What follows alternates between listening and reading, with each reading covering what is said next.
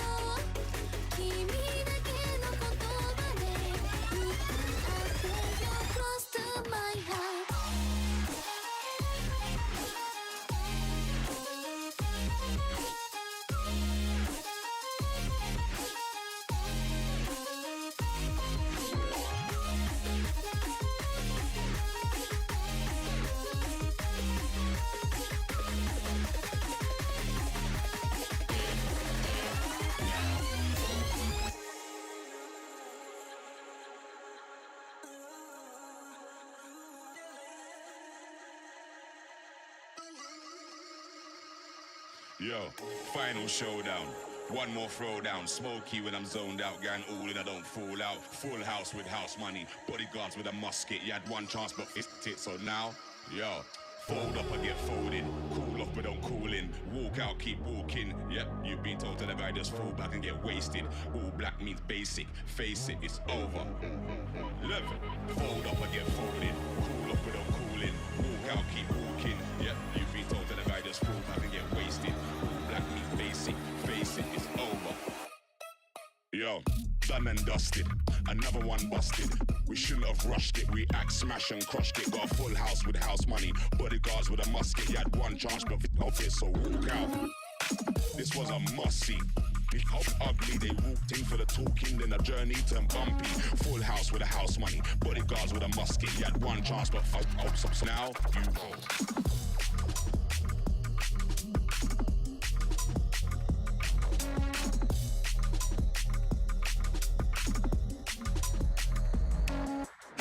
Charged, mad ting, raged up, amping, all out, no ramping. Yep, you've been told to the guy just fall back and get wasted. All black means basic, just face it, it's over.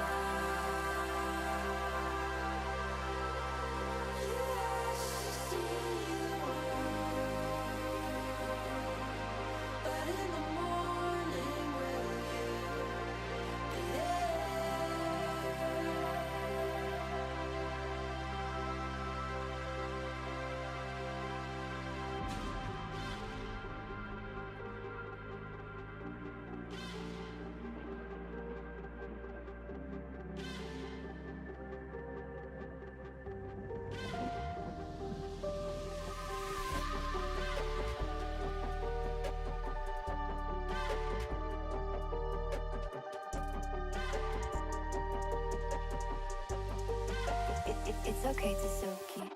Yeah, my body rock clothes that way too expensive. Yeah, I pay for that till they get your minutes. Don't you worry about them dollar signs, worry about them digits. Then they'll purple light sitting on the cloud, trigger finger itch. Yeah, I'm the lady doing talking about no drugs. Every take a bus, you know we going up. It is some Visa jeans and Beijing and she fitted. Yeah, this something I bought it, I got straight from cleaning. I ain't had no hoe, I ain't had no hoe, I ain't had no hoe, yeah, I ain't had no hoe. I ain't had no hoe. Yeah, yeah. I ain't had no hoe, I ain't had no hoe, I ain't had no hoe, I ain't had no hoe, yeah, I ain't had no hoe. I ain't had no hoe. Yeah, yeah.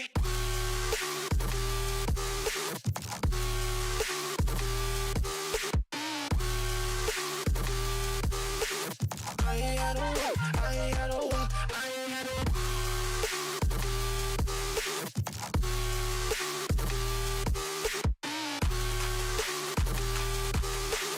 I ain't had no hoe, I ain't had no hoe, yeah. I remember days I couldn't spend no bread on no clothes. We coins on my feet, I'm dripped from head to toe. We get lit, middle day that you was in my highs and lows. You ain't built, I ain't got time for none of that, you already know. Yeah, I'm rockin' on red like I'm about to close. Yeah, I'm spotted with plot if we get too close. Yeah, red bottom shoe look like I'm just on the road. Yeah, these Rico and shoe no shoelaces on no.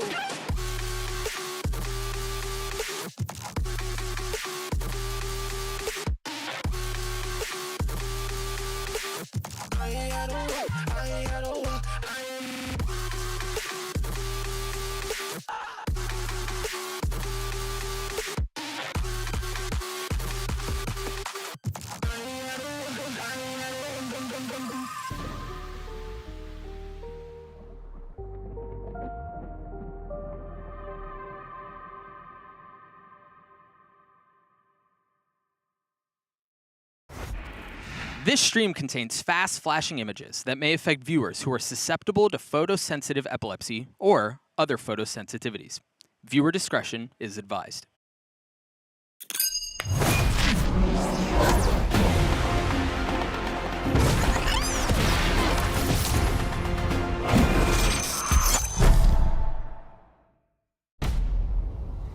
Sure, it was heroic sacrificing myself for the team like that, but does that make me a hero? Maybe. Who can really say? Yeah, for sure, man. So where is this legendary Max bot? What's left of him is right over there. Nice catch, mate. He's a good little bimbot now. Do you like that? Yeah, I get it. Oh, come on, Gecko. Hilarious.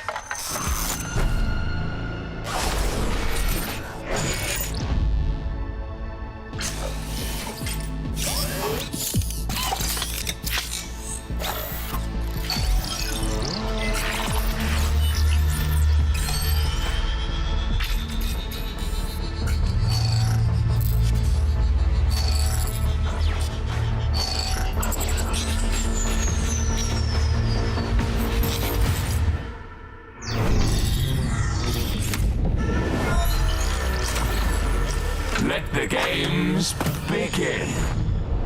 Yo, it's filthy in it. KJ, Race, what happened to your robo cleaner? What? That's not important. Get to the bottle room. Now! Yeah, I'm on my way. Damn, you couldn't even wait for me.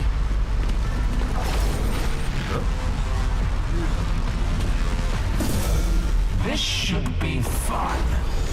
Greetings, agents. I am MaxBot.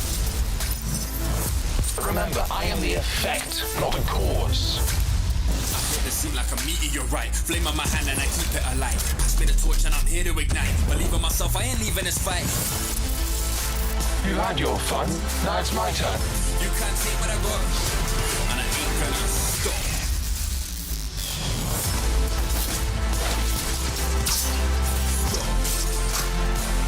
It's all you, little homie! Here comes the fight!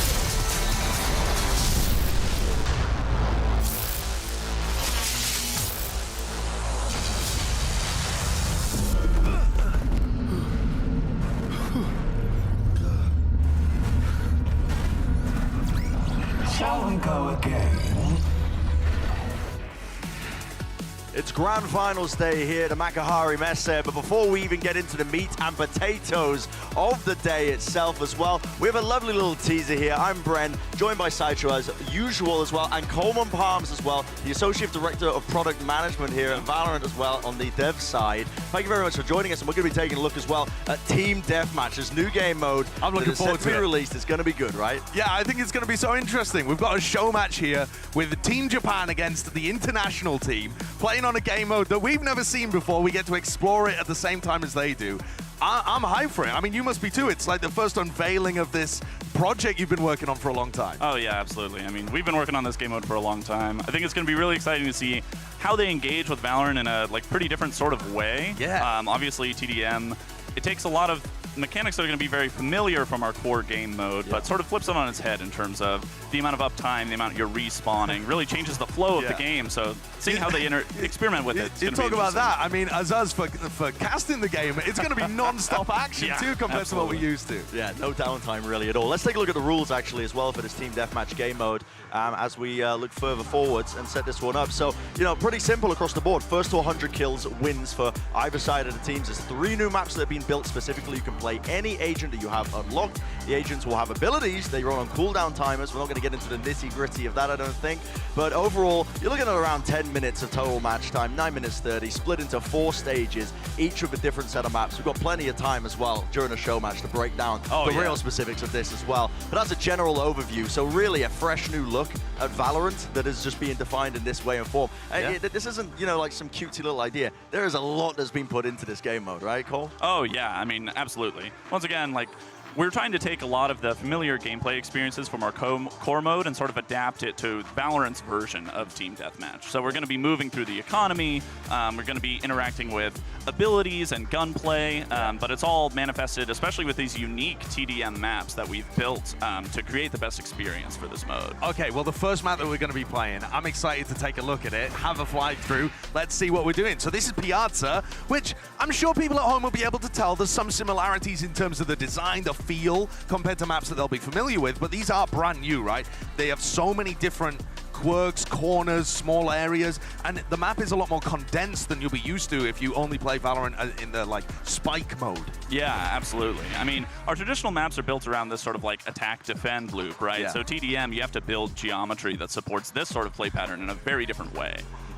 Let's take a look at the rosters as well for the show match that's on hand here as well. We have Team International versus Team Japan, bringing in content creators, pro players across the board as well. And yeah, some of the biggest names in terms of Japan content creation. Oh, Josh, yeah. you know, we were talking to some of the Japanese casters, you were as well. I mean, these guys, they have ludicrous bios attached to them in terms of what they're actually famous and known for. I don't know if this is them submitting or what, but there was something about asparagus farming in there. Yeah, allegedly Spyggy, a 6'3", home of asparagus farm, like from that kind of stock and lineage, I suppose. How do you farm asparagus? Dude, I don't know. We should have looked into it beforehand. But it's so cool for us too, because we're being introduced to this, like the reason that Japan has blown up so much here, because it's like so much of a spectator sport with the streamers blowing up. Yeah, no, I couldn't agree more. I mean, this is going to be really exciting to watch as well, and seeing just how much they try and get away with. Who have you got your money on? My money? Yeah. Probably Team Japan. I think. Why? They got the home field advantage. That's the easy answer. That's such nonsense for Team Deathmatch. Yeah. Well, I know Team International got at least one game in on the TDM booth yesterday. Oh, they actually got maybe they're sandbagging a little bit. Yeah, we'll have to see. Okay, yeah, we'll have to see. I mean, the teams are almost ready to walk out as well for this one here to get this show match really underway. It is going to be exciting. A nice little teaser before, like I said before, you know, the grand final starting later on today. But without further ado, please, let's welcome the two teams, Team Japan and the international team as well.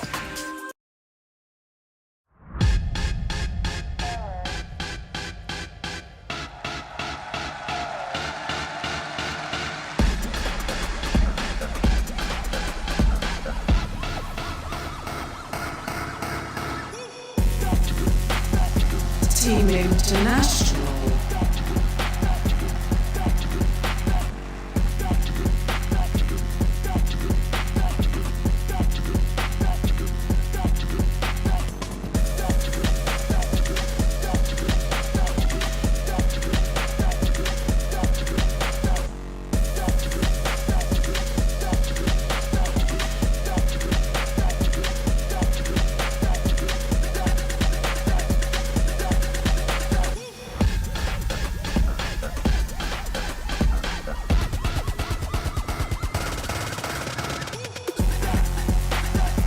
Team Japan.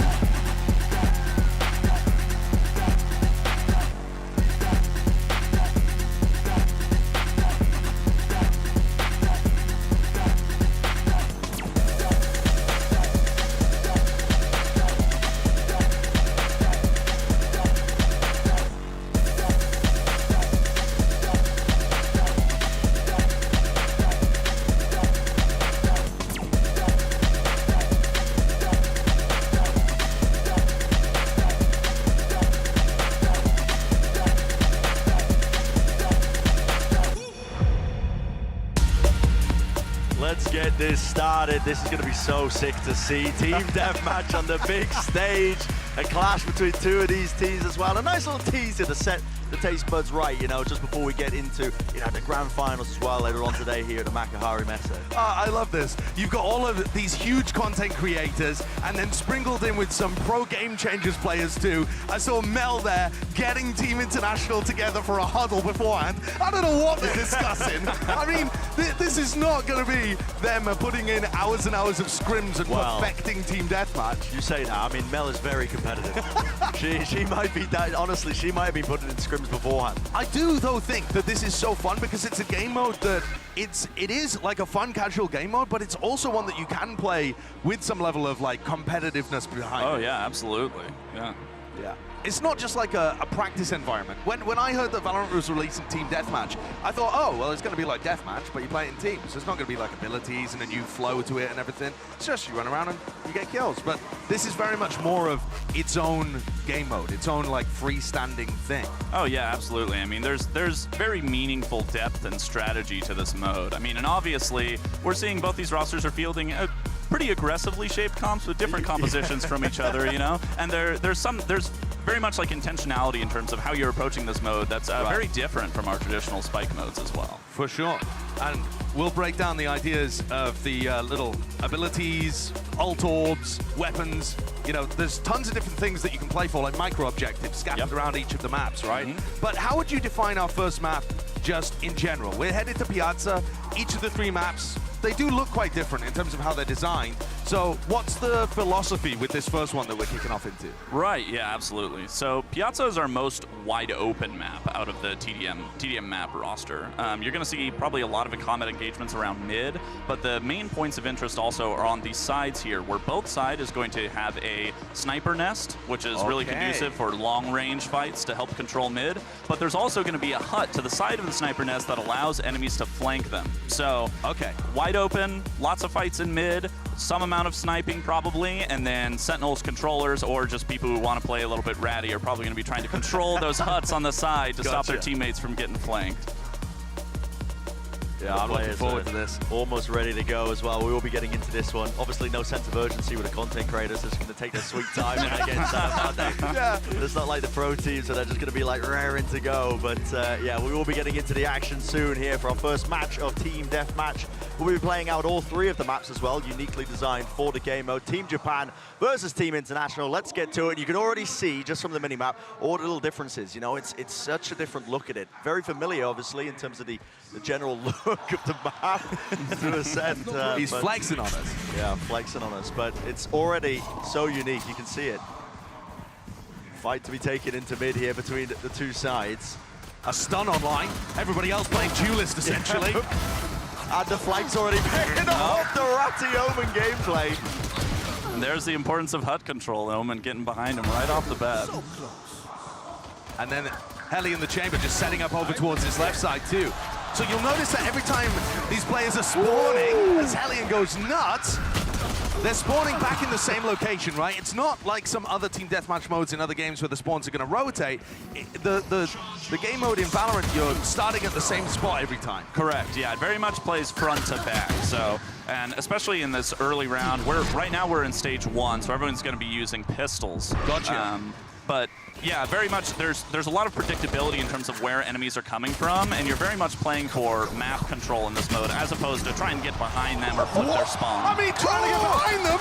Not like this, not on the big stage! Give him somebody going down here with a knife! We were robbed! Mel, the traitor, taking down Suruga Monkey and robbing us of the knife battle. But it looks like stage 1's almost over. Yeah, there we go. So the stage has changed. So when the stage flips, actually, even if you're out on the field, you can press B, the buy button, and it will update you with your next weapon. Okay, so you don't even have to die or go back. Correct, yeah. Right. And so stage 2, it looks like they're being equipped with stingers, but also, am I right in thinking that the different weapon pickups are now changed around the map? Did he just hit a fake Euro clone on him? He just literally hit the fake Euro clone on them. He had to do it to him. He's going crazy. He's farming content. TikTok's going to be exploding. Yeah, what you said about the weapon spawners is also absolutely true. So the weapon spawners, what they do is they provide power weapons, but those are catered to the stage that you're in. So the power weapons in stage 1 are going to be things more like the Sheriff, whereas the power weapons in stage 2, they need to upgrade to keep up with the weaponry. Yeah, I mean, I was just looking at somebody taking a look at a Bucky, wondering whether or not they should go for that. Yeah. So I also believe that the Bucky spawns in locations that are more close quarters, right? Rather than being a weapon spawner that you would find in mid and then you just sat sad alone in an open field with a Bucky. Yeah, yep, that's absolutely the case. So the weapons are also curated to the areas of the map that they're on. So generally speaking, if you find a weapon that spawns there, it's probably a pretty good idea to pick it up because it should be powerful in the region that it's spawning in. I love how seamless the stage changes are, because in my head when you were describing it to me, Cole, I thought it was going to be something very, set, a big reset, everybody goes back to spawn or something like that, but it's literally just non-stop gameplay. Constant action. It is non-stop gameplay. Yep, high uptime was one of the main design goals of this mode. We really want players to be in there and be spending all of their time actually playing the game. So, yeah, it should be seamless and flowing the entire duration of the match. Mel's got a Guardian. Mel? I'm trying to hype you up and your team flashing. What's going on over here? But yeah, most of the players here with Bulldogs in hand, but I noticed there was a couple of upgrades. Guardian, Vandal, it looked like as well. Yep, anyone who has a rifle at this point is getting that from a power weapon spawner. So we saw a couple Vandal Phantoms. And we just saw Mel use her Phoenix ult too. Can you walk me through how the ults work? Because I'm looking down at the bottom of the screen. Right. It says a percentage. That's not how ults usually work in this game. Yeah. So obviously with the amount of kills and deaths that are going on, we can't really use our same ult system from Spike mode. Instead, the way it works is the only way to charge your ultimate in Team Deathmatch is getting kills or picking up ultimate orbs, actually. And ultimate orbs, you'll find them around different areas of the map. If you look on the minimap, they're the little stars. They'll give you a percentage of your ultimate. So the players that are really getting a lot of kills or picking up a lot of these orbs are going to be getting their ults. You know, we've gone through one rotation. They might be able to get another one before the game's out. Well, we're in the final stage now, and we've got about 5.5 minutes to play with Vandals online. So that really is the bulk of the game mode, right? I mean, this is even as well. And it's so even. Yep, it's neck and neck. Once again, it's first team to 100 kills, or whichever team has more kills at 10 minutes. But I think it's safe to say we're going to hit 100 kills first here. Yeah, we know how bloodthirsty this is, right? Absolutely. I mean, I love as well that they've already figured out the kind of idea of what they want to go for. Japan was the first team here to work out that they should just stick as a death ball. Just a unit just sticking together, roaming around the map. But it's kind of just like consolidated. Look at them, they're just holding their ground towards the side. I can hear the shots of an operator ringing out. I can't tell who's got it at the moment, though. And they may have gone down already. So once a player dies, that starts the reset on the weapon that they've picked up. If you pick up one of these power weapons like the operator, you can't just drop it on the floor again for somebody else. Correct, yep, absolutely. So when you pick up that power weapon, it's gonna disappear when you die. So you better make good use of it. But also it means that if someone picks up an op and you take them out, you know that that op's not gonna be in play for another 45 seconds or so. That was a very poor idea there, an overextension towards the spawn from our international team. And Mutha's got an operator. Looks like we have judges spawned in the huts on both sides of the map, too. I'm waiting for a player to pick that up and really try to control that space. Oh. Black was just running into spawn. This is so damn close, man. 7 kills standing between it. The international team are running away with this now. 5 kills left, but they're overextending. Oh, it's neck and neck. They're just feeding into spawn. Wait a second. It is so close. Oh, the result. Showstopper. Maybe against the back wall. No. Anybody can be able to fight? Oh! Two-piece. But only 2 kills away as Razzie picks up Spy Gear. So damn close. One more kill. Evenly made it. No way. Stealing it away. What was that? Team Japan? Yeah, Dory picked it up. Incredible stuff there towards the end. I mean, you couldn't have scripted it closer. It doesn't get much closer than that. I'm not gonna lie, Team International, they were looking stern. They dropped the ball. They dropped the ball. They were leading, man. They were leading. They lost by 1. But I do have a question for you. So I was watching Team International there, pushing forward a lot of the time, gaining a ton of map control, getting the kills, and then about 3 separate waves died trying to push Team Japan's spawn. Right. So it feels like if you spawn in the same place all the time, you should be able to spawn camp. So why are they failing to be able to get the kills on the players that are just respawning in the same location? Right, yeah. So there are some methods in place to stop spawn camping, just in stopping people from ever really engaging in the game. Right. Generally speaking, the way it primarily works is when you're coming out of the spawn, if you're familiar with the deathmatch sort of invulnerability field that you have when you first spawn in, it's similar to that. So players coming out of their spawn are pretty advantaged. We want to focus people on trying to control the map rather than just keeping the enemy in their spawn for the entire game. Yeah. I'll take a look at this. Some of the highlights. Yeah, I mean, good luck trying to grab something purposeful as well. I mean, you're such a POV every 5 seconds. Just the nature of the game mode, really. But it felt very chaotic at the beginning, but it definitely honed in once both teams realized how to play it optimally almost. Right. When they were just sticking together, trying to play a bit more safe, trying to trade off of each other as well, making sure they didn't give away any unnecessary advantages. Yeah, I mean, the game mode in terms of how you'd want to approach it if, you know, your sole aim was to win or something like that, might be to quite slowly take some areas and make sure that you have people in positions where you can control the map rather than just running it down. Right, But right. How competitively do you feel like people will take it once it's released into the game?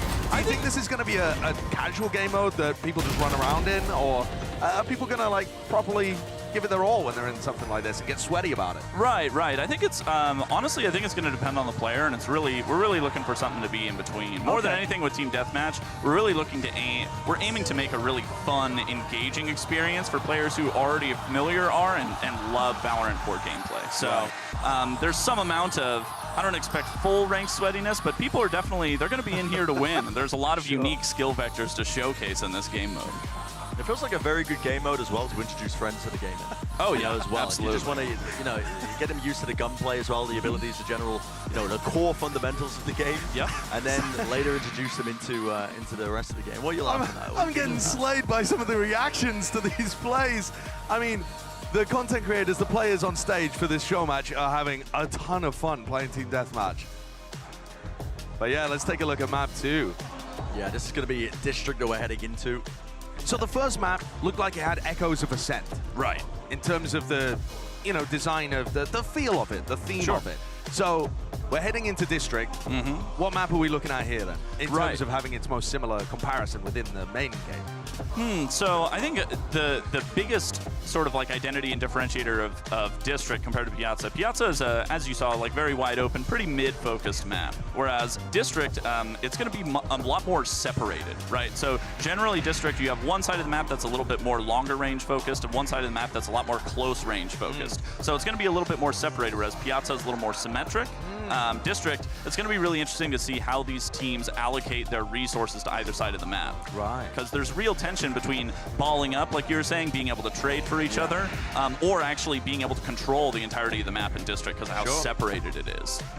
It looks like a blend of Split and Haven to me. It's like a merging of the two. I like to imagine that they're cities that have kind of blended into each other in a mess of suburbia, and this is just the area in the middle where the two rival cities are fighting. We'll be getting into the action here. Map number 2 for District. And it's high-octane gameplay off the rip. And this is an asymmetrical map. I wasn't paying too much attention to Piazza as to whether it was perfectly symmetrical, but this is really different. You've got this big horseshoe-shaped thing over to the side. Yeah. And that's what I mean. On the top side, you're going to have those longer range engagements, but then in the horseshoe, it's going to be closer range. So looks like we're generally veering more towards the long side of the map, but you do see Arena down there in the short side as well. So this is really interesting. I didn't realize that when you place down the Viper Wall, if you die, it ends up disappearing. Right. So you can place it again. Wouldn't be much good if you only placed it once at the beginning of the game. That's what I was wondering, right? But maybe people will start developing like a meta or something. I don't know. Best Viper Wars to place on District. All right. On the map. Finally, Mother flushed out of that position playing Reina, and you can see a flank attempt going on as Team Japan try and control the long side of the map. Yeah. Those power weapons seem like they're going to be pretty important. Is that a Stinger I'm seeing on the minimap? Yep, Stingers spawn towards the top side of the map. I mean, that looks like it would absolutely crush pistol players. And look, I mean, they're finding it so difficult to get through this. Snake Bites out there, feed the abilities, flash in their face. Everybody vulnerable up, and yet Razzie picking off hit by hit. Mel just picked up that recovery orb, and recovery orbs are actually really powerful because they'll heal both your health and your armor if you have armor in your loadout. One additional thing to note, actually, is when you pick up one of these ultimate orbs or recovery orbs, it actually creates a field under the orb's feet that your teammates can collect too. Really? Yes. So you're not fighting with your teammates over these sub-objectives. You gather them together as a team as long as you're playing together. So how large is that field? Are we talking like big enough so that if you're in the roughly same area, or do you have to be basically on top of each other? You basically, so the field lasts for a couple seconds, so you need to run over where the orb was. So it's pretty small. You won't get it incidentally, but as long as you're both intentionally going for the same objective, you're not going to have your teammates steal the health pack out from under you. You're both going to be working together to get that benefit. Yeah, that's pretty great. That makes it feel much more like a team objective that you're going to be fighting over. Big flank from Mel again. Oh yeah, Mel is frying right now. 80% towards the ult. Cast the curse. Yeah. Mel is frying immediately dies. I'm definitely seeing the limit testing from both teams as well, as they're steadily pushing into the spawn and they realize they've overstepped themselves. Yeah. And they've immediately get punished for it. And on top of that, choosing agents that have more utility, I feel, in this mode too. The Haunt just lighting people up, and Snakebites vulnerabling people seems so valuable. It's a fast game, going to be entering stage 3 pretty soon here. And you can see on the minimap where the Phantom Vandals have spawned. Yeah. Yep. These are big power weapons for the teams to pick up. Getting these early rifles in stage 3 is really powerful. And Dory picked one up. Yeah, Dory working towards it. Paranoia in the face, nearsighted. Hunting for an easy sight line. Hellion. He's taken out 2 already. Going crazy here. Slight lead. Hellion's picked up a 3rd.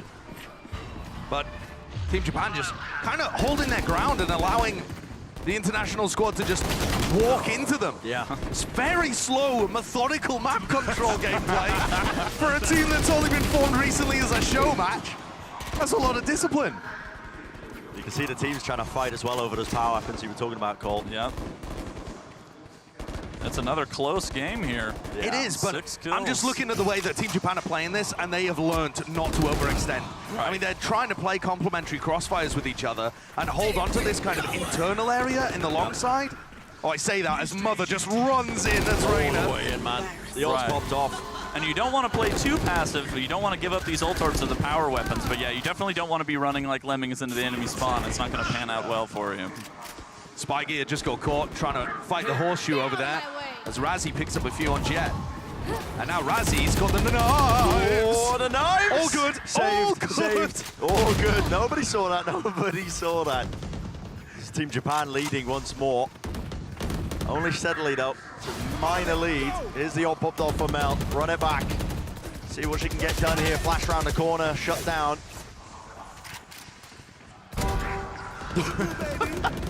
It's an easy one handed off.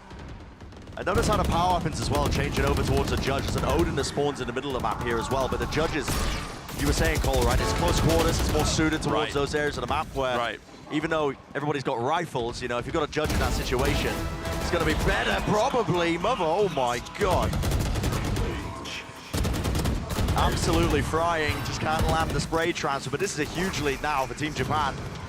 Now we're in stage 4 here. It's rifle round the entire rest of the game. Yeah, this is almost a 10-kill lead at this point. Team Japan Mark 3.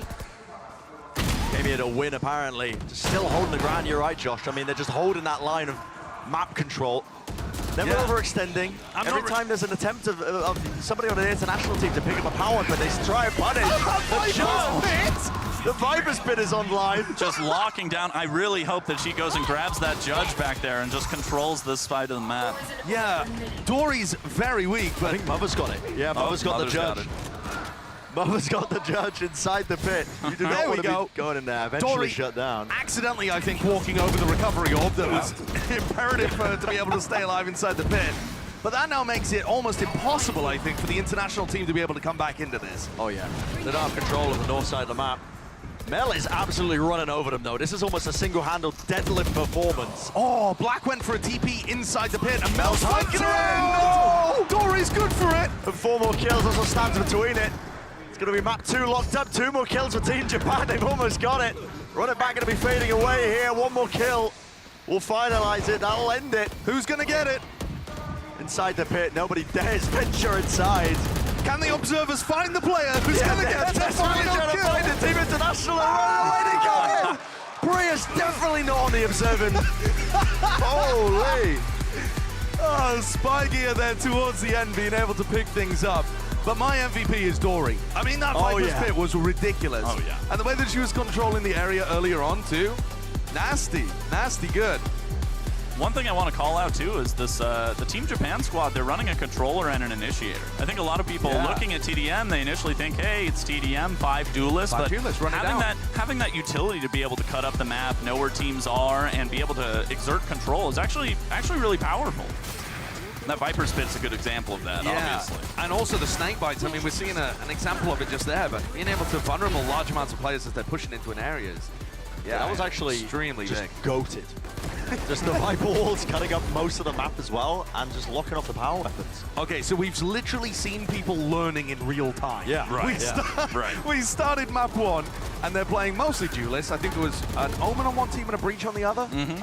There was the Chamber as well, but mostly just picking agents that are self-sufficient and can frag. And now we're seeing a little bit of adaptation, a Fade, a Viper, these kind of things. People realizing utility is important. Are we going to see? Are we going to see a professional team comp from map 3?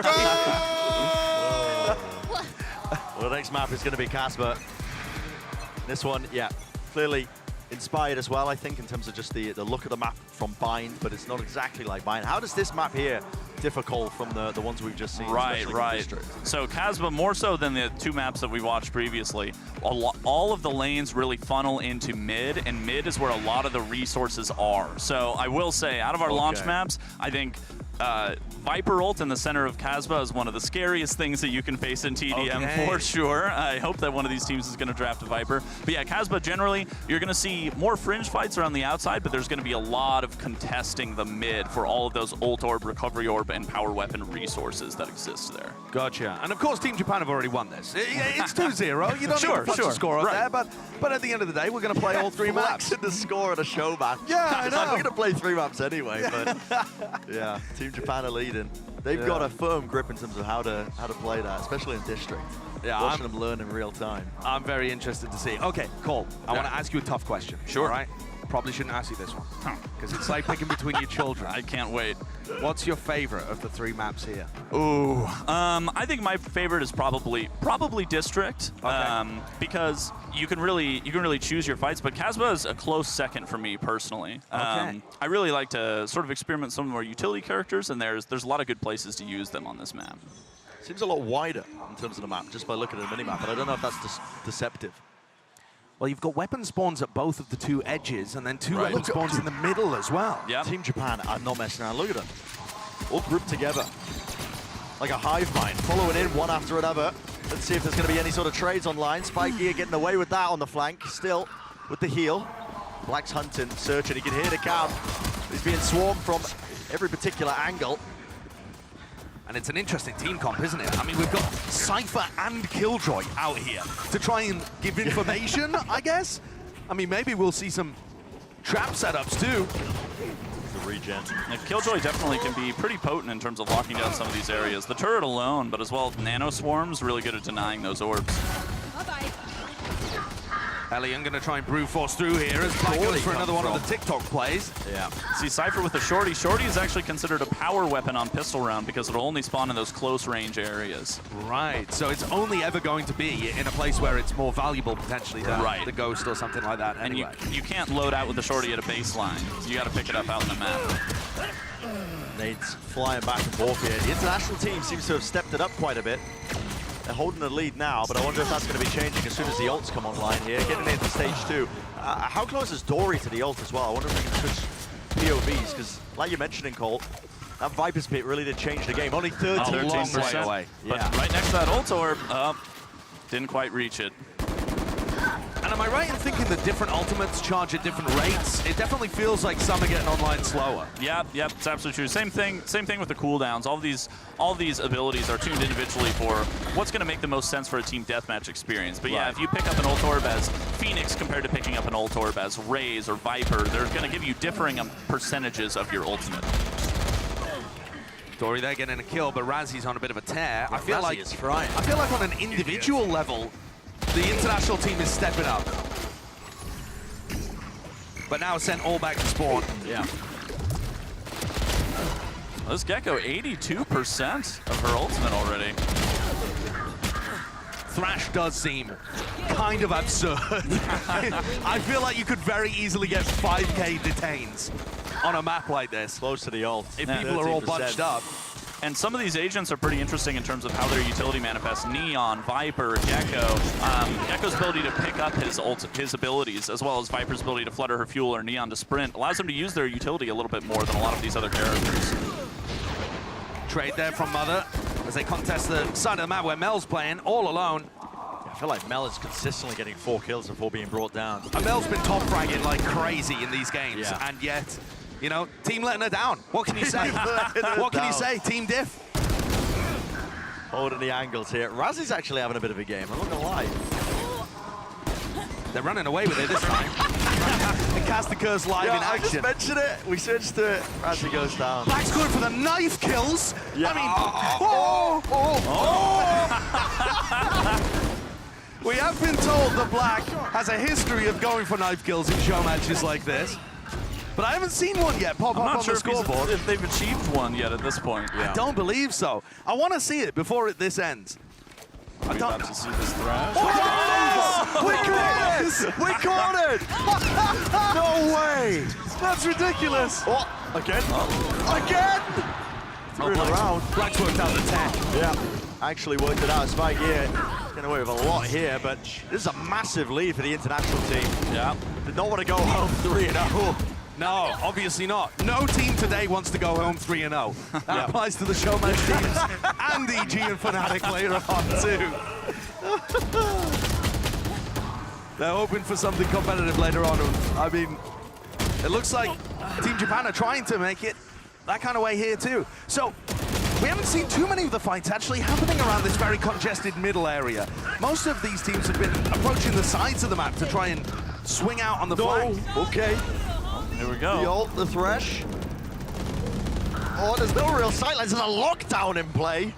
Got be two. destroyed. There is entertainment. Yep, right there. Are they going to be able to capitalize on it? Not at all. Not quite. Not at all. Nice and safe, tucked around the side. Meanwhile, Black's going for another knife. I mean, Black is just on the other side of the map trying to TikTok people. Razzy is locked in right now. Couldn't hit the spray transfer for the 4-piece. Black moves forwards, clone in his face, maybe getting a little bit confused. No, brought down. Now Hellion's completely alone, trying to contest people coming out of spawn. You haven't learned yet. You haven't learned yet. It's a lot to learn of a new map. It certainly is. So it looks like there's 2 judge spawns in the middle of the map there. That's why I was hoping to see that Viper ult control the center of that map, get the power spawns, but... What's Story up to now? Did she use the ult already? I'm not too sure. Well, it looks like Team International, they're getting ready to close this game out. 83%, and yeah, there's only 10 kills to stand between winning for Team International. And Razzy is absolutely flying. Black's going for the nice kill again! Unbelievable, right into the spawn. No one's learning their lessons a bit, but it's only 6 kills to go. There's the Viper's kill, finally towards the end of the game. One of the spawn exits. They're only 3 kills away from being able to do this. Can Team Japan mount any kind of comeback? They have to rattle off the kills here. This clash over towards the right side might define things. Yep, 2 more. Baited by the clone. It's over in a flash. There it is, map number 3, all wrapped up here in our show match. The end scoreline being that 2-1 finish for Team Japan. The international team, though, listen, not going home without a win. No, and that's the best you can hope for, I think. Yeah. You know, they turned up, they tried, but they were vanquished by Japan's best. And that is the show match concluded as well for us here today. Spy Gear popping off on Reina in that final map too. Legendary asparagus farmer. Yep. 6'3" monster. We didn't come to the conclusion of how asparagus is farmed. Is it a root vegetable? Does it grow on trees? I don't know. The education system has failed me. He was farming on Casper. That's all that matters. Yeah. So, yeah, the teams are going to be setting up as well for their goodbyes. Yes, I'm afraid that is elimination for Team International. We're going to have to send them home from Masters Tokyo. Yeah, we'll be getting them on a flight within the next hour. Ship them out. They're not allowed to watch the finals. This is fun though, honestly. And I absolutely love this game mode. I think it's going to be the perfect warm-up game mode for a lot of people. Sure. Yeah. Perfect game mode to introduce friends to the game as well, just the Valorant in general. And it's short, right? I mean, each map that we watched today was only 9.5 minutes, 10 minutes, Oh, yeah. I mean, like that. the maximum the mode can go, it ends at 10 minutes. And most of these games, they're ending at 100 kills instead. So, yeah, it's a pretty short, condensed experience for sure. Yeah. A lot of fun. And big thanks to the individuals that were on both of these show match teams. I know that the Japanese fans will be loving the fact that some of these enormous streamers representing all sorts of different organizations within Japan came out to play. And we've got representation from everybody. I mean, Fnatic, Detonator, Zeta Division, all sorts of different teams. And the Japanese fans love the opportunity to witness like things like this happening in Japan. Yeah. The game has just blown up as a spectator sport, and you can tell with the turnout and the way that all the fans interact, they're just They're just happy to be here. Yeah. It's so sick. It's beautiful to watch, honestly, as well. I love, especially when you get to the grand finals of a day of an event, at any of it, you know, Masters, Champs as well, but it just feels like a culmination, a celebration of the game. Like all on the same day when you see the show matches at work. I'm glad we caught this. Shout out to the Observer team, who will yeah. have never had a more difficult task, I think, than observing all of this. No, when we opened up on map 1, I thought Godspeed. Yeah. It's like, good luck. Because it's so much higher action, and I think that's one of the things that players are going to really appreciate about just throwing into a game mode like this. But yeah. Clearly having a good time. Yeah. Nice. All right, let's send it down. That's it for the show match. Let's bring it right down to the floor. It's Oda who's down there with the winners. Your name? Oda? Japanese さあということで見事このエキシビションマッチに、戦っていただいたお二人にお越しいただきました。改めて大きな拍手をお願いいたします。さあまずはバージョン1のメル選手からお話を聞いていきましょう。たくさんのファンが見守る中どんな気持ちでプレーしていましたか？ So how was your play? Actually playing right in front of a big audience. The crowd here is amazing. You guys had such energetic vibes, and it was just a pleasure to be here and play in front of you guys, even against you. It was very nice. 対戦相手という立場でのプレーだったんですけれども、こんなにたくさんの観客の素晴らしいエネルギーを感じながらプレーできてとても嬉しかったです。ありがとうございます。さあそして今年のゲームチェンジャーズは出ますか？それともまだ内緒ですか？ So if you can reveal, are you going to play at the Game Changers this year? That is our hope. We hope so. We've won one so far, so 2 more to go to guarantee that we go, and I hope we're there in Brazil. そうですね、ブラジルで出場できれば嬉しいと思います。まだ1勝なので、これからあと2回試合があるので、そこで勝っていきたいと思います。ありがとうございます。さあそして皆さんにメッセージいただいていいですか？ Then please give all of the audience here a message. Thank you guys for cheering. The energy in here is amazing. You guys are awesome, and I hope that we can have your support for Game Changers Brazil for version 1. Thank you. 皆さん今日も応援ありがとうございました。皆さんの前でプレーできるの本当に気持ちがよく最高でした。ゲームチェンジャーズでも応援してもらえるように頑張ります。ありがとうございます。さあそしてドーリー選手、はい、最高のバイパスピットでした。試合を終えていかがですか？あれ良かったですね。もう感想としてはやっぱすごい舞台となんか大勢のお客さんの前でプレーできたことにもう本当に感動しました。ありがとうございます。今年ゲームチェンジャーズはまだ内緒ですか？どうですか？出るのでぜひ応援をよろしくお願いします。So I am competing at the Game Changers this year. So please root for me, and I am so happy and so overwhelmed to play in front of this big audience. Thank you so much for your support. ありがとうございます。改めてショーマッチを戦い抜いた10名の方に大きな拍手をお願いいたします。Thank you.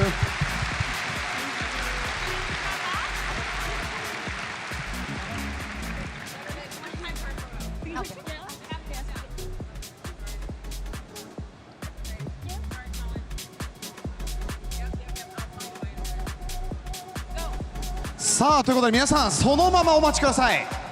ここからは皆さんにサプライズがございます。 So please don't go away, people. We have a surprise for you. 世界初公開フルバージョンのバロラント C エージェントの紹介の VTR がございます。エピソード7ご覧ください。 Now for the first time anywhere, your first look at the VALORANT latest agent. This is episode 7. Let's go! 「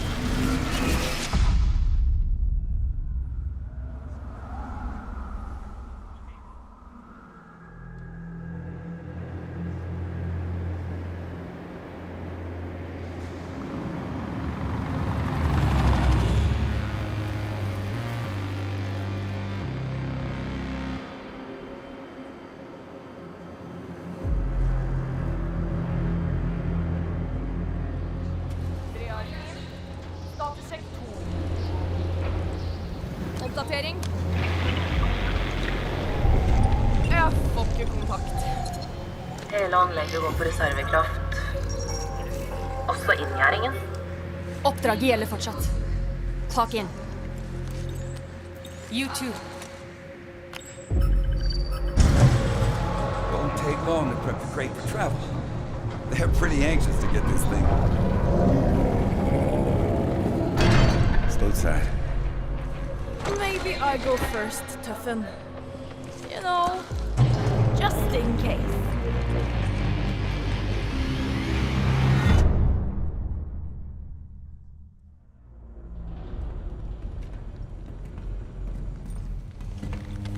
Stop!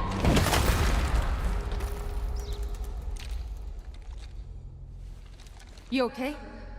Yeah. I just don't like rats. How do you feel about bears?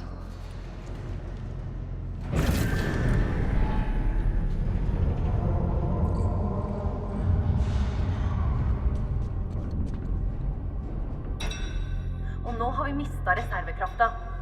Hva i helsinken skjer der nede? Focus. And you, stay close.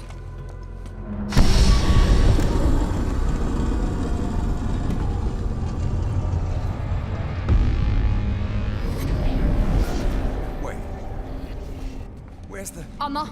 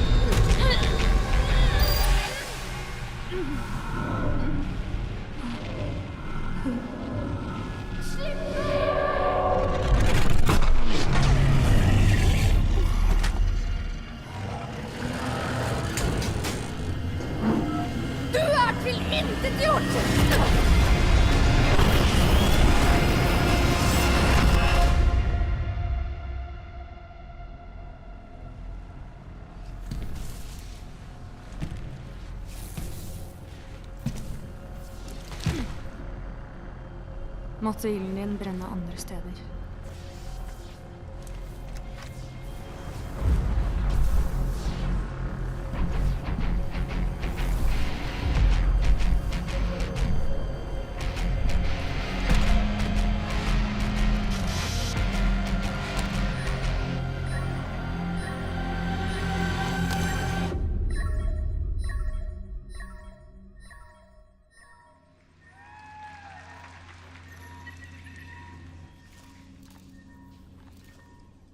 Did you adjust the spool capacity?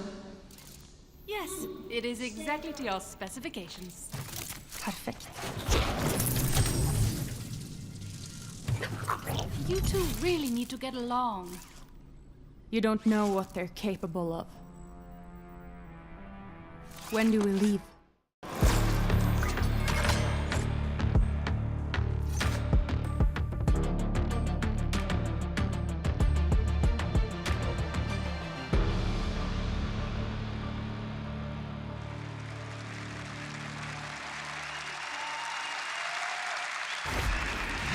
Well, now that you've heard Deadlock's origin story, let's figure out what this agent does. I am extremely pleased, myself and Brenna, joined by John Gasicki, lead producer on the Valorant characters team, and Alexander Mistakidis, the game designer for the Valorant characters team as well. I want to start off, John, this agent is very different to the Sentinels that you might be expecting. Can you tell me a little bit about why we've even got a Sentinel and what kind of niche she fills? Yeah. So overall, we're always trying to make sure that we're like balancing the roles and the different play styles in the game so that long term there's a healthy ecosystem. And we felt that there was a need for a Sentinel coming up. I know that there's been a lot of comments about that for a while now. I think for like the past 2 agents, I've seen like Sentinel win. So, you know, it's nice to make those players happy. But something we've noticed is that a lot of our Sentinels require a lot of setup. You know, you've got your like small window before the round starts where you're like running around your area, setting everything up, and it'd be like super stressful, anxiety ridden, and then no one shows up on your site. No one shows up on your location. You get like a little sad and you're like, all right, let me take down my stuff. Let me move on over here. And so we wanted to create a Sentinel that is more about reacting to the situation at hand. How do you stall on the fly? How do you prepare yourself in a certain position to be able to take advantage of enemies that are slowed down in some way? Okay, well, I want to dive into the abilities as well and really get to see the gameplay of Deadlock as well unleashed. I believe the first ability is Grab Net as well. It's like the lobbable grenade that really can, you know, like you said, be used reactionary, grabbing people. Can you explain a little bit more for me as well? Yeah, absolutely. So GrabNet is this tool that's really good at stalling rushes or throwing at areas where you have information on where enemies are. And it will force them to crouch, and they can kind of move slowly within the bounds of the net, and they won't be able to escape that for a certain duration. They have an option to pull off the net and make a loud sound cue to let you know that they're there. But otherwise, it's a little bit more low-key. You won't know if you've captured someone in your net or not, so you'll have to kind of check for yourself. Right, and so that's kind of designed to bind a opponent in place, they're crouched on the floor, and then you're trying to incentivize the players to swing and confirm that they got that player and get the kill. Yeah, I think that's one of the through lines for Deadlock is you're a Sentinel that has this opportunity to be a little bit more nimble and pivot on the information you have, and you have a fair bit of stall, but you also have to kind of lean into your abilities and fight for them to have their maximum efficacy, because if you just kind of throw your stuff and leave it be, it'll be pretty easy for enemies to kind of take it down and move forward. Yeah. All right, talk to me about this sonic sensor then, because I think most people are going to be aware of the Sentinels having some flank watch capabilities, but this one does work very differently. You've talked about it being more reactive, so can you break this one down for us? Yeah, so I believe that sonic sensor will be a really unique trap in the game for now, because I think a lot of players are very comfortable with the idea of traps that are really good at flank watch and kind of reliably detecting if someone's in an area or approaching an area. And sonic sensor is a little different in that if you're sneaky, you can walk right on through.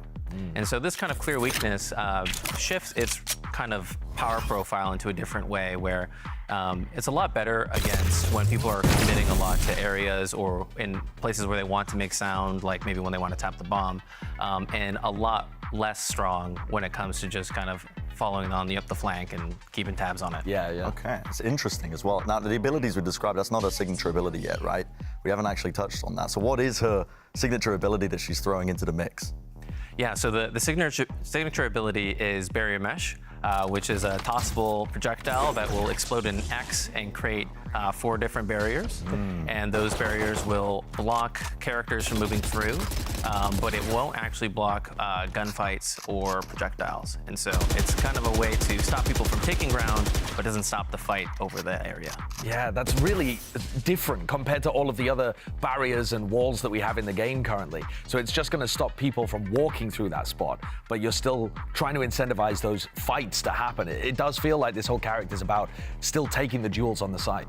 Absolutely, yeah. I think other Sentinels will have better ways to disengage or to get some guaranteed value from your utility if you have a good setup, where Deadlock will have a really good ability to kind of pivot and stall areas and have an opportunity to fight with them with their team. Okay, we haven't touched on the big one yet, though. That's the, the ultimate ability, and it's named Annihilation for a good reason. I mean, this seems really fun to use, and yeah, I mean, just take it away. Explain this one. The concept as well behind it is crazy. Yeah, this one was a lot of fun and took a lot of revisions and playtests to get right, I'll say that. But yeah, the intention for this ability is that it has a little bit more mastery and interactivity to it to some other ultimates, but it still offers this opportunity to quite literally grab someone and displace them and pull them into another place, potentially netting you a kill, but offers a lot of trade-offs and kind of tactical elements of how are you going to rescue your teammate that's grabbed, and how are you going to play off Deadlock, kind of continuing to pressure with their team after they ult. And so, yeah, this ultimate should offer a really appealing fantasy for players who like the idea of landing that skill shot and grabbing an enemy and playing off of the ensuing result. And it should offer still a fair bit to the enemies in terms of how they will counter-strategize. It looks so fun. It looks incredibly fun. I cannot wait to get my hands onto it and have a look at everything that you can do with this agent. It just looks incredibly fun to play.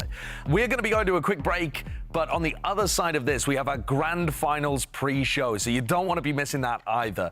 I appreciate your time, Alexander and John, and stick around. We'll be back just after this.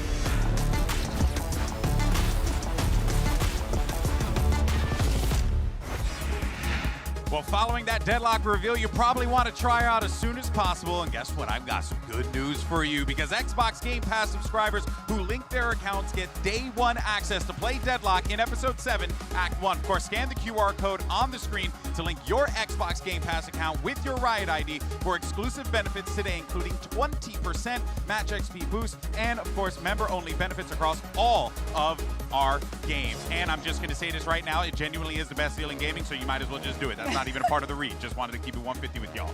That being said, it is now time to talk a little bit more about today's news and, of course, the other happenings that is taking place in the world of Valorant. I'm Golden Boy. Joining me at the desk as always, my co-pilots. I got Mimi, I got Kakuka Too Far, but you already know what they were doing. And we have a special guest today, Anna Donlan, of course, Valorant's executive producer is here. Anna, it's a pleasure to have you in Tokyo. How's your experience been so far? I mean, it's Tokyo, so you can't really have a bad time in Tokyo, but I think this has probably been like one of the most exciting events so far. I think we're getting our groove on these live events. Japan has been an amazing host. Yep. We knew we were going to come here for a while. Like, as soon as we saw the Japanese community popping off in Valorant, we were like, when can we get an event there? It was like, how quickly can we get an event there? So bringing Masters here has been such a big deal. Yeah, I think all of our heads were spinning once we saw the Japanese community really come to embrace the game. And then I think all of us collectively were like, when we were told that we were going to be potentially going to Tokyo, I was like, well, sign me up right now. I know, right? Put me on the plane immediately. No one was complaining about this one, It was like, let's go to Tokyo. Yes. It was pretty amazing. The games have been incredible. We're getting ready to launch the game in China. It's been 3 years. China's about to launch. So seeing that EDG run was actually pretty fun. Awesome. Awesome. Watching them go pretty far. I think just seeing all the matches, like HyperX, and they're like last-minute changes and going all the way. Seeing all three of the regions represented in the top 3. Like, I mean, it's just, I don't know. I feel like you couldn't write a better script, and I've tried. I think this is a pretty great script so far. Yeah. So I wanted to ask you, what was the approach, and what should players be excited for with Episode 7? Yeah, so Episode 7 it's a really big one for us. I think it's probably going to feel like our biggest episode release since launching the game. I think we've been releasing content, and we've had all sorts of new maps and agents and everything, but this is the first time where we're just going to see a bunch of new features start to really enter the game, and that's why we called it Evolution, because we feel like this is where you're going to see the game really starting to evolve beyond what you remember it being at launch. So you have, we just saw the team deathmatch show match. That's going to be huge for us. We've got progression updates coming out. We've got a new agent. Let's not forget about Premiere, which will launch during this episode. So I think you're just going to see just about everything you could possibly imagine happening in Valorant happening in this episode. Wow. The dev team's exhausted. I'm not going to lie. Everyone is on fire right now, but we're really proud of the work we've done. I'm watching it all kind of play out here. Has been incredible. So. We're very thankful. Yeah, we love it. We love it. And I'm sure all of that will be worth it. Very excited for that new episode to drop, but also excited for the next international tournament. After this, we're going to Los Angeles for Champions, which is your home, which I'm sure you're so excited for. It doesn't feel like an international tournament to me because I'm just gonna drive down the road and I'm gonna be at the venue. But no, bringing Champs to LA bringing any of these events to LA has been a dream of ours because we're headquartered in LA. I don't like to make about me, but I will for a second.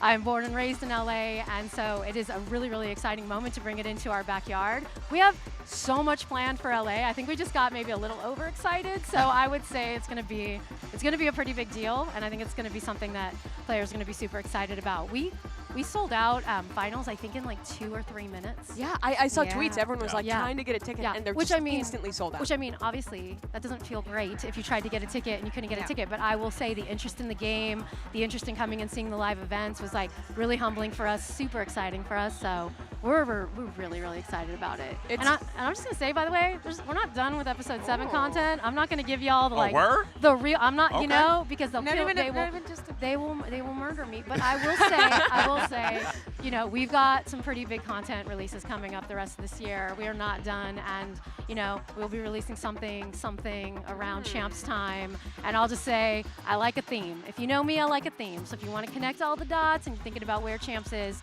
I like a theme. So someone on Twitter is putting someone's theory. Someone's got their board live streaming Charlie Day in Always Sunny. He's looking around. I've connected the dots. It's probably going to be me.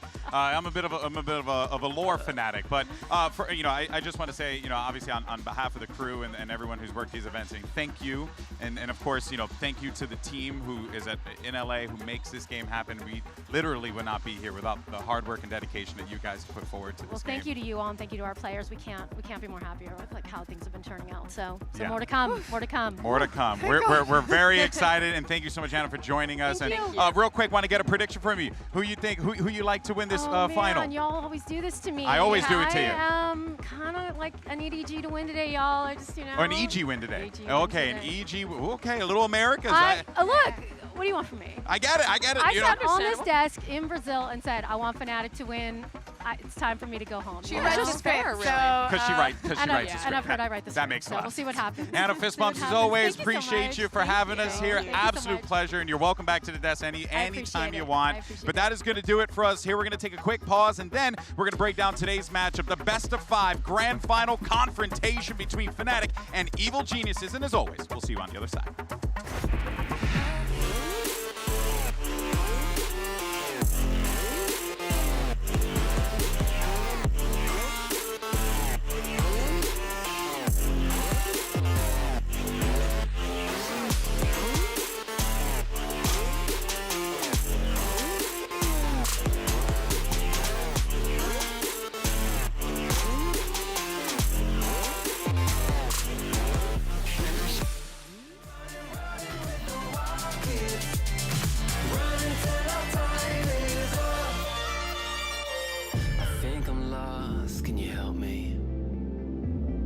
Trying to find my youth, and I was falling, but you saved me. Yeah, I owe it all to you. My heart is your heart, and we're cut from the same pocket. My diamond is your diamond, and I can see the light in you. Now we're running with the wild kids, running till the sun comes up. Now we're running with the wild kids, running till time is up.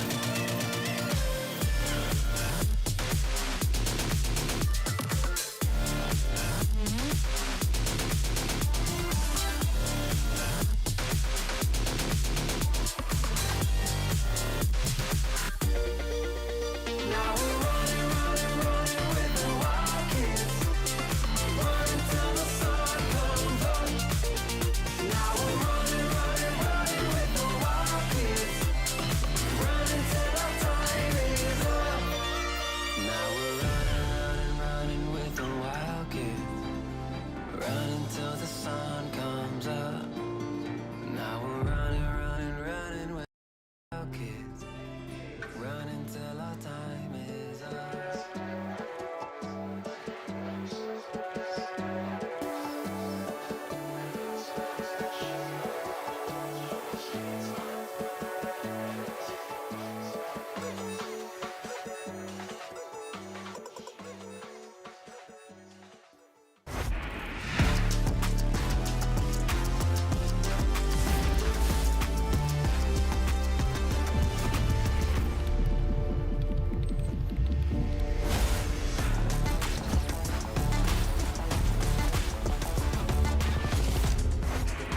Before we get into today's final, we want to give a special shout out to all of the incredible artists that have contributed to this event soundtrack, the majority of which, by the way, are here in Japan.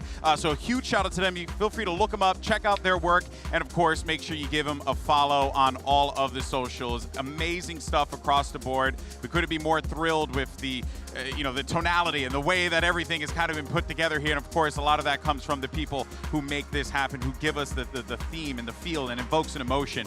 So we, of course, want to thank all those artists yet again. But let's go ahead and jump into our Masters Tokyo Grand Final. Of course, joining us now, Paper Thin's here as well, buddy. This is real quick. What'd you think of Deadlock? I was pretty hyped. I mean, the whole stage was just incredible. The way that this was presented in the stadium, like the lights were matching the actual video. It was awesome. It was so cool. Yeah, there's one thing that our production team does incredibly well. It's managed to make that in-house experience jump, and it definitely did here. But let's go ahead and talk about what we've been building up to for these past few weeks. 2 teams that are vying for the crown in this best of 5 series. It's Fnatic facing off against Evil Geniuses. And let's go ahead and talk about our lock-in winners first and just dive right into this here, because this team is looking to do something, Kakuka, quite historic that has not been done before. Back-to-back global titles. We've thought that it could have happened in the past, but now there's a very real chance that this happens. Yeah, exactly. And for Fnatic, the year has been so special. We know that there has been a lot of changes, not only in the way the Valorant competitive is presented,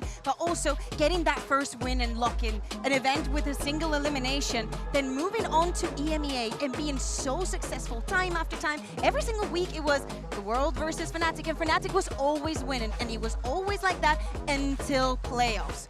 They get that loss against Team Liquid, and it isn't until they get to this event that we go back to seeing that face of Fnatic that scares the world. Yeah, and right now, they're on a historic run. Fnatic is having the best performance we've ever seen at an international Valorant event. Wow. So you gotta feel like these guys are on pace to win this event, to become that dynasty in Valorant esports that, you know, kind of sets the tone for what's possible in the future, what these great teams are gonna look like. If they could win this event, not only would it be back-to-back, it would be 2 international events without dropping a series in a row to win. And on top of that, I think it would really be the first era that Valorant has ever seen established for Fnatic. Yeah, it's going to be exciting because we'll continue to talk a little bit more about Fnatic as well as the matchup to come. But let's go ahead and send it over to Yinsu. He's actually standing by with Fnatic's Brain Trust. All right, GB, Fnatic are here as well, and I'm gonna bring you guys 2 perspectives. Minnie, go over here if you can, and Ewan, I'm gonna have you over here. Of course, Minnie, the head coach, Ewan, the performance coach. I got 2 questions for you guys. You've been in the grand final before, back in Brazil, but strategically and mentally, how do you stop the boys from going as close as they did last time? You know, they don't want to do an 11-3 comeback every tournament, Minnie. I don't think we really care about that. You know what I mean? Like, we got over the line, so that doesn't really matter. We treat every game as if it's a grand finals, so we don't really put any pressure here. Like, it's just another game. All right, what about you, Ewan? Yeah, I'm pretty in the same mindset than him. I think everyone is in the same situation right now, so BO5. So we just make sure everyone reset between every maps, and we get with as much energy as we can during the match. Well, thank you very much, guys. I'm very excited for this one, and we'll see you guys in a bit. Yeah. Back to you guys at the desk. Thank you so much, Yinsu, for that there. Now we'll go ahead and move on to Evil Geniuses. They have had a wild ride this year, and honestly, I don't think anyone would have expected to see this team in this position. I mean, even at the start of Americas, we were like, I don't really know how this team's going to do, especially after Demon 1 came in. I think we have to take this journey back to the beginning, where no one believed in EG. They made a few roster moves in the offseason, and people were ranking them 10th in Americas. And the first few weeks, they lived up to that. They were struggling in their first couple games, but then halfway through Americas, they bring in Demon 1, this unknown name, in a shocking roster move. They start to win a few matches. No one thinks they'll make it to playoffs. They need MIBR to beat 100 Thieves, and then a substitute knife someone just for them to make it in playoffs, and they kept that strike going. They upset some of the top dogs in Americas to make it to Tokyo. They didn't even think they could play with Demon 1. Last second he comes through, and that miracle run has just continued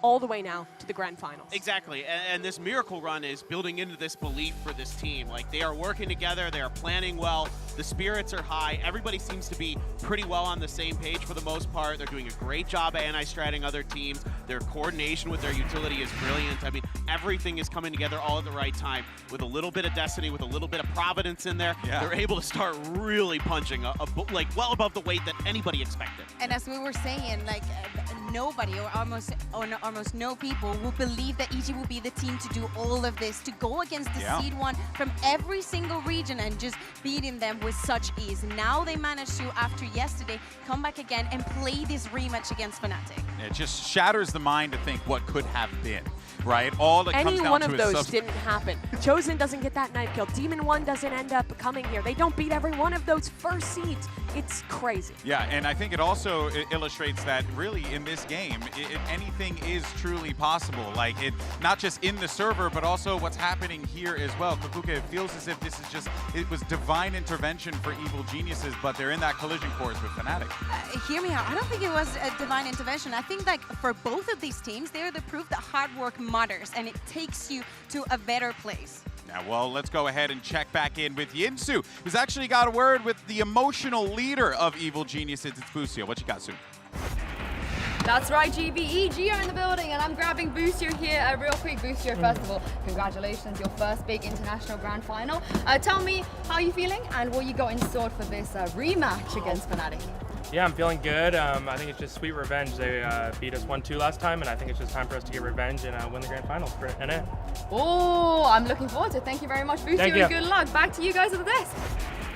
All right, well, here's the thing. These two teams, they faced off against each other earlier in the week, and, Paperton, we genuinely didn't know what to expect, especially after that Lotus game. And yet, somehow, some way, EG, an incredibly competitive team with the best of the best. Yeah, I think it came down to split almost going to OT. If it wasn't for those last 3 seconds, this is a completely different scenario, potentially. Who knows? So I think EG here is, got to feel confident coming into today. They got to feel like they were so close to besting Fnatic, cruising right into those grand finals. Certainly they have an opportunity here today, and I think they're going to take the most of it. And they were the team who pushed Fnatic the most. We're talking about their dominance in this run thus far. EG's been the only team to take them to a third map. It was 13-11. It was a few seconds on that final clutch on Split from EG being the team in the grand finals like we were talking about. So this is a squad that, well, everyone has doubted them. Well, it has been a miraculous run to make it here. They can compete with Fnatic, and they're the team that's played them the closest already. Yeah. And then on, of course, the flip side to that, you have Fnatic, a team that obviously no one doubts. Everyone knows it can bring it at any point in time because they put these pieces together to win championships, plain and simple. Yeah, exactly. And also, the stakes are so different for today. Of course, the rematch that we were talking about, it was just in the upper bracket, So you always have that second chance. But now we're talking not only about winning, but also getting that second slot for the last chance qualifier for your entire region. So of course, you know that every single one in your region is backing you up. Yeah, and that I think, if the big factors here, obviously, on this team, without a doubt, I think is just you got to look at Chronicle, you got to look at Leo. Honestly, you got to look at Alfier as well. It's a super team. It really is. You can look at any player on this team and you wouldn't be wrong. But Kukuka, I know you have so much experience with these guys, having casted them, having researched them in EMEA.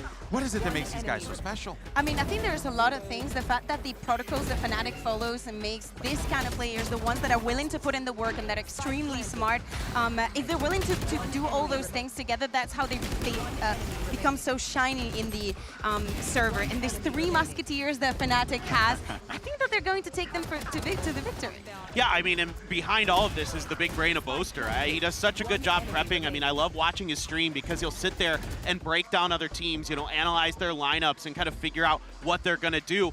And that sets up these top 3 players in our event right now. Wow. Leo, Chronic, Alfier. Just having outrageously good performances. And yeah, Ethan's right there, but then Boaster is the 5th best rated player here in KDA. You have 4 out of the top 5. That's crazy. It is absurd what this Fnatic team has managed to pull off individually. You see Boostio making it in there as well. He has had an insane event thus far as that leader for EG. But not only could Fnatic make history by starting an era, winning the back-to-back, Chronicle as well, the player who has been so good throughout their run, has a chance to be the first ever with 3 trophies. It's wild. And not only that, every single time that he comes to an international event, because we know that for last year he didn't make it to any, he always gets at least to the grand final. So, he has a very quick, high success rate. We got 30 seconds before we start. I got to ask, who's winning? I think EG. I don't know why. I have no reason, but it's just been an amazing run. EG, I don't know if Fnatic can keep this crazy pace up. Kukuka. Fnatic, obviously. Look, I love my boys in EG, but I've always felt like Fnatic have that upper hand. We're a split desk. We'll see how this works out, but our coaches are standing by for map bans, and let's get this show started. Fnatic is looking for the first ever back-to-back international win, and EG's looking to topple the crown. It's now time to start Masters Tokyo right now. 光は儚く消える。準備の時が終わる。頂点への最後の関門。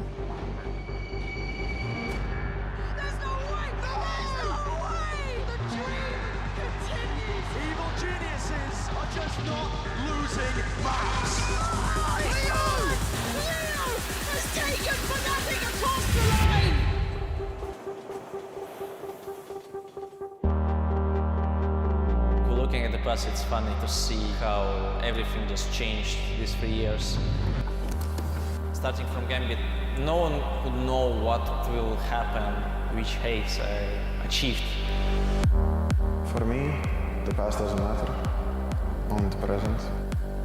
With this talent that we have, we can make situations that are impossible possible, and just to make a legacy. Fnatic、幾多の失敗、そして勝利。栄光を形作るピースは揃った。だがその輝きを継承できるのか、真の資質が試されようとしている。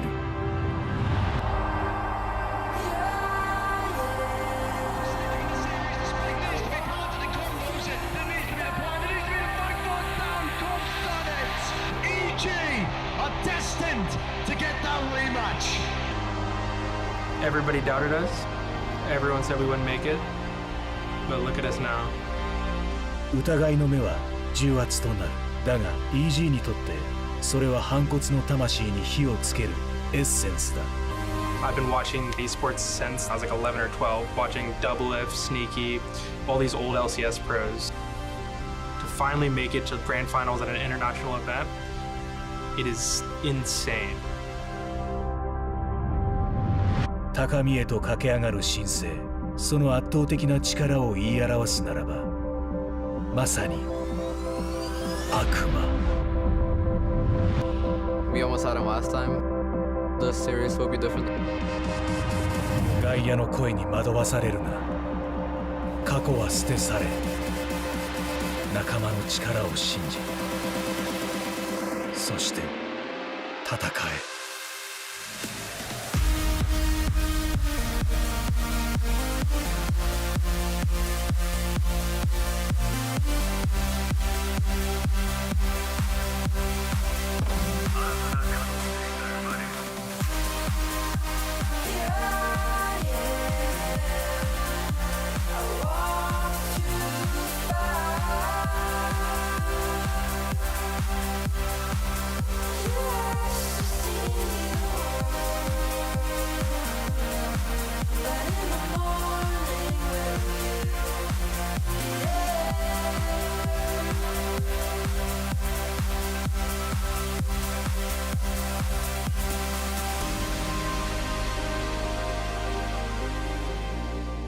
We've been here since the beginning, and we're not leaving empty-handed.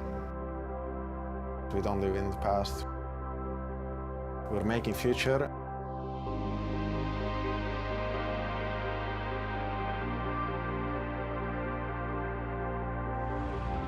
Rank up.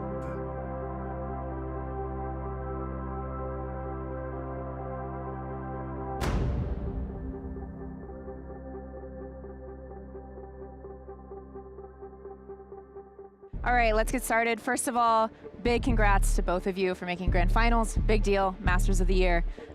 So let's go ahead and jump in. Gonna explain a little bit. So there is an advantage for Fnatic coming from the upper bracket. So you will have 2 bans, and then you will choose Team A or Team B like normal. So we'll go ahead and go to, would you like Team A or Team B? Team A. So EG, you will be Team B, and we'll start, you get 2 bans. So what will be your bans? Pearl and Fracture, and then map number 1. Lotus, side on Lotus. Okay, and then map number 2. And side on Split. Defense, map number 3. Bind, and then side on Bind.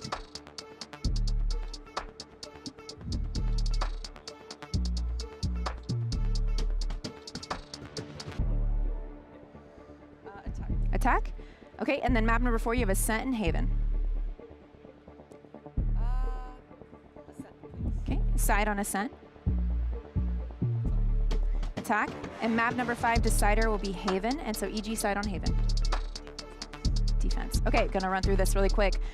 So with the bans, we have Pearl and Fracture, both coming from Fnatic. Map number 1 is Lotus with EG on defense. Map number 2 is Split with Fnatic on defense. Map number 3 is Bind with EG on attack. Map number 4 is Ascent with Fnatic on attack. And map number 5, Decider, will be Haven with EG on defense. Sounds good? Good luck to you both today.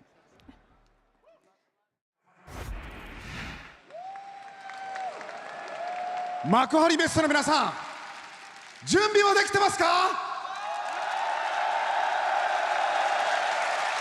もう一度聞きます。世界中の皆さん、Are you ready?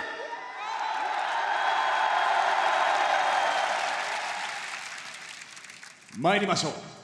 バロラントチャンピオンツアー2023マスターズ東京グランドファイナル選手入場。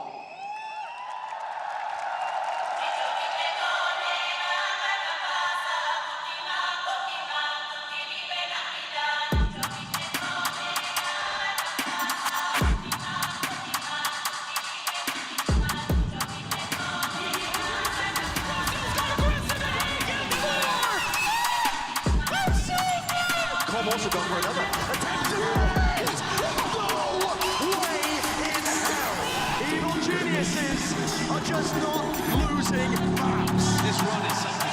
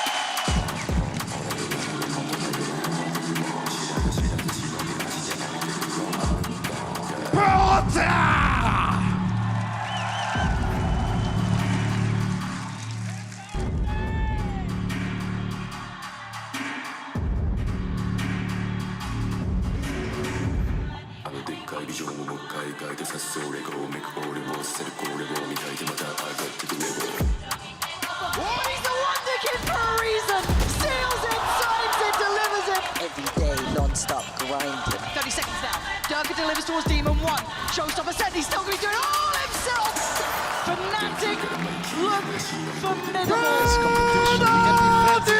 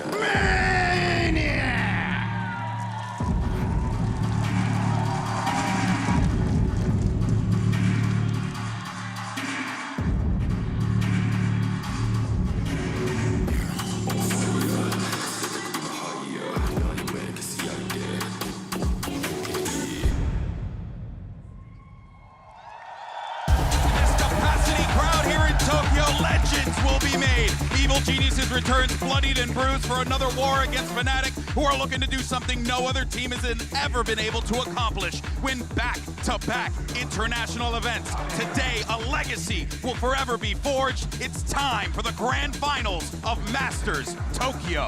Fnatic a chance to don Valorant's first ever era in their name, or EG an opportunity to complete the most miraculous run we've ever seen.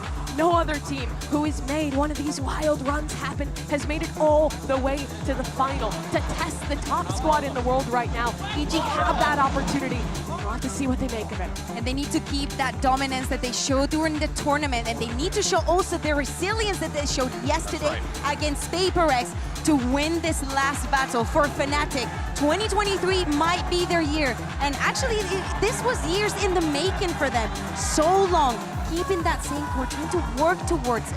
And for EG, it's the same story. These guys have been grinding it out last year, Tier 2 in North America. They never even made a grand final. No one expected them to be here this year either. But now at an international tournament, at a Masters, they have their first chance for a title. Yeah, and I mean, you're coming off of a lot of, kind of warm-up ability here for the side of EG. They got to play a long series yesterday. They're going to be feeling confident after that big win. You can see they're fired up on that walkout. But Fnatic, they're in the zone when they're on pace. Nobody can stop them. They click so well together. Another chance of redemption also for Fnatic. We know how the last grand final went for them. They weren't able to secure that EMEA title.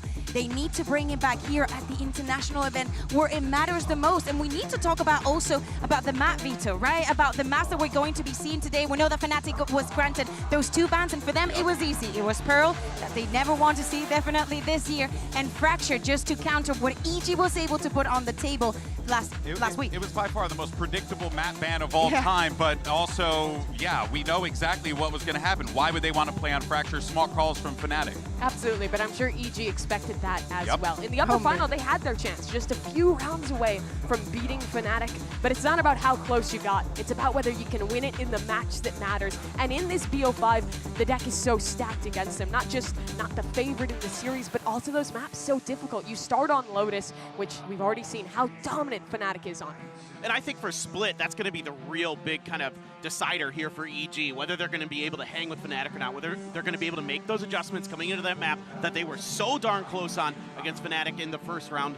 Let's see if they can get it done. Prime Gaming Agent selects right there. This is what we're going to be playing here for Lotus. Mimi, your thoughts? No expectations of changes. These teams have not had much time, but EG yesterday did introduce the Viper into this composition. I think it gives them a lot more options in mid-rounding on their attacking side. I'm glad to see them stick to it. Yeah, and also another thing that we were mentioning, the preparation coming from EG. They put in the extra time, the extra hours. Surprised to see Split as a second map, maybe instead of Ascent. I think that they know this to a T. One of the reasons why Fnatic didn't choose to go for Bind as the first one is they do not want surprises. I mean, I'm just curious to see if EG can push Fnatic a little bit more here on Lotus. Well, folks, it's now time for the best of 5 grand final, and we're all locked in and ready to go, and we couldn't think of 2 better casters to call the action than the world-class commentary duo of Pansy and Hypoc. The floor is yours, my friends. Thank you so much, GB. The atmosphere in here is just out of this world. Goosebumps, man. Yeah, literally, it is amazing to be here. And truly seeing these 2 teams walk to that stage, Mike, was something else. The fans are ready for this, hungry for this final matchup. Where do your thoughts go here? I mean, obviously, after the series yesterday, we were talking about EG. Obviously, the big storyline is they dropped that first series, but they took Fnatic all the way. Map 1 aside, and again, with the record this year, 41-8 in maps for Fnatic, EG took a map here in Tokyo. And I think coming across into this series now, they have to be in a position to carry across that confidence. We saw it was knocked. We saw they were playing a little scared versus their idols, right, who they like to look up to in-game. Breathe it in. We're about to be watching history in the making between these 2. The Death said it perfectly, but now it's time. Game 1 starts now, the grand final starts now. Fnatic on the attack, EG on the defense. Who gets to draw blood first? EG, Mimi was touching on, obviously, with the addition of the Viper here. A couple more options on the defense as well. Chronicle gets a decent tag, actually. Com going to have to retreat away from here. Previously, we did see Fnatic obviously hunting down Boostio, looking to mark that man, and we're seeing an adjustment here from EG. Him all the way towards C site, and a 3-stack here over towards A. And we know that preference from Fnatic. They love this A side. They'll explore it. Yes, they pivot, but they do often try and take this space first and foremostly. The fact they posted up the likes of Demon 1 here, you've got a lot of additional bodies, and then Boostio on the other side sitting extremely deep on C. That's the first shot. That's the first blood of the grand finals. Demon 1 going to take down Chronicle. and start putting Fnatic under a little bit of pressure here. They've not had that same level of success off the starting block. Boaster, meanwhile, has slipped through the net. Off the B side, Busio is in position to catch this, but Boaster, does he check this corner? Just on the edge of it, Busio wins out. Okay, that's 2 kills on their side, and a follow-up as well. Busio takes out Leo, leaving it down to Durka and Alpha. And look at the positioning from Alpha, though. Nasty, gonna keep both of these players busy. Ethan on the defuse already. He's just gonna tank the paint shot for a while, and Alpha's now got a 1v1. Already halfway, though. Demon One wants to get back to business. Does he just try and sit this? No, he doesn't. He knows better than that. And Demon One gets off the defuse, takes down Alpha, and that is a different start. There was a moment there where Demon One was going to try and stick that through. Alpha, a little bit disconnected. We saw the amount of pressure he was under, actually. Goes 1-for-1. Jorgamo invests the paranoia here to try and isolate him, but initially here we've seen a big adjustment from the pistol. I said early on, it was the first 4 or 5 rounds where Fnatic were hunting Boostio down. And let's kind of take stock here, because it's going to be a couple of Sheriffs and a Ghost, but this should be a round that EG can convert. But let's also talk about the narrative of Demon One, right? Who has been progressively getting more and more deadly as this tournament has progressed. He has become lethal as it goes on. For now, little adjustment here. Jorgamo knows better than to stick around, but force them to use that utility. But the one X factor, that one win condition we hadn't seen hitting as hard as online was this man. And he's already off to that hot start. Gonna clean up Durka here. Doesn't really take much damage either. Nothing at all. That's a good reply, though. Boaster gonna temper some of that aggression, so they do recover the Guardian and filter it back. It's no upgrade found for Fnatic. So they drift back towards the orb outside B here. Finder sent out here, will catch. So attendance noted here. Alpha actually farming up towards that lockdown nice and early, just 3 away now. And the Deaths kind of brought this up as well, even in the last time they met earlier in this tournament. The Fnatic are incredibly diligent and making sure every single ult is worked for, every single orb is gathered. There's no lazy rounds from them. There's always something to achieve, and they generally do it very well. There's the second example of it, only in this round. Again, they're even in the rounds they probably won't convert. They will make something happen. Now, down to about 27 seconds, the chance of conversion is getting lower and lower. Especially with Ethan repositioning here. Still Killjoy set up on B site as well. Boostio. Well, he has drifted away from the turret here. Little catch just before disconnected. Now there's one pop. Ooh, Alpha's actually found Ethan. That's an opportunity. It's the Guardian down. Boostio tethered to the ground for a second. Spikes in, and they've got player advantage here. No recovered weaponry just yet. Boostio gonna spot the player. That's gonna be Chronicle down. Great trade from Alpha. Hold on, chip damage too. Boostio's in danger, that's huge! Fnatic maybe turn this on its head, but a 1v2 still possible for Con, but he's gotta close that gap. A tap on the spike and leans a little closer. Boaster sitting so deep though. Smart work from Boaster. Make him work for those next couple of steps. The shot doesn't come in, but time, it's ticking.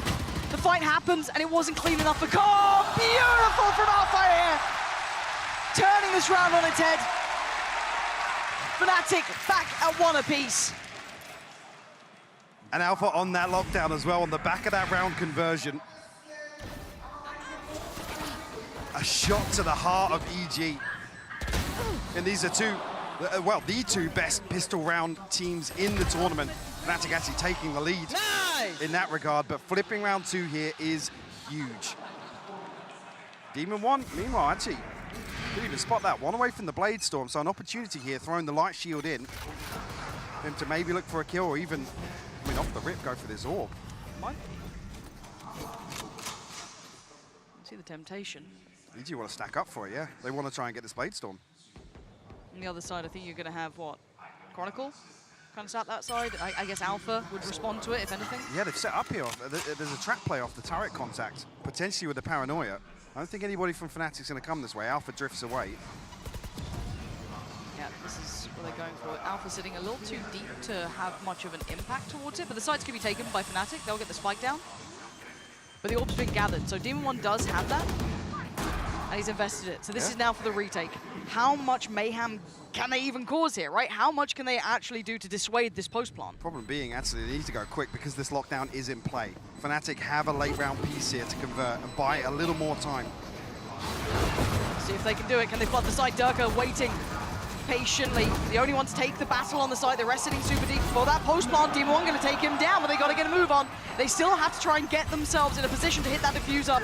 Demon One forced away, trying to get a little bit more chaotic here. They can't close down. Demon One can't get to him. Dealt with. Leo denies it, and Com, yeah, not going to happen. Leo's here. Safest pair of hands you're going to find. Fnatic make it up to 2. Nice attempt there, but I said lots of factors in play. A comfortable post plant from Fnatic as well. Playing distance, really actually mitigating the risk there from the Blade Storm of Demon One. On the back of that, Nightfall available as well. Already this first ult cycle looking very healthy. God, that could have been insane. True. But yeah, you're starting to see 3. Well, I mean, Dirk is not far away, right? No, it's 2 off Showstopper as well. So those 3 are huge. They didn't even need that lockdown in the end. And obviously EG on the other side suffering. Now we saw Com being punished with this. We actually saw the likes of Boostio punished with that singular setup. This time around, Com wins it out. Risky as well. EG, well, Com in this regard, not respecting that utility. Let's actually come out on top of it with a kill. Lockdown invested though, so it should pave the way for an open sight hit for Fnatic.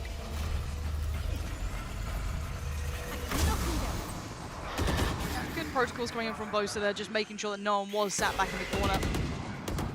And obviously EG knowing better than that now. Pausing for a moment though, instantaneous plant. Waiting for a little bit of utility to cycle through here. I mean, lots of time has passed. Actually allows EG to regroup here, but Boaster finds 2. Busio and Jorgamo will fall. That's massive work, leaving just the 3 alive. Plant now going to go down.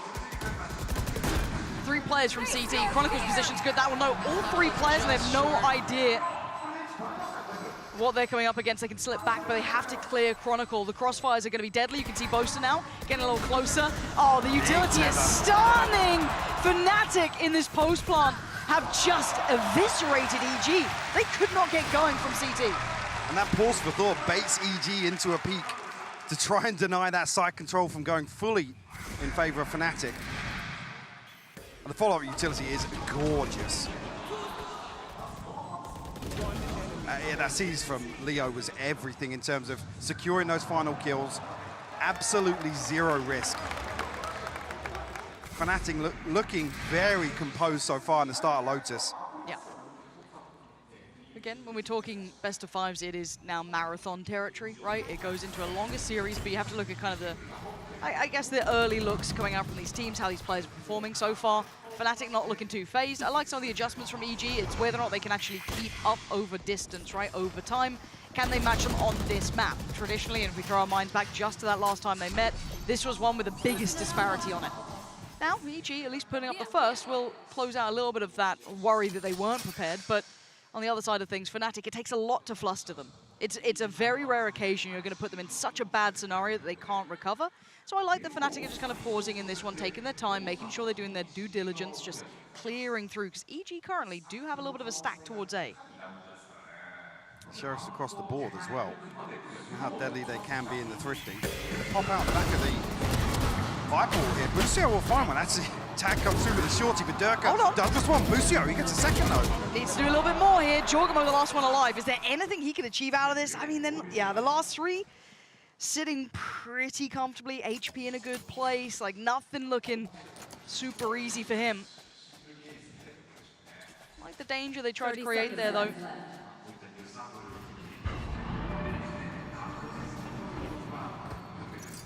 Seems quite simple so far for Fnatic in this round now.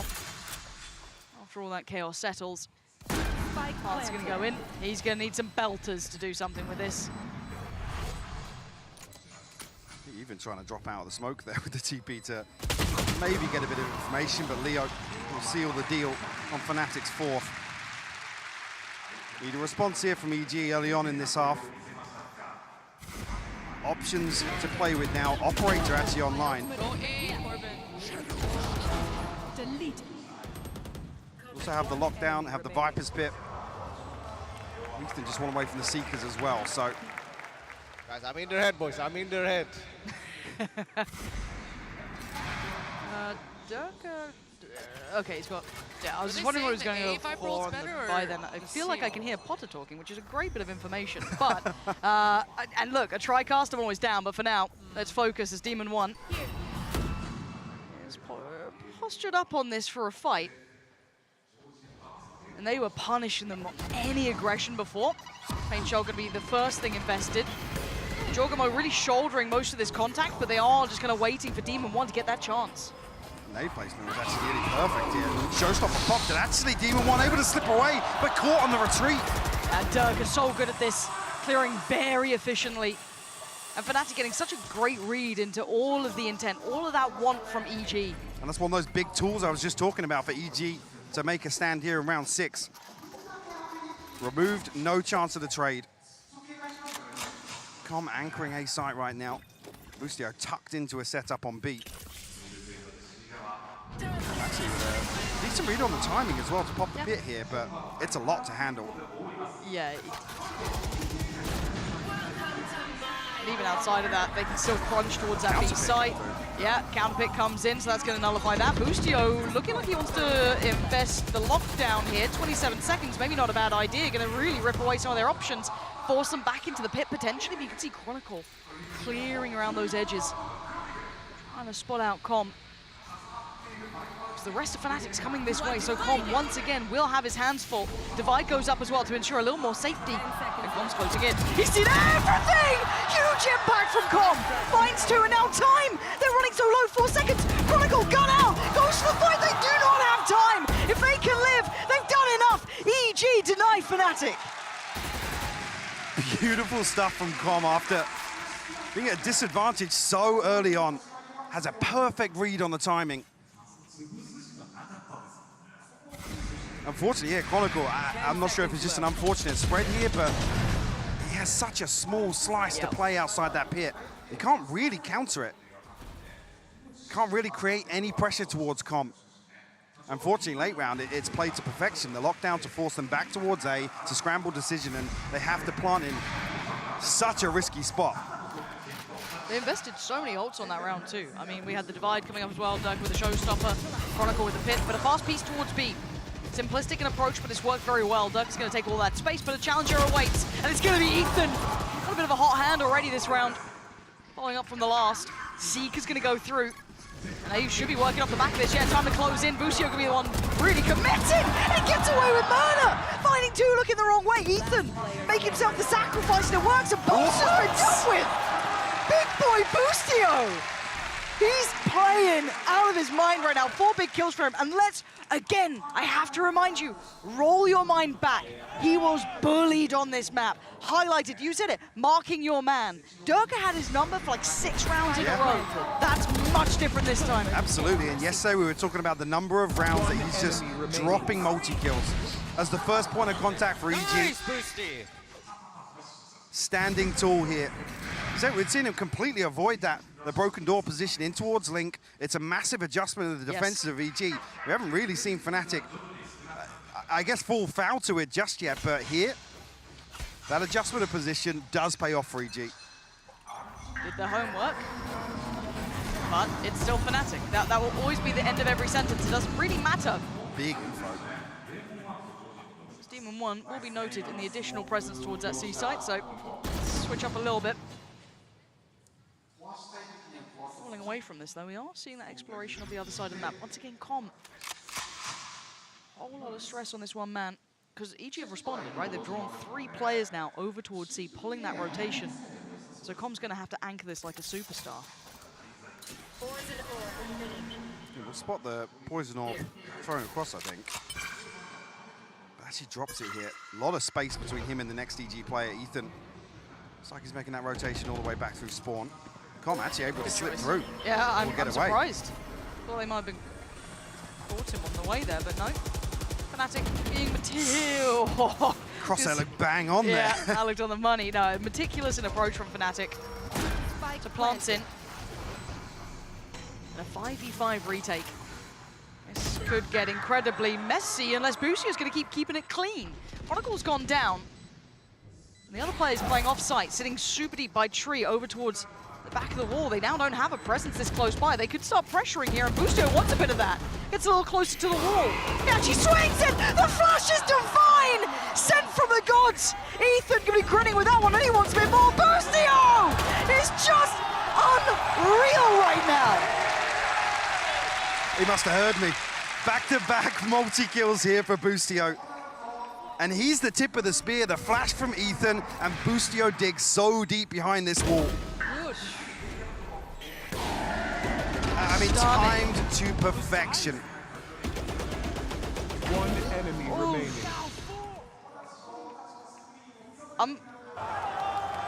We actually might have a grand finals on our hands, like an actual competitive What a matchup. stark contrast. I Yeah. believe it was 4 first deaths out the first 6 rounds last time for Boostio. Yep. And now look at him, 13 and 6. Leading the Night charge, another lockdown available for him, and a massive financial cushion here for EG. What does Fnatic do now? Do they lean to other options? Do they look elsewhere? Had some success over towards C early on. This time around, EG noting that. And already, I don't think that's going to catch anyone, but it does give them the green light towards the site. There's an alarm bot here and there. Now they swarm down on default here, so a chance to maybe stall out this plant coming through, or force Fnatic to plant a little deeper here. Saw last time, Fnatic baited out a couple of peaks, but lockdown invested here. Durka's pushing forwards. EG are going to struggle to defend this. Okay, unless you have Ethan, apparently. Going to find Durka in all of that chaos. Both trying to take the brunt of this. And now Chronicle, a little bit of freedom comes out of the paranoia, but gets outdone. EG is sweeping the site. Alpha and Booster are about to get annihilated. Alpha, hold on, that's huge. Oh. That got a little close. But EG have just taken the lead.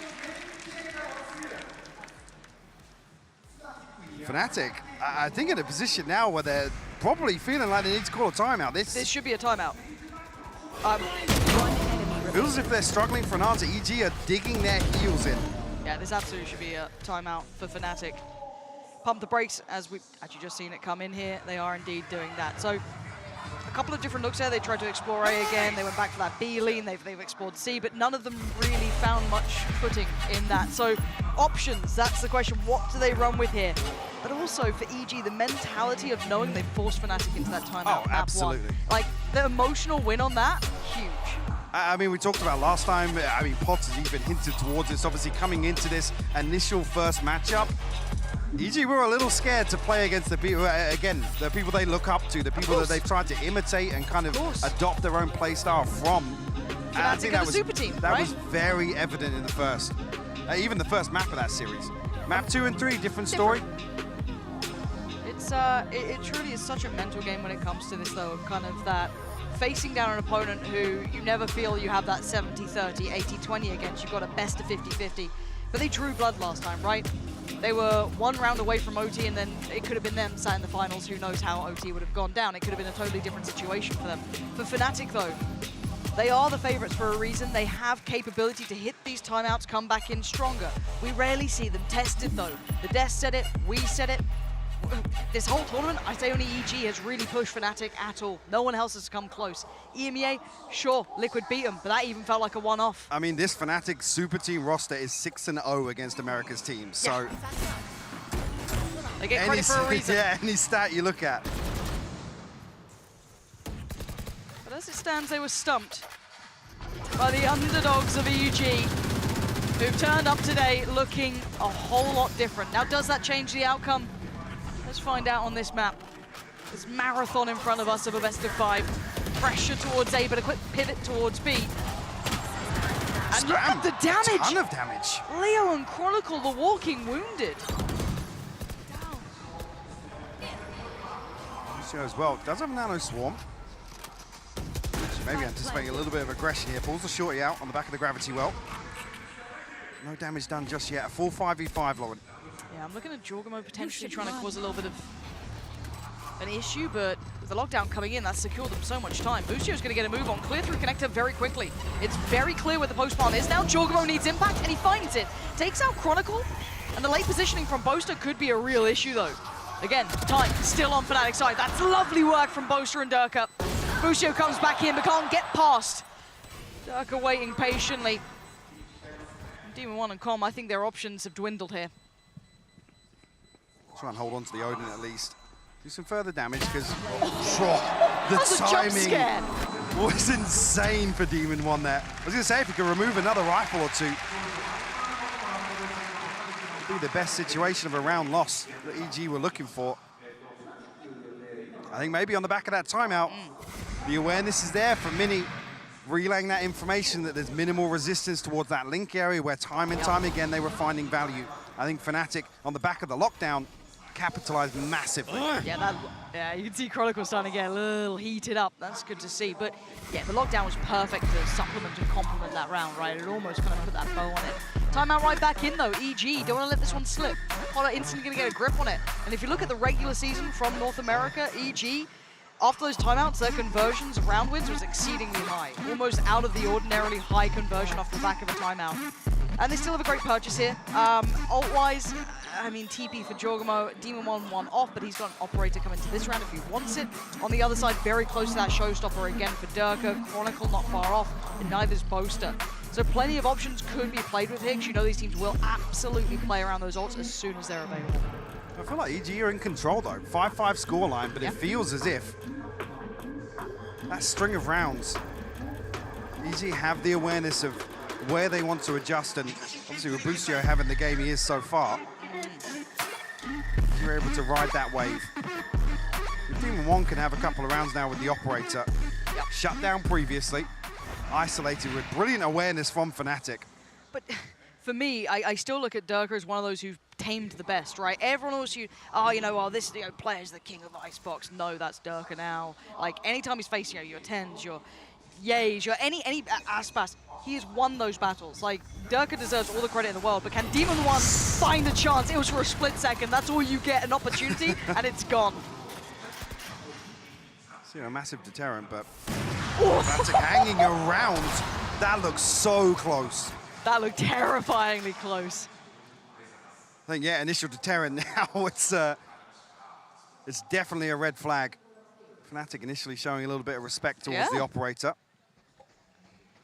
Jorgamo posted up pretty deep here. Does Boostio draw enough attention? He does. Does he commit to this? A little bit of a spam. Okay, so heads up from Leo though. Boostio still got one though. At least to get out for here. And Jorgamo gets away. Boostio doesn't though, so Fnatic's still on for a little bit of a run here, but they're just gonna be pausing. They've decided they'd rather face down the operator. 45 seconds, really. Different switch up as well. They're gonna leave Demon 1 now with the operator posted at A-site anchor. Com in a position to support potentially.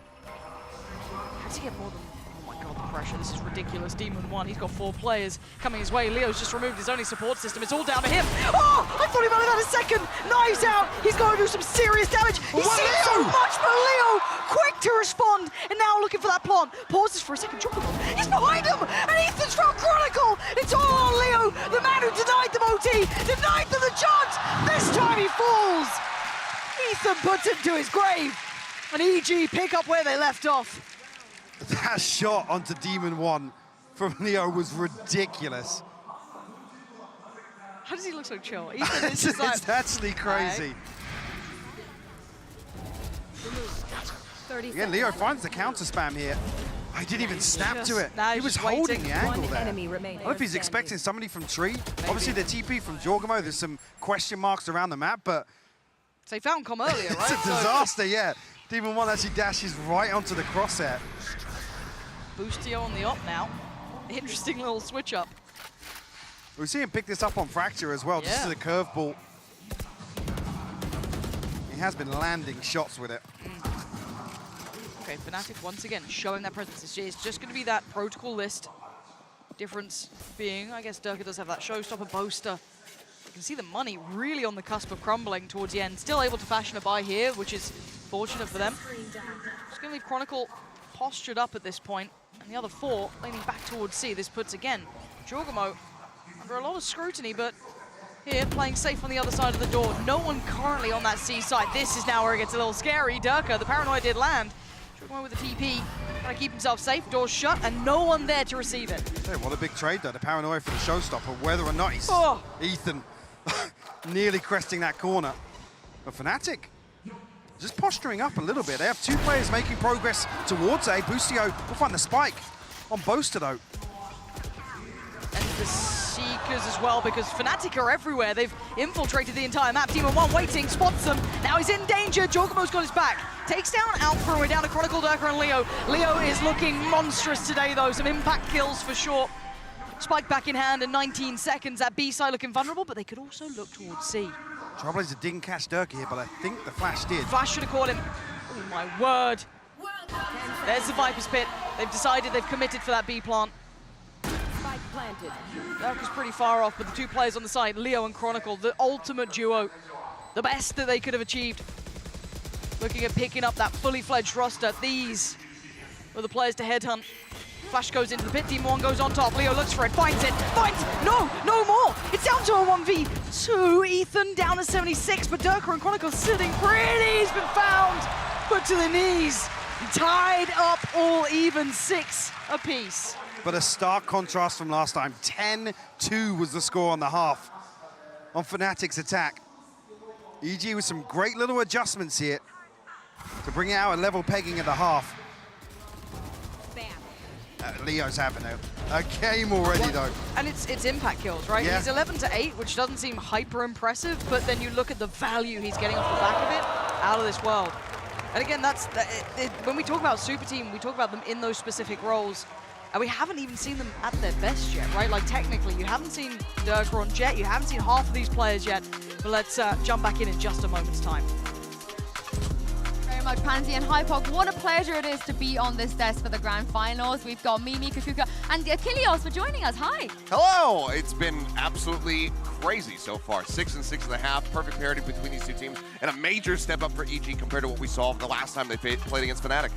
Yeah, exactly. We're very surprised at what we're seeing on the server. We were talking about the level of preparation that was coming from EG, how reactive they were, how important it is to understand the timing in which Fnatic wants to do things. So you can, first of all, make them very nervous in the decisions that they're making, and also surprise them at the mid-round. And I was really impressed with, in particular, these late rounds from EG. So many of these replays were what made this even half happen, and in particular, Boostio back-to-back 4Ks to get them to this point. Yagel is stepping up, and as you guys are talking about, we are even. But the thing is, I almost favor EG going into this half. Lotus with these comps can be fairly attacking-sided at times, and if EG can get that ball rolling, I think they are on good course for the map. The thing is, though, if Fnatic get that momentum, they are really good at controlling this defensive side. 60% win rate. You give them full rifles, you give them that Odin, and they do a great job of holding down those extremities and stopping your mid-rounding. Yeah, for EG, I'm looking for them to come out here, out the gate, get that pistol round win yet again, but this time not drop the anti-eco like we saw Fnatic be able to stay still away. Got them that massive streak to really run this one back where it was in EG's hands to start with. I think for some reason I'm starting to cheer for EG because I see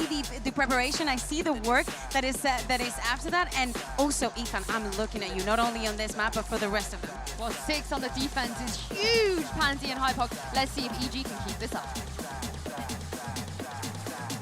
You're right, this is a totally different matchup now. This completely shatters all our expectations from before. We're looking at a new environment, right? Something else to look at here, because EG have come out and they put up a much better performance, night and day from that first time they met. And Fnatic now have a true challenger on their hands. I feel like actually overall across the half, I mean, I said this, I think at the 4-4 scoreline, but it felt like EG were in control. It was blow for blow, yes, we come out 6-6, but these tiny adjustments, EG with the awareness of what went wrong last time and how to fix it here. It looks quite simplistic for now, but you still have the players split towards the extremities. Boostio and Comp taking control of that. You do see, though, that Fnatic are playing towards connectors, so Demon One's going to have his hands full. Boaster, Leo, Durka, all there. Paranoia could be huge. He's diving in.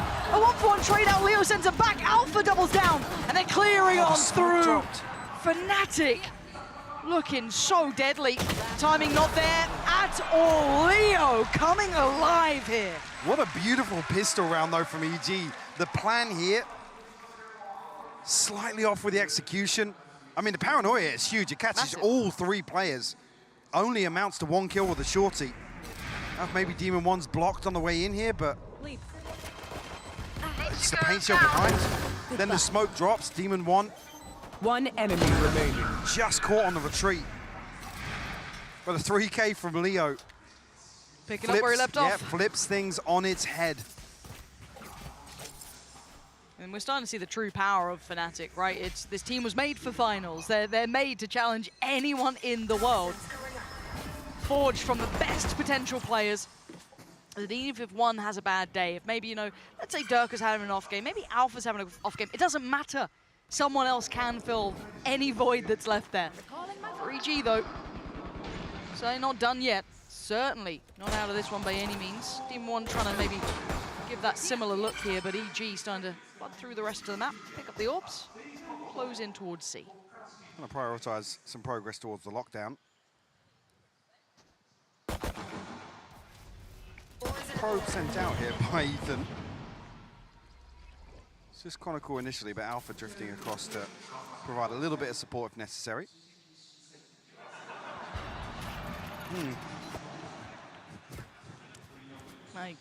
Right. The timing was immaculate. Yeah, that was great. Thanks for that production.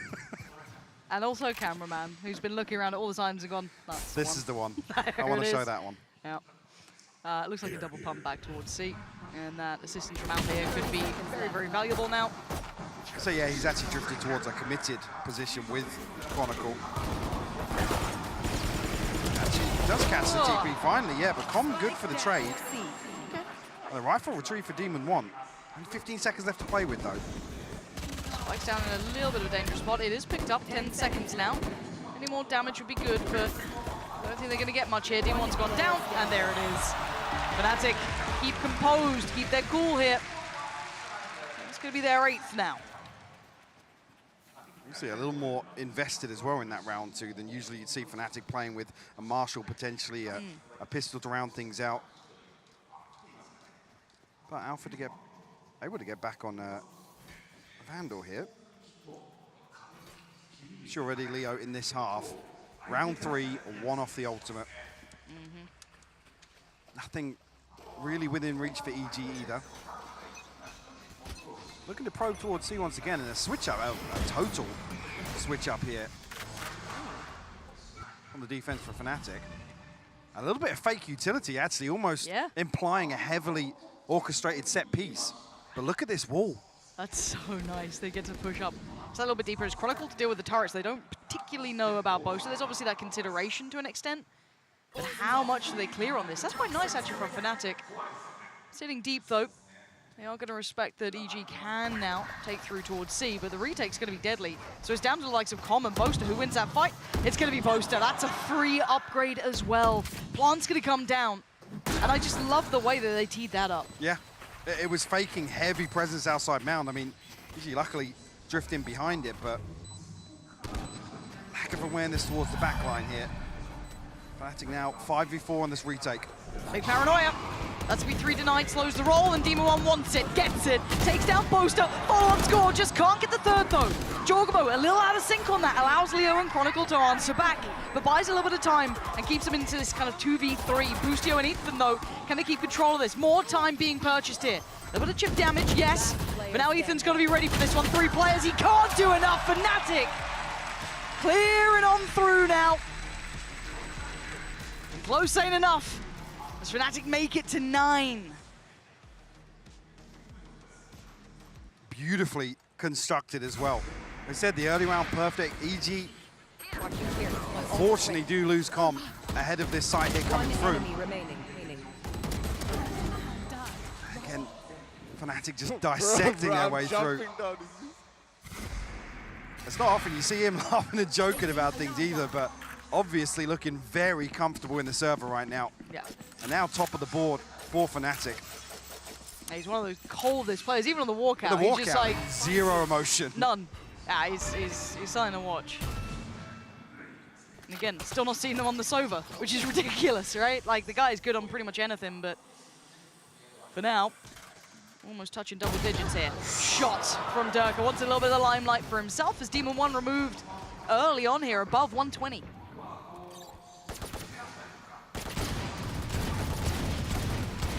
Trying to deal with some of this utility, maybe draw the rotation, but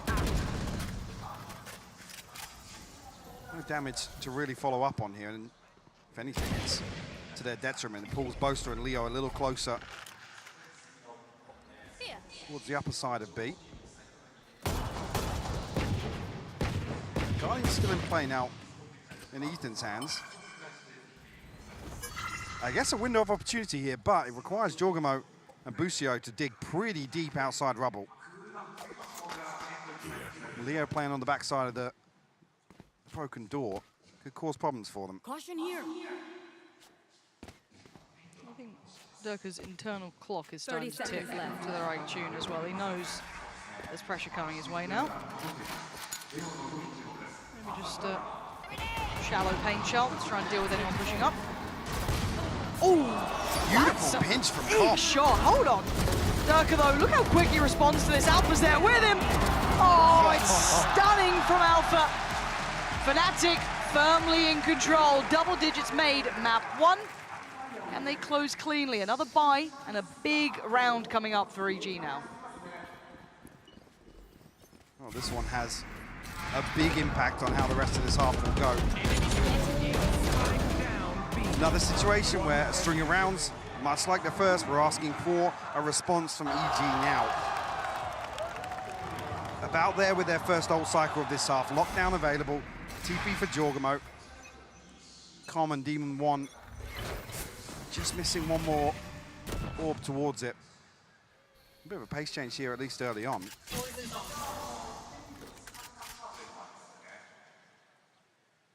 It's not necessarily created any pressure towards Chronicle just yet, but it has pulled Boaster, who does still have the Odin. You don't want to be tapping that orb right now. Right there.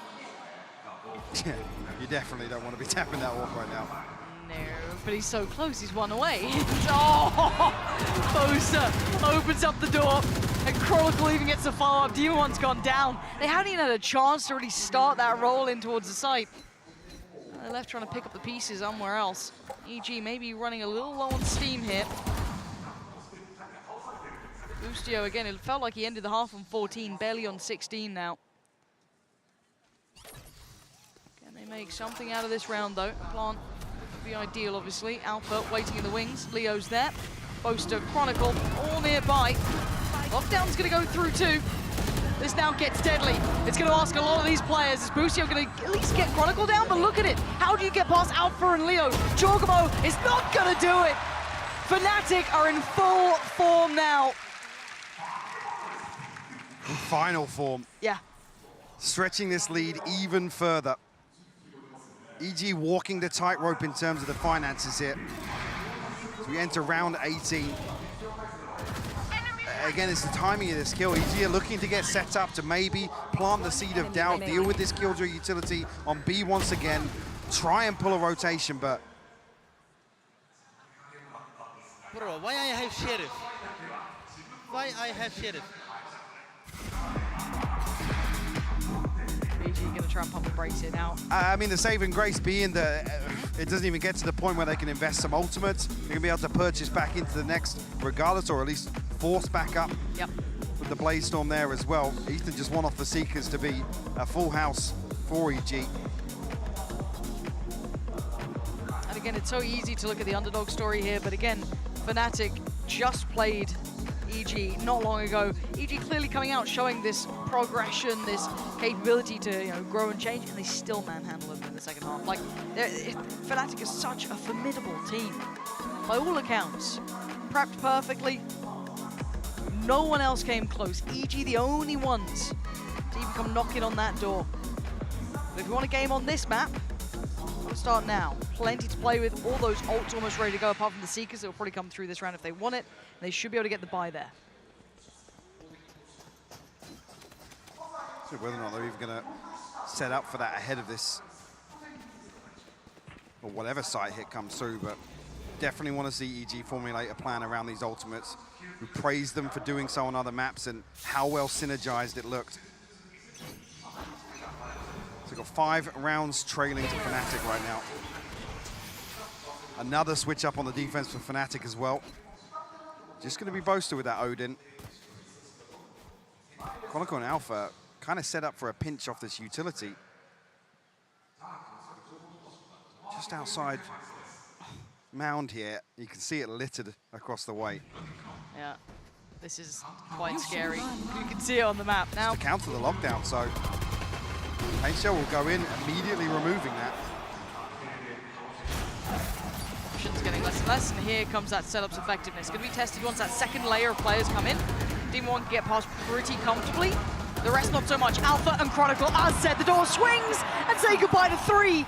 EG left in tatters. Demon 1 and Ethan, the only on, really, on the site. And okay, gets Durka down. Should be able to get a plant off this. I mean, maybe Alpha's position's a little uncomfortable. They've got to win maybe one of these two extremities. Ethan trying to find that safe plant. Touch for the CT side. Now what can these two do? A 2v4. Was a 2v5. Seekers is going for it. Trying to give them everything they can, every tool that they have invested here. Ethan down low though, 21 HP, and Demon 1 sitting pretty. Finds the first, Ethan trades it, and now down to a 1v2. But it's the big boys, it's Alpha and Leo, the ones who've really come alive here in these finals. Flashes one, expects to swing. Oh, a great read from Ethan, but not enough to take out either Leo or Alpha, who has said, Mike, they're in finals form. They just make it so difficult for him to pin down a 1v1. Even here, down to 21 HP. Demon 1 tries to go aggressive, dig out Boaster, but like I said, the read here from Fnatic. They set up with this pinch on the back of the utility to counter a lockdown execute. Catch them in the choke point. 6 unanswered rounds now for Fnatic. Gorgeous form. Operator out for Durka now. That little cherry on top of the cake. Does he get a challenger? Anyone willing to take that fight? Nah. I wouldn't go near the side of that map if I were you, but it looks like EG do want to decide towards that B side. They're going to lose mountain control. They're going to hear all this utility, and that door's going to open. There is someone waiting. It's Durka. Delivers to us. Chocobo in a second. Divine work from Durka. He wants more. Get the door open again. Swing it through. Give me another target. Does Demon 1 want to go for it? The flash is there. Oh, he saved him. Durka just took down Boostio as well. Hold on. Ethan and Demon 1 again. Yeah. The deadly duo. Do they get closer this time?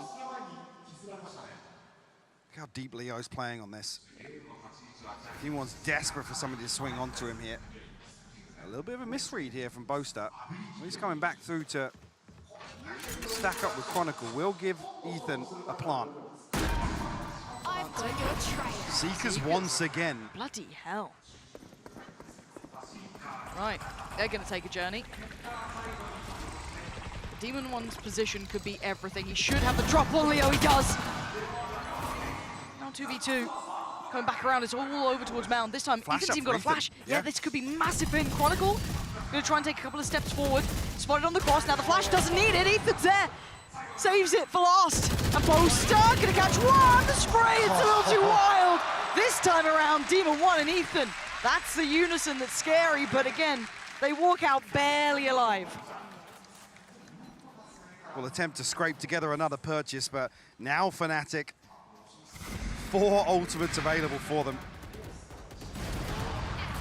Even again, saving grace being Leo's caught before his ultimate actually casts. Big 4K from Ethan. But the first on this half for EG. They have to follow through with this. Boostio back on the operator. Gonna try and look for a pick here, and he will be rewarded. Durka will fall.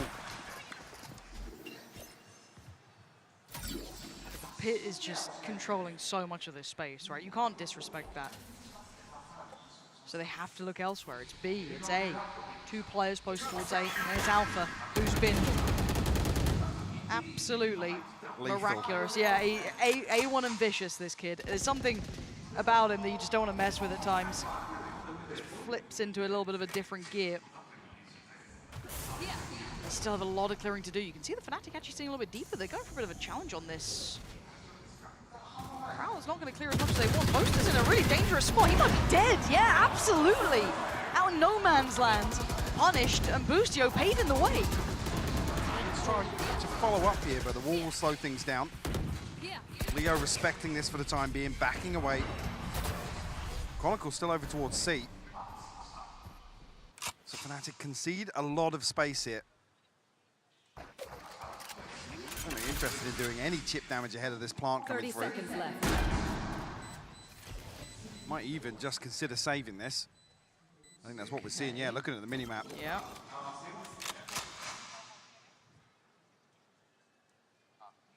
So EG do follow up. There will be a flawless round as well, so a big boom to the economy. Coming back. Gives them another buy in hand and puts them 4 away now from Fnatic. Yeah, it's how quickly do Fnatic think on their feet. That little new piece of the puzzle, right, that's been revealed. Boucher with that operator doing really nicely, finding them some early work, some early opportunities. Does Fnatic think they don't have to adjust yet? Maybe they don't. Maybe just a couple of nice shots that he was hitting. I mean, Boaster got caught out a little bit, kind of, you know, no man's land. See what they go for. Yeah, I think as well, and it's you look for the indicator of where the operator potentially is on an attacking side, and if it's not Demon 1, it's Bucio. Is he setting up for a lurk? Is he looking to just secure this extremity? So you can understand why Boaster's this committed, but yeah. EG re-clearing that space, what, 30, 35 seconds after that initial pick anyway.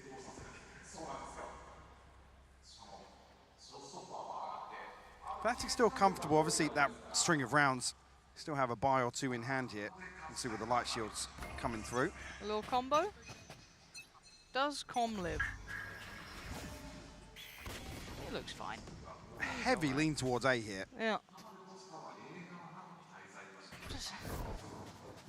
And we've seen Fnatic do this a couple of times as well. They'll just rotate Chronicle across, try and catch a vulnerable for Boaster to spam through on the Odin, and just play anti-plant on C, but EG are cautious in approach.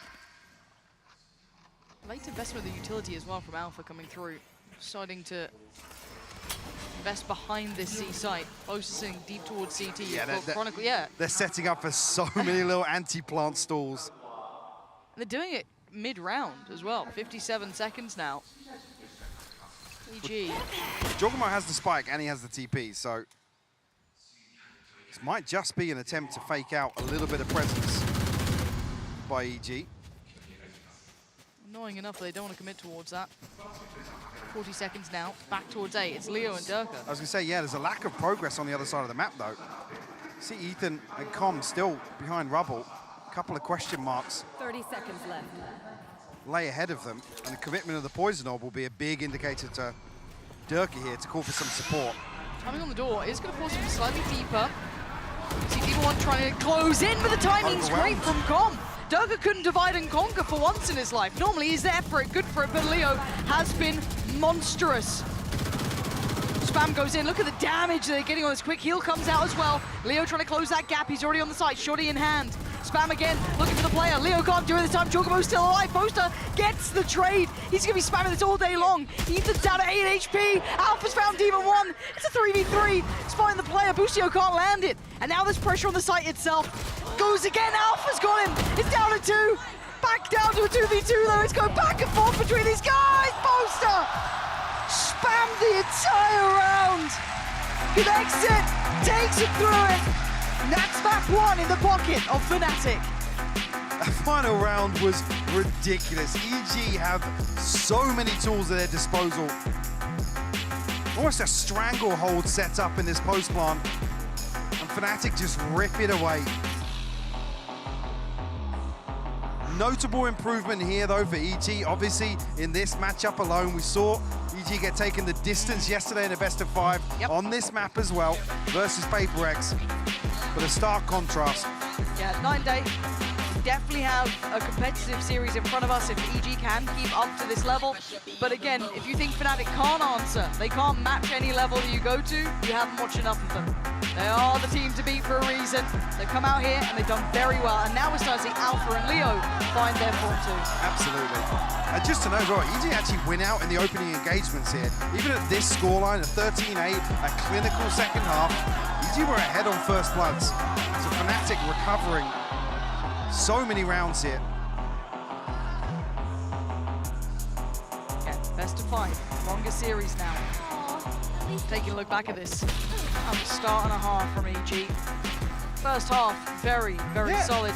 took a little time to get going in the second. Like I was saying, there were a couple of really nice adjustments from EG to fix some of the, I don't want to say glaring issues, but things that Fnatic were targeting in terms of EG's approach to the defensive side on Lotus. I don't know if this is just a case of it took a little too long to get going, or they didn't have any positives, any tangibles early on in those losses to really follow up on. Nice, gimme. Fnatic just ran away with the second half. Yeah. Now the thing is this enough of an indicator for EG that they feel like, okay, we got now we're closer, right? We just drew blood against them on the map that we got absolutely smashed on. Now we get to walk into our map pick. Obviously, Fnatic coming in from the upper side of things to get that two-man pick run of it. So of course they start strong, but a much different beginning for EG here. This is much better, much more competitive. Now we have to find out what it looks like on Split after the break.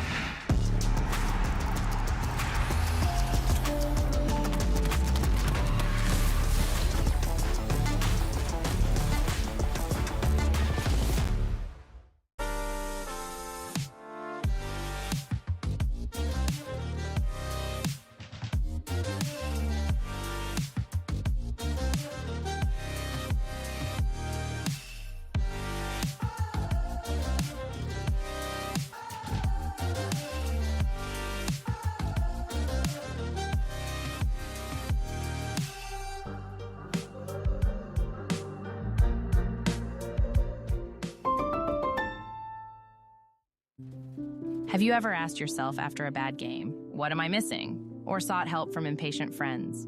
Or browsed desperately for answers that only bring up more questions? Your self-doubting days are over with Discovery, the first game-focused AI. Discovery is trained on the world's leading esports athletes to be your everyday personal coach. That's right, Discovery can help you improve your gameplay by giving you tips and strategies to take your game to the next level. Get started at aimlabs.com/discovery.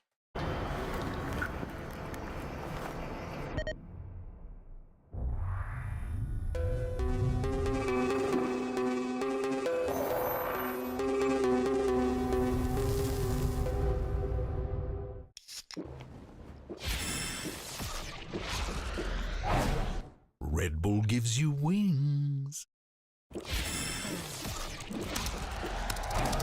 Red Bull gives you wings.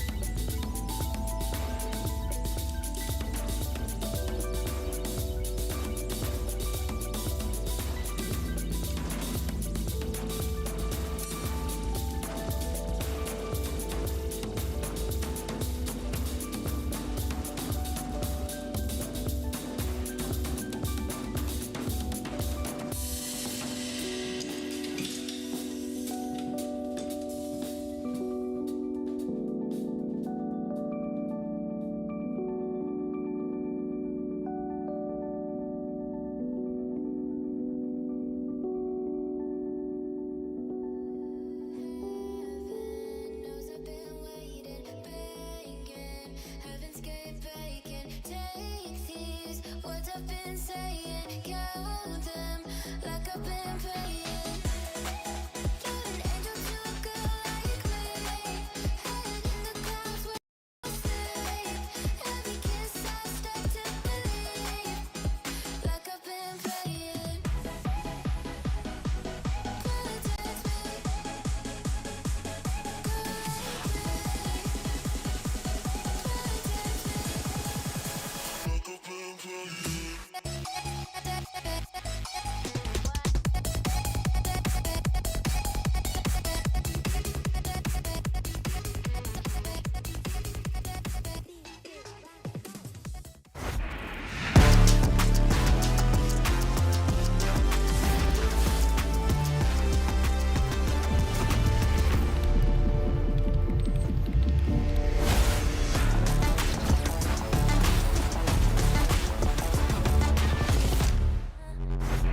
Thanks so much. I'm here, of course, with Coach Mini. Now, obviously, Lotus always going to be a good map for you guys, but you guys are on the verge of greatness here, and the precipice of it, some might say, with a back-to-back championship win. How do you keep the boys focused in this very intense time, especially in front of this crowd?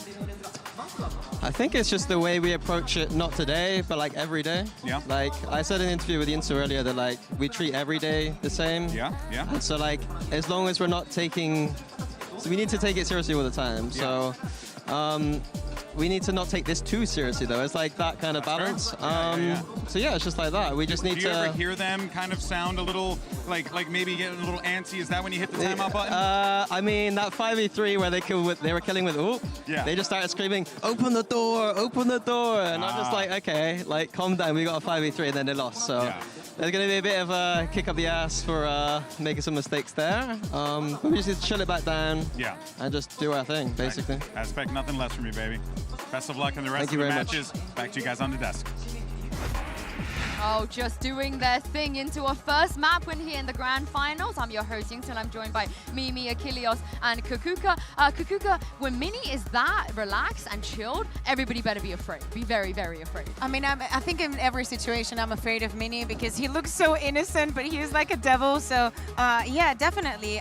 Especially that second half being so contended, you know, Fnatic knowing exactly what they wanted to do, how they wanted to do it, and actually everything working. It's a scary prospect for the rest of the best of 5.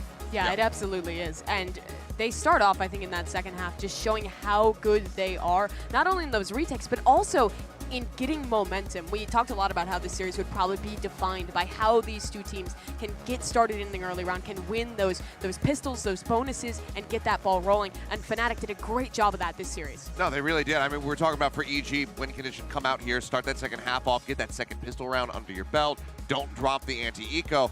It took so very long just for them to finally get some rounds, you know, under them on this attacking side. It was absolute brutality from Fnatic round over round. Yeah, exactly. And as Mimi, as you were mentioning, it was actually this rounds that threw EG off and definitely surprised us. The way the Fnatic had, you know, these advantages actually make it into their advantages. Even if they didn't start the round getting that first kill or having the most impact, they always found a way to battle it back.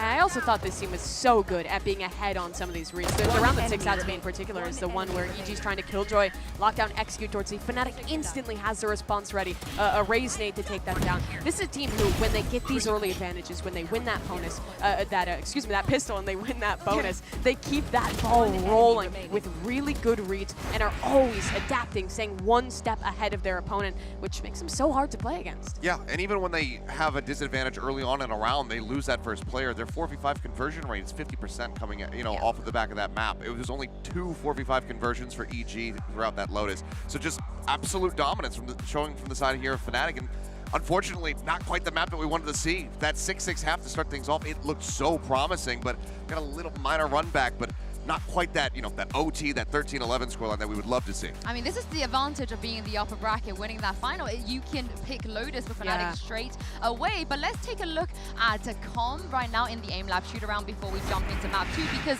Mimi, this guy's journey has also been insane. Yeah, for EG to have the crazy journey to get here, it had to take a redemption for Com as well. The first few weeks of Americas, he was really struggling, and the community was doubting him. He received a ton of criticism when they were making the roster moves that he was sticking sticking around. But in the later kind of half of America's groups into the playoffs, and now in Tokyo, his performance has improved just tenfold. He has been incredible as an individual. He's kept the vibes up for his team, and he's so impactful with the util usage on the initiator role as well.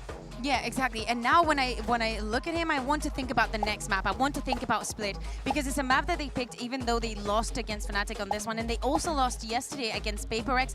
He is the one that managed to make, one of them that made the map actually get so close. So thinking of Viper, thinking about this second map, I'm looking at him especially when the defense comes. I mean, this is a marathon, not a sprint. Let's not forget that Achilleos, Fnatic back at Locking, when they won that grand final, they had to win it on map 5. So EG dropping map 1, not the end of the world. I mean, certainly not. I mean, we saw even just HyperX versus EG be able to run that back, have that go all the way to a map 5. So both teams very familiar with map 5, so maybe we'll get one here in this grand final. Yeah, and as you guys said, the adaptations and prep has been amazing on map 1. I can't wait to see what we're going to get from Potter on map 2. She's standing by with Golden Boy right now.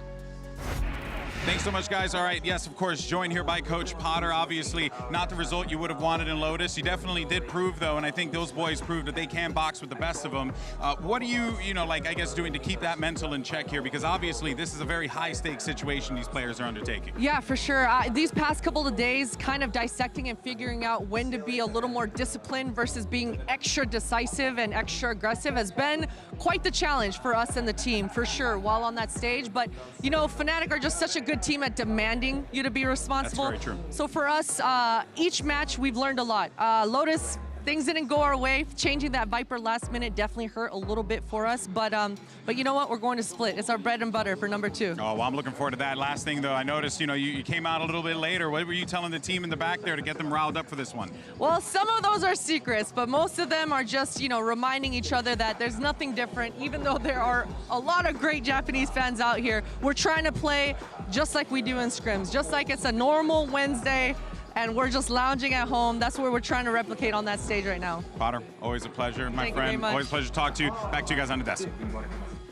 I mean, this is the thing, Mimi. If there's anything that's good about EG, is their mental. It really is. This team is fantastic at coming back from the brink of defeat and keeping these games close. They were never expected to be here. They're still playing with house money, even all the way to the grand final. But what stuck with me in that interview from Potter was about Fnatic demanding respect. Last time on Split, on their defensive side, Fnatic was so good at being proactive at mid-round pushing into main and forcing EG to re-clear space, which was a lot to contend with. Yeah, as you can see from the Prime Gaming Agent Select, not much has changed. But let's not forget also, Kukuka, Fnatic won this map by the skin of their teeth. Yeah, exactly. I think that it was very complicated.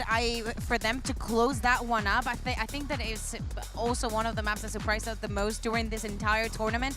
Again, I'm still looking at Ethan. I think that him, with that role being the solo initiator, has a lot of responsibility on the team. Well, I can't wait to see if EG can indeed make a comeback here. It's another rematch of the map they've already played before, but Pansy and Hypoc, will the outcome be the same?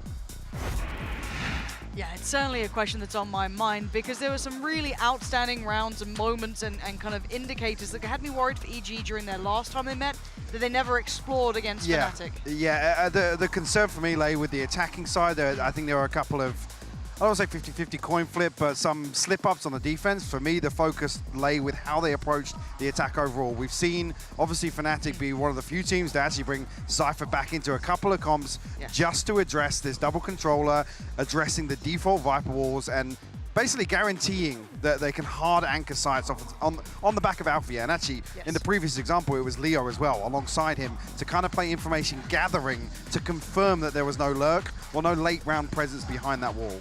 Now, even with all that said, it was still a highly competitive match in the end. It came down to 13-11, still. Exactly, almost OT. It was that close. Now, have they learnt from before? Have they been able to take away from that last game, bring it through to here, or do Fnatic still hold the cards? Alpha was key before, and he might be key again. Let's see if EG have learned their lesson and what they have in store for us here. Even see a little bit of a switch up here, a geeky little setup. With the smoke as well. What is this? That's so weird. Okay, I mean, that's not gone well for Boaster, but luckily, Chronicles absolutely nuts. Ethan desperately doing some chip damage, and actually it's Boostio to take down Durka, so Chronicle has to respect this. And on the other side, remember, Demon 1 could lean through towards B as well. Leo, though, seems like the punchline to every joke of these rounds. He is always there, tilting it just back in their favor. Ethan getting caught in the heels, but still, spikes on the site. Ethan's been caught. Do they swing? I don't think they know about Demon 1 just yet. But Ethan's under so much pressure. Yeah, he can't go too far away. Demon has to watch this cross. Fault line back up as well with Leo flanking back through main. Huge opportunity here to pinch through onto pillar. Flash for Ethan, that's his only little bit of safety. They still don't know about Demon 1, but he is gonna have to do something heroic here. In a 1v3, first low, that's Chronicle gone. The rest not sitting so low, but just above. Alpha finds him, takes him out. Fnatic gonna be winning the pistol here. And coming on to split as well, gotta be concerns from that best of 5. The big question around the depth of map pool. Potter saying this is obviously their bread and butter. So yesterday, at one point it was a 7-1 lead for EG. Ended up being 13-10 for HyperX. Nice. Good job. Will that be a bad omen today? Boostio bring a Sheriff in. Just a ghost for Com as well. Another actually feels like full invested round 2 for Fnatic. We know they like to put that Marshal on and just try and farm up some ultimate progress. This is the most basic iteration of this Cypher setup as well towards A, and we will see Fnatic lean heavily towards mid and B, time and time again on the back of this. Unless it gets addressed, right? It's... I mean, I seem to remember last time it was like round 11 or 12 was the first time that somebody from EG proactively went and cleared the trips and the camera on A. And Fnatic will give no reason to change just yet. They may have another look to it, but you can see Com trying to exploring this. I quite like what he's doing. Maybe he's happy to be the sacrificial lamb. Just have a little wander around, deal with it. But again, there's still the counter. There's still obviously Alpha, the player himself. Com gets a bit of a slap on the wrist, to say the least, down to 6 HP. And EG just taking a tour of the map. EG coming forward, dealing with the trip. Will pull Boaster across. Keep Durka in position as well. See, the other side of things actually going to get, Chronicle a deep position towards main. EG now scrambling to try and find at least a consolation here with the plant. Oh my God. Alpha! That transfer is disgusting from Alpha. Prime gaming flawless there. Not feeling too much of that threat, but EG went on maybe a fact-finding mission, it felt like, sending Com out with the feelers, just testing what the setup is. But you do want to see a round or two where they do test this A site early on. Again, I'm not necessarily looking for a round win. I'm looking for them to force the adjustment of Fnatic. Switch up the wall, maybe. Force Alpha into a position that's not just him, satin screens in the camera. Basically AFK, I've got to say. It's just literally watching things unfold. Yep. But a challenge, they're going aggressive. The start 3 players all going over the brawl on towards B, set into motion by Chronicle. EG closing in for this. They want the fight on it. There it is. Utility to follow. Do they actually send on this? No, okay, they just send them back. But even here with so many shown, Fnatic aren't forced into a position to rotate. There's no pressure towards A just yet. Maybe now on the back of this progress towards Vents.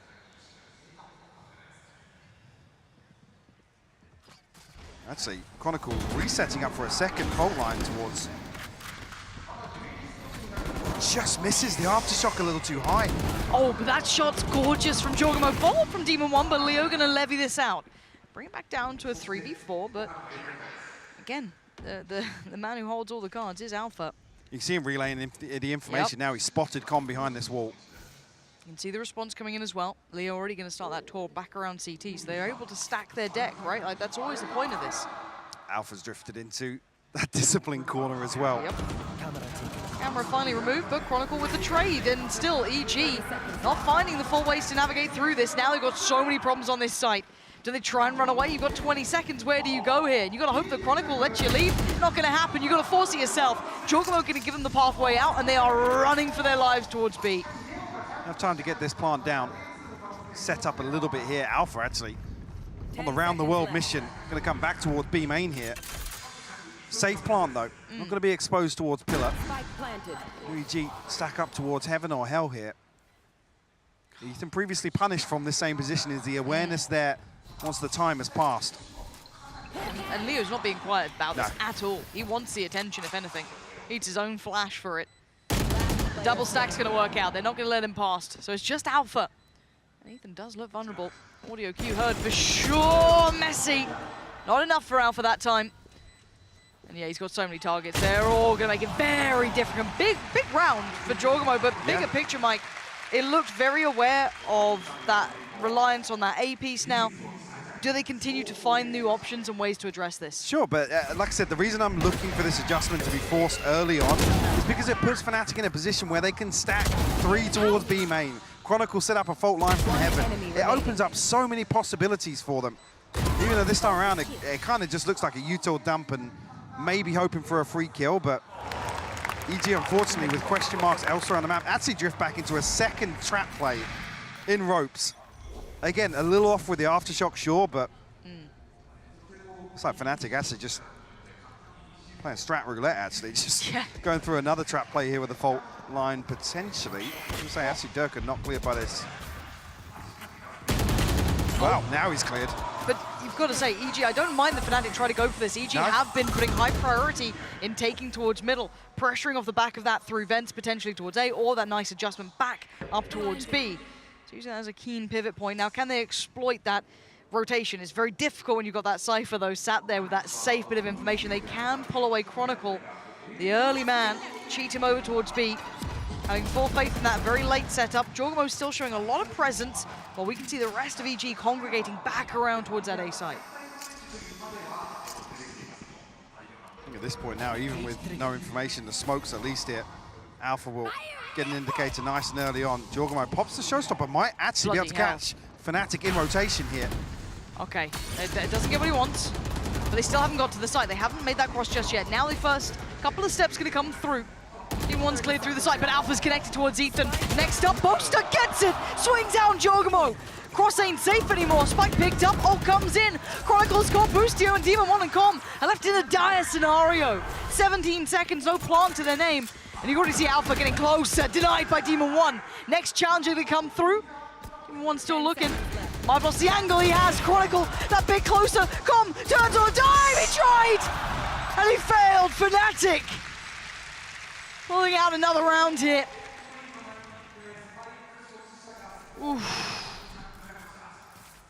There's an opportunity with that showstopper. You could see almost catching Fnatic. The stars are almost aligned for Jorgamo. But these late round hits towards A, Fnatic are always able to stay ahead of them. Even here, just a 1 kill off the trip potentially, and Fnatic then have to just sit back, force the plant out. Even here, I mean, forcing the first plant to readjust, and then what, 12 seconds left on the clock. Nothing is comfortable towards A site for EG. A bit of a switch up now. Now he's starting to address those problems. They've got a different look for you. Oh, Fnatic is so ready for this. Darko wants to just get into it. He's got one down. Jorgamo goes off, right back into the paint shell from the grave. Jorgamo drags him down with him. And now a 4v4, but look at the purchase here. Are any of those weapons recoverable? Not really. I mean, Team 1 will be fine, but it's Boostio on that Sheriff. There could be a problem. Comstade posted up behind this. Perfect read from Fnatic as well. To flip the script, basically now go to a 4-1 stack with Alpha being the solo towards B. Team 1 can get done here. Maybe a chance actually to recover that rifle, but Boaster, he finds a spam. The spam off the back of just the Seekers trailing through is going to take away Demon 1, who's a big proponent of this round, looking maybe a little bit more competitive, but Chronicle on the side can advise some time. Gives himself the angle and gives himself the fight. The paranoia sent in is perfect. Ethan goes down, and EG now just being bullied around the map. They can't get past Ramp. They can't get past Chronicle. Some beautiful setups being demonstrated here by Fnatic. I wouldn't be surprised to see a timeout as early as this, potentially in the following round from EG. Yep. This pace change comes through. Like I said, the read from Fnatic is sublime. Previously, EG finding a lot of value on this pop towards ramp. The double satchel across from Jorgamo. It gets shut down here. And back to basics here. Fnatic Alpha back on A site. Talk about bread and butter. Certainly the case for Fnatic. You're starting to see them flex a little bit here. Starting to see some of that depth and capability too. Yes, we know the strength of Alpha's positioning, but then just kind of like adding that little bit of a twist to it once in a while, taking them away from it, allows no comfort for EG. They don't get to find out or get that kind of pulse point of this game. Back to this middle progression. Demon 1 looking for that first opportunity. Pop flash in. Joker on the other side, but it's the jump spot from Leo that could give away the game here. Yeah, Demon 1 looks very dead. It's actually calm to go down on the other side of the map. Durka's range shell's going to find Demon 1, and none of the players really from EG finding any footing here. It's just a frenzy, two sheriffs to work with now, but a 3v5. Jorgamo tries to slip through. If he did get spotted there. Chronicle still holding the corner. Ethan, a lot of pressure towards Durka. Will find the kill, but response is there from Boaster and Leo. Poised here to clean things up. Ustio will fall. 30 seconds left. Yeah, they're going to need that timeout now. Yeah, it's... I hate to say it, but this one's feeling pretty reminiscent of the first split between these two teams. Yep. Need to see that switch up from EG, and whether or not they feel comfortable, and the answer being some set pieces, choreographed executes here, but Fnatic barely breaking a sweat, honestly. They are dictating the game right now. And Fnatic are traditionally incredibly strong, but it feels rare to me that I see them being so proactive in determining the outcome as well. Like some of these old setups and these set pieces, they are very much, I guess, determining the full pace of how the round plays out. Well, this feels a lot like what we saw Fnatic do versus HyperX on Lotus, where they were waiting for HyperX to just burn up everything, yep, rush towards a site, and like I said, just find 1 or 2 kills when that deep dig comes through. Actually, we've seen this trap before elsewhere. Jeez. Not executed correctly this time around. Durka actually pops the showstopper here to try and find something. So it actually does come to a ton of damage onto Ethan. Demon 1's deep. The Demon 1 slipped through. Yeah, how has that happened? Way deeper than expected. Isolates Boaster quite cleanly. I don't think Boaster had any idea that anyone could be up by Melrim. So he's gone down, and that's opened up space. Opened up space and found a kill. I feel like that's the first time a trap player has actually been punished. And I mean, it looks like Fnatic went for the gamble of clearing over towards A. They find nothing. They now know what's coming their direction. It's going to be Leo on the other side, the man that caused them all that hurt on this very site. The divide to play behind. The Viper's Pit going to go up. 30 seconds left. Fnatic looking to flood here. I mean, Yeah, there's but look two at already Jorgamo. inside the pit. How deep do they check for this guy? As soon as this goes, he can absolutely be the death of them. He's going to find one, but Chronicle took down Boostio, so how much more can Jorgamo do? Demon 1's found Leo, so it's all going their way, but he can't quite see these players. Down low on HP. Chronicle can't recover in time. Demon 1 held it.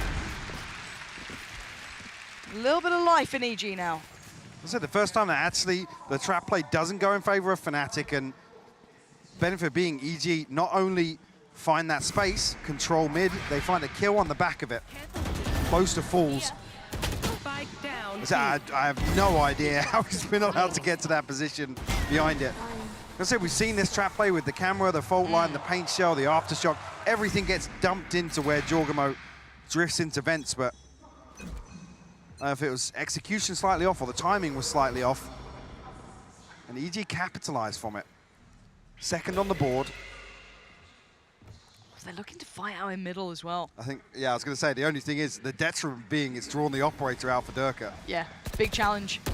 Dog dealt with, gets back to his angle. Flash has to respect it. They're now closing up. He was fully blind. Did he see Jorgamo? I think he did. Now he does. And now he's in a little bit of danger. Paint shot to the feet. Does he get away? No! Durka denied, and they get away scot-free. Another first pick here, untraded. And EG able to slow down behind this. Boaster paranoia, invested, but on a wild swing. That's a little too ambitious there. Might need to cool down a bit himself. Given over 2 opportunities now. Not anticipating being boosted up on these double boxes. Maybe thought he had that safety net with the smoke still being up on the stairs, but definitely looked awkward.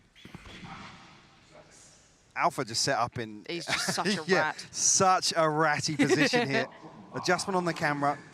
Tripping towards vents. But I was about to say, Chronicle's been so nasty. Nearly lining them up. Gonna pop the showstopper. 30 seconds. Trying to clear that space through here. These late presences in mid, coming out this time from Com, for example, really nice. Trying to keep some control of this map, limit some of those options. How long does he hold this, though? 1 to 7, not exactly a headliner performance, but the value on this could be huge. The operator looks like the key prize they want to take back into their hands. I mean, Com's heard the swap as well, so... He's got to know that.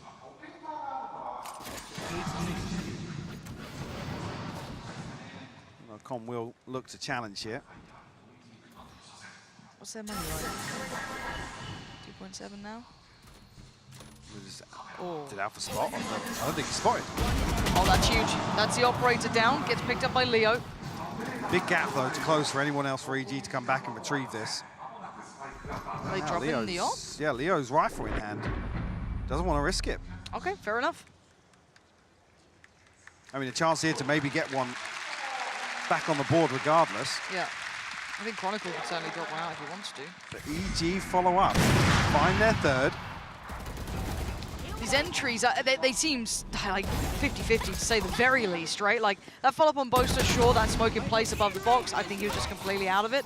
But even finding Durka at the start there, going for those openings is getting a little bit more dangerous. Do we see a switch up a pace? Do we see Fnatic adjust themselves? But traditionally, you'd see Durka post up in that same position as the Jet and have that get out of jail free card. Correct. Doesn't have the same safety with the satchels. Speaking of satchels, Jorgamo off to a quick beginning. Straight up towards vents. Starting to determine their own destiny here. Durka noted.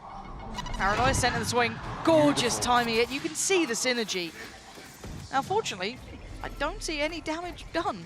I mean, Demon 1 took a little bit of chip damage there, but Ethan immediately heals him back up. Down to 14 shield. That's a follow-up, though. Bloody 22 hell. HP now. You have to get healed once again. And that's, yeah, all the way back up to 100, so no harm, no foul. We'll be lacking that shield ahead of the next engagement.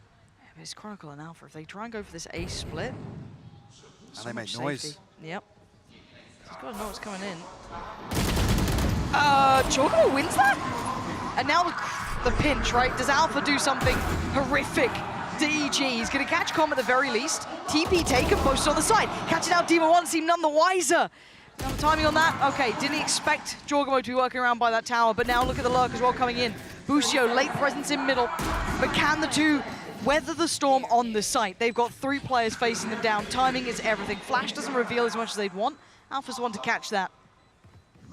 Durka did just double-check vents, by the way. He's trying to bait out Boostio. And he's done it! He's going to catch him! That's the lurk gone! God! And now down to the 2, Jorgamo and Ethan. Gonna need a big round from Ethan here. 6 seconds on the flash, but it's actually Jorgamo to deliver. Needs nothing short than an ace. But Alpha controls it at the very end. Doesn't drop the ball by any means, and Fnatic pick back up. It's 6 now. Beautiful awareness shown by Durka there. You can see him heavy stepping, spamming a couple shots here and there. Baits him out of that lurk perfectly. I'm saying, actually, this adjustment of Alpha's utility and the setup as well. A couple of times now, EG, where they have looked to increase the pace a little bit. Oh my God, Alpha. I mean, it looked a little snappy from the other POV, but beautiful stuff. He almost got a smile from Leo. Almost, yeah. It didn't happen, but... Smirk. 6-3 now. Jorgamo, okay, that's audacious of a beginning. EG following up with this pace change, though. A little more aggressive, a little more bursty in the open of each round. Alpha forced back a little deeper here, and actually nothing in terms of utility other than the camera to control that choke point now. So now I'm interested to see where Fnatic lean on this setup. With a minute 2 towards vents, Boaster towards stairs. And A-site giving up for retake, maybe on the back of the Rolling Thunder being available. Okay, Boaster identified. Jorgamo closing in or just posting up?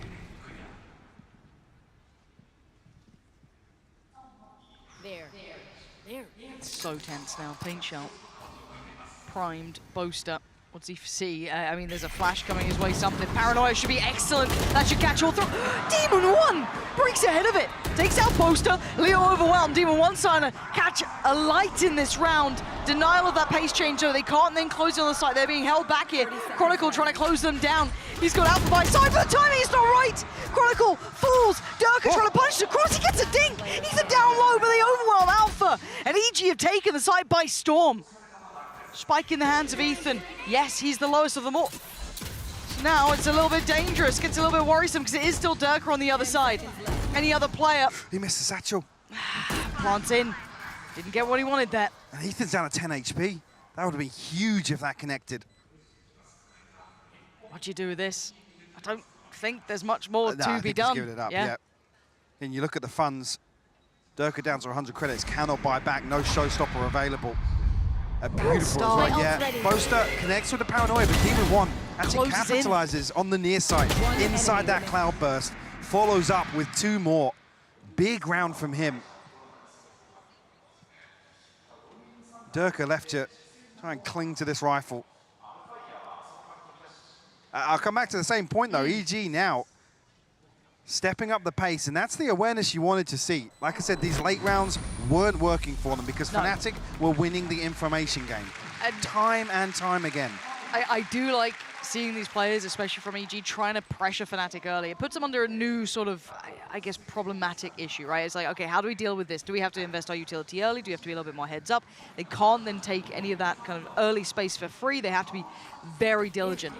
Now it looks like the adjustment from EG is maybe that pace change over towards that A site. We haven't seen that tested quickly yet. That's when you get worried though. Yep. When you test the anchors of Fnatic. Chronicles here. I'll get confirmation, I guess, on the back of that wall being invested, but no pop just yet. Alpha won't be spotted on this double updraft. Sat safely behind that pillar. Look at the progress elsewhere, though, from Fnatic. That's going to draw Chronicle back towards Heaven. Even a Trailblazer to confirm. Oh, yeah. Nothing outside B. At worst, they're in middle, right? Another big win for information on the side of Fnatic. Seeing nothing. Alpha. We'll get the info on this. He's calling it now. He still has Chronicle nearby. I've got your train. We're about the minute marker here. So the Seeker's going to come down, reveal pretty heavy presence towards CT. Flash towards backside, finds nothing. They start moving forward. Clearing as they go. Not caught this time. Plant should be there. Don't think that's going to be denied. Nope, not going to catch. Okay, 5v5 post plant. Oh, look at this positioning. Oh, Boostio got caught out so badly, but a big trade for Com. Jogobo then trying to pick up the pace a little bit, trying to survive by CT. 3 players on the other side, Leo up towards Heaven. He got a flash? Pop out. Oh, Ethan's not got a flash at all. 10 seconds. The turn of the flash is good for Ethan, though. And now the brawl begins. Ethan gets away with his life, but it's a 3v2. Fnatic hold the numbers here. And Com, that's dangerous as hell. Barely getting away with that. Information about to be fed through. Ethan, position now noted. Diffuse started. He's got to try and deal with some of these players here. There's so many problems, though. Ethan, this could be everything. It's not going to happen. Leo holds him at arm's distance. And Fnatic again deal with EG. Heartbreaking for Boostio to fall there. He's the late post-plant piece for EG. With that gravity run, we've seen it before as well. God, that's how Demon 1 falls. Oh. Leo's very good at this game. That's heartbreaking. I think it might even just be a mini-map moment. Yeah, more than likely. More than likely. Maybe look at that little post-plant We're setup. going to have a brawl here. Look at the mini-map. Chronicle set up with the fault line once again. Yep. Paint shell in, they're committing, they want this fight there. Dark has got 2 dead.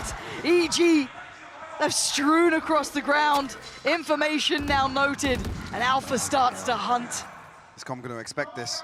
He looks none the wiser. Oh, Alpha. This man has controlled half of this map. Yeah. Like I said, he sets up so many of these set pieces for Fnatic, creates so many options, so many opportunities. Reflected here in the control that Fnatic have. Boostio, though, Shot Chronicle not spotted and will punish for it. Ethan, though, first response there with the follow-up. An 8-4 half for Fnatic. Every time you take a step forward, every time you think EG are getting a little bit closer, you rolled your mind back to the last time they met on this map, you thought, okay, this was a good map for them. They had that really competitive side. Fnatic elevate. They have that extra depth to go to, that next look to lean on. And now we're seeing Chronicle having a fantastic series. You're seeing Alpha controlling half of the map himself. Fnatic's form is terrifying currently. Let's hand down to the little interview with GB waiting by. Thank you so much, peeps. All right, I am joined by Emil, who's here watching the games in the crowd. Emil, first things first, pleasure to have you, my friend. How are you even enjoying this experience so far? I mean, it's amazing. This whole venue, all these people, it's a pleasure to be here. Especially just the walkouts and all the crowds cheering. Amazing, yeah, amazing. It really was a sight to behold. But you know what, though? I mean, you're one of the many brilliant minds that we have in Valorant. I figured we'd take a little bit of this time to break down the game and also kind of get your thoughts into how can you stop this Fnatic lineup, because you have done it before. So what were the things that you were looking to isolate and you were looking to punish when you faced off against them for the EMEA title? So I'm gonna be honest, Fnatic is a very, very hard team to play against. Yeah.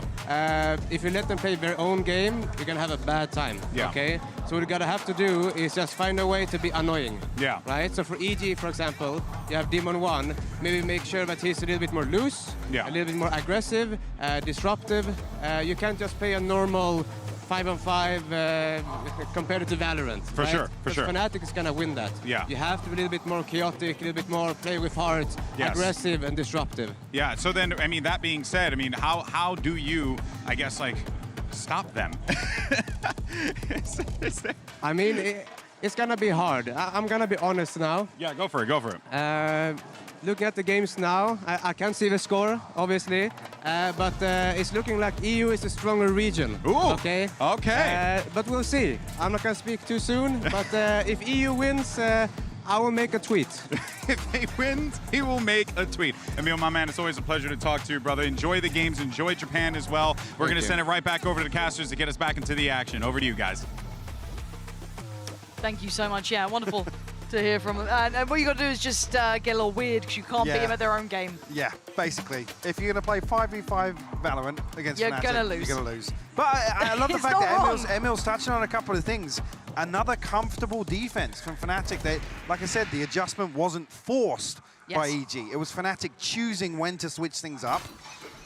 And that's an uphill struggle. We know that. Absolutely is. Can they try and change the outcome now?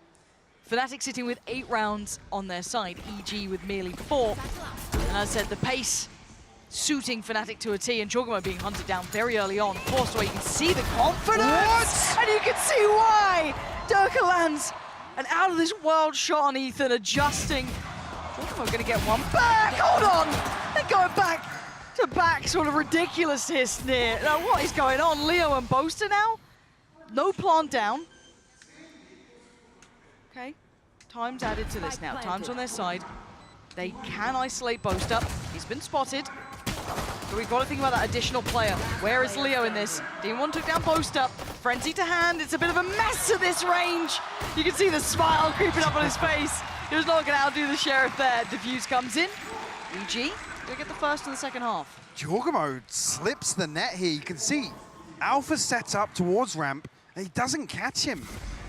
First plant punished, and Jorgamo even follows up on it. Spike down. I didn't know where the camera was there. I'm not sure if Alpha's sat in camera looking towards something, but like I said, Jorgamo just slips through undetected.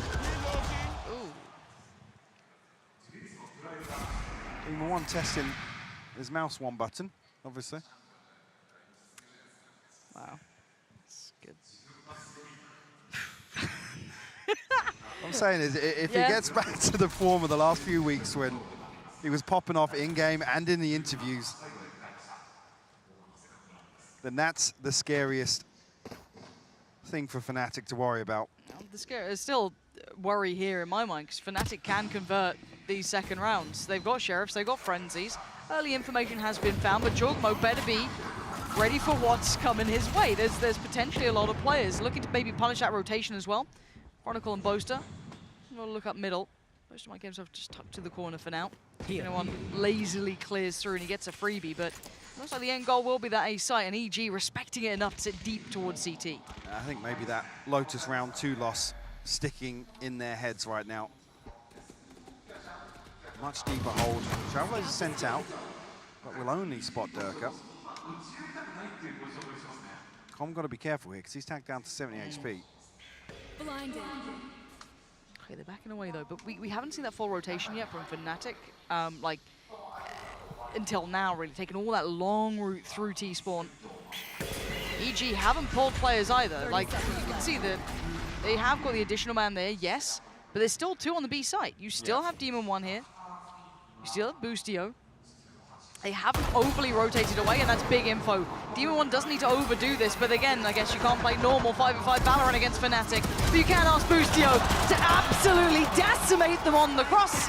And Boaster asked to fall, but fall nonetheless. EG getting the second. I'm curious with this setup here, whether or not Demon 1's going to be pulled across towards a B site hold. We know Boostio targeted in the previous season, and actually when he was anchoring on B site, and he's fairly committed positions around pillar towards backside, playing on default on the jump spot.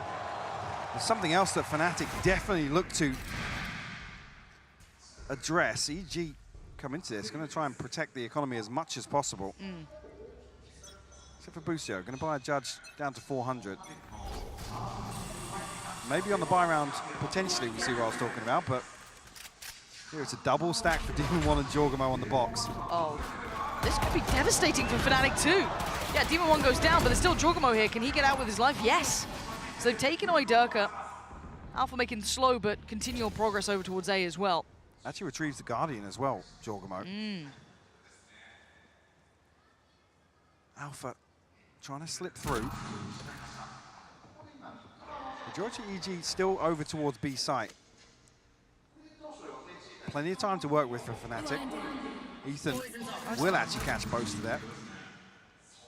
But potentially a little bit of a red herring, to be honest. Does it keep him there a little too long? I mean, you still have someone like Com leaning like he can hit that A site if he needs it. Problem being with Boostio on a Judge, if he gets pinched from heaven and main, it's going to be so hard for him to find value.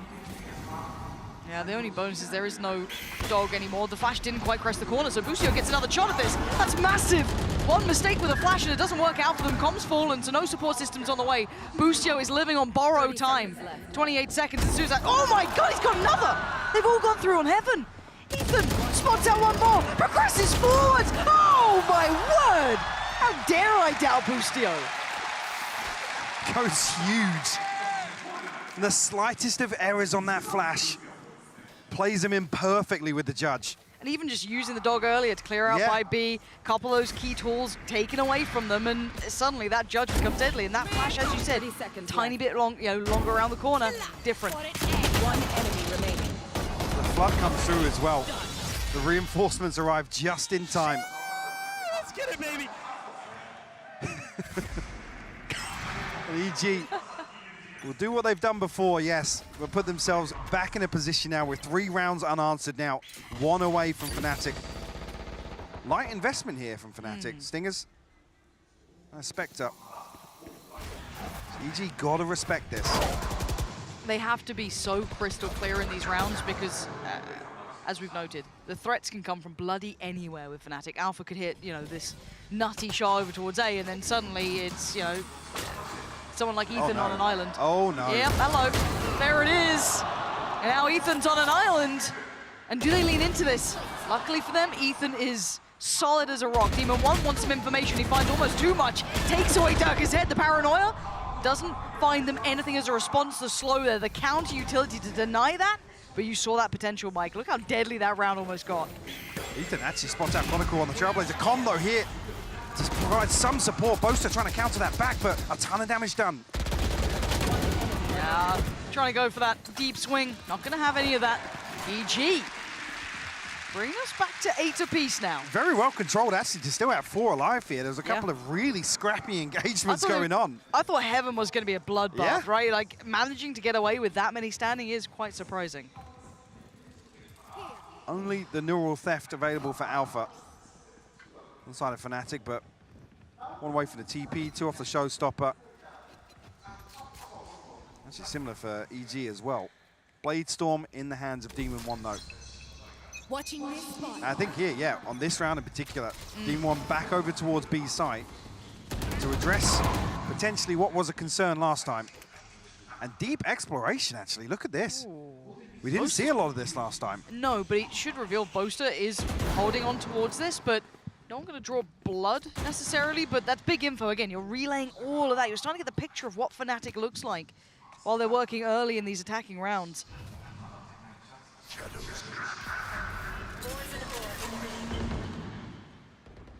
If Boaster's posted up in this lurk and finds a kill potentially, we'll be able to TP back across to A. But where he's at right now, he can't really invest smokes towards A side. Wow, Durka taken down to about 40, but healed up here. Follow-up flash. They have, I guess, the additional player again of Com somewhat playing around here too. Fnatic finding no easy openings. Ethan tucked on site, Jorgamo towards CT. And there's the burst. Durka slowed down though, denied on the way in. Pain shell, it's huge! Jorgamo gonna find Durka, but it's out from the trade out. They aren't clearly cleaning through just yet. Finally, Ethan swings it. Perfect! The follow-up. Oh, Ethan! A third for him! Surely no more. 8 bullets in the mag. Alpha on the other side. It's a 50-50. The shots come in. Ult comes out. Alpha's gonna make a go of this. A 1v3 is not out of the realms of his possibility, but not today. Demon 1's gonna take him forward here. Huge round from Ethan there. Com even looking to support on the back of the flash. You can see those tiny little synergies coming together for EG. Oh. Wow. This is beautiful from Ethan.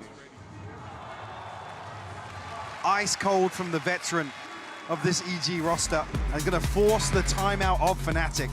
Said it before, people overlook Ethan as one of those like veterans of the game because he's still so young. It's ridiculous how much history that man has. Having rounds like that is huge, right? It just gets you pumped up. He's sitting on 7.4K after purchase, after everything. Got the ult ready to go, he's golden. Fnatic have pumped the brakes. Enough has happened on this streak of rounds. What is it, 5 now on the trot? Yeah. Coming out from EG, the Fnatic have gone, right, we need to stop this now. We need to get a grip back on this game. Let's find out what we're doing here. And they're actually ahead of Fnatic in terms of this ult cycle as well. Showstopper and Blade Storm available. Seekers on top. Fnatic, couple of opportunities to get them online in this round coming, but with the purchase, definitely going to be a big question mark. You know that Mini's cooked something up, though. Mini will have a plan. So does Potter, but you know what? Mini deserves a moment. You know? He'll come up with something. Full faith. Tricky round. 8-9 though. Starting to see a little bit of that fire back in EG. We saw that potential on map 1, but it fizzled out by the second half, right? Fnatic got that grip back on the game. You can't allow them to play their game as highlighted by just about anyone. Right now, EG is starting to play their own game. Deny Fnatic that comfort and leave them in this tattered purchase. Bulldog, Spectres, Stingers, Guardians. For damage, can they do any? Can they make a threat really occur in this round? There's a couple of, you know, dangerous battles up towards heaven. They lean back into it.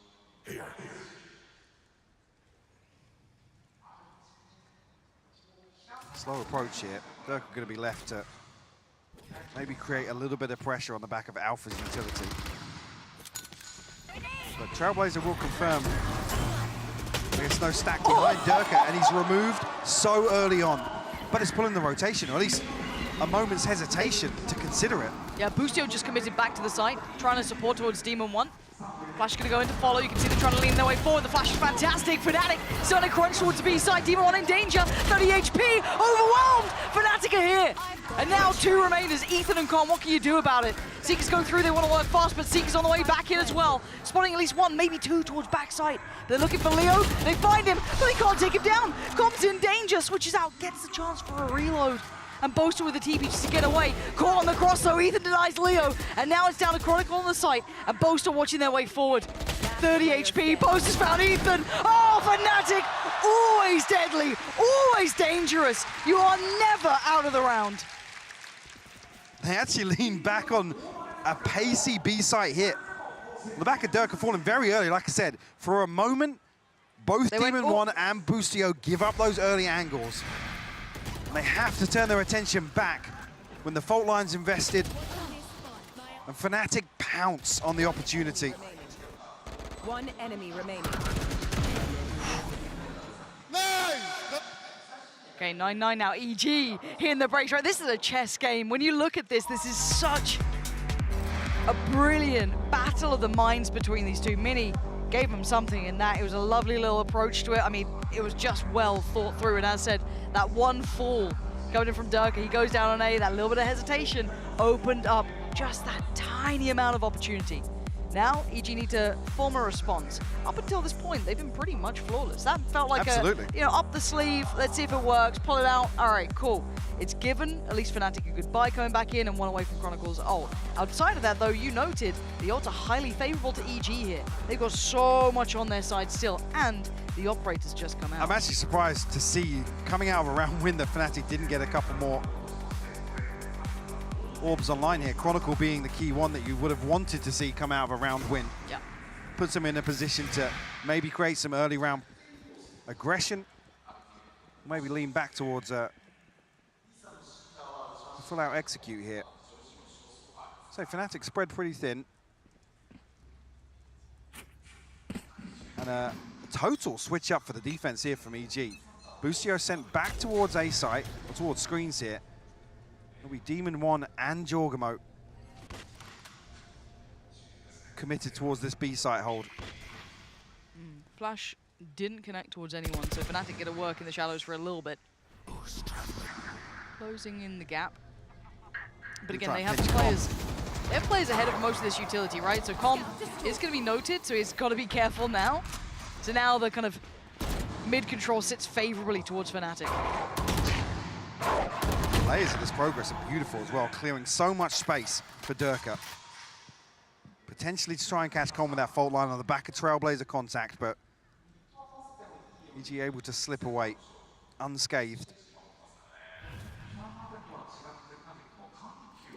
That's it, look as if they're looking more and more towards this A site split, which could be problematic. Com committed towards site, Boostio just checking anyone hasn't slipped through. And the rotations are far, right? With Yes. Ethan being where he's at, there is no support anywhere nearby. That flash, he needs to get moving. Ethan just cleared towards heaven. He knows no one's there. The calls should be coming in fast that we are in danger on A. They have to almost over-deliver here. You just heard it as well. Rocket in hand, Durka closing in towards the side. Com is living on borrowed time here. Yeah, he's gone down, nothing more to be done, but Boostio does very well. Finds two himself, but the response from Durka is gorgeous. Plant now gonna come through. And a 3v3 post plant. Let's look at those positions. That's huge though, look how much damage Durka took. Gonna swap out here, Demon One does have the Blade Storm as well. We'll have a rifle here to close the gap. Durka actively taking a fight. Actively looking for this. Jorgamo unleashing, but he eats the flash! And now there's so many problems for Demon One unleashing Fury. Finds his way towards the first, but the second, you're not going to catch Leo here, surely. 13 seconds for another flash. He's already got one in hand. Both trying to draw the attention, plays in Leo, and now a 1v2. Ethan, it's almost impossible. Fnatic outplaying him now. Double digits made. Gorgeous early work coming in. And this is all on the back of that one Trailblazer. We've seen a similar execution towards mid with the TP from Boaster across behind this Poison Orb. Boostio nearly makes this doable. Yeah. Boaster with a huge kill onto Jorgamo.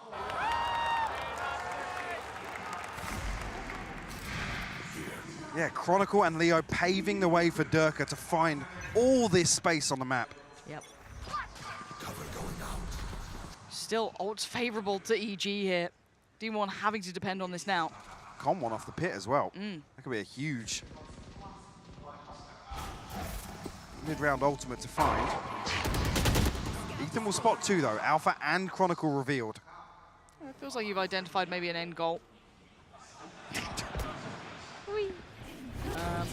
But Demon One looked a little proactive on that. I was wondering if he was actually going to follow that train of thought up further. But Fnatic have now kind of pushed and pulled EG into a three-man stack on A. Do they dare continue to go down this route, though? I think on the back of being spotted here, you can see now, actually, Durka and Boast are looking to create a little bit of pressure towards B Heaven. Team 1 still with the Blade Storm here. Not find anything just yet. Com has to respect the nade. And Fnatic drifting back towards this B site hit, but EG are matching. Yeah. They're putting Ethan's here already. Yeah, a lot of faith left in Demon 1 over towards A. Yes, he's got Jorgamo by his side. And maybe the right call. That should find no one with this deep posturing towards CT and late towards Heaven. Looking like they want to readdress Heaven now. The wide swing takes down Boaster. Alpha's still around though. They're not out of it yet. There's still presence here. How much damage can one man do? A whole lot. 21 HP gets traded. Jorgamo's there. Leans a little further forward. Now on the site. Leo, Durka, and Chronicle. Chronicle still has utility. Ooh. Chip damage, yes, but not enough to change the outcome just yet. Jorgamo towards the side, joined by Boostio. Flash comes in, denies the next step, but is now down to Leo. A 1v4 is not gonna happen. We're back up to an even affair now. Finishing there with a flourish. A 10 apiece. This is a beautiful exchange of information here. Seeing both teams swing back and forth across the map.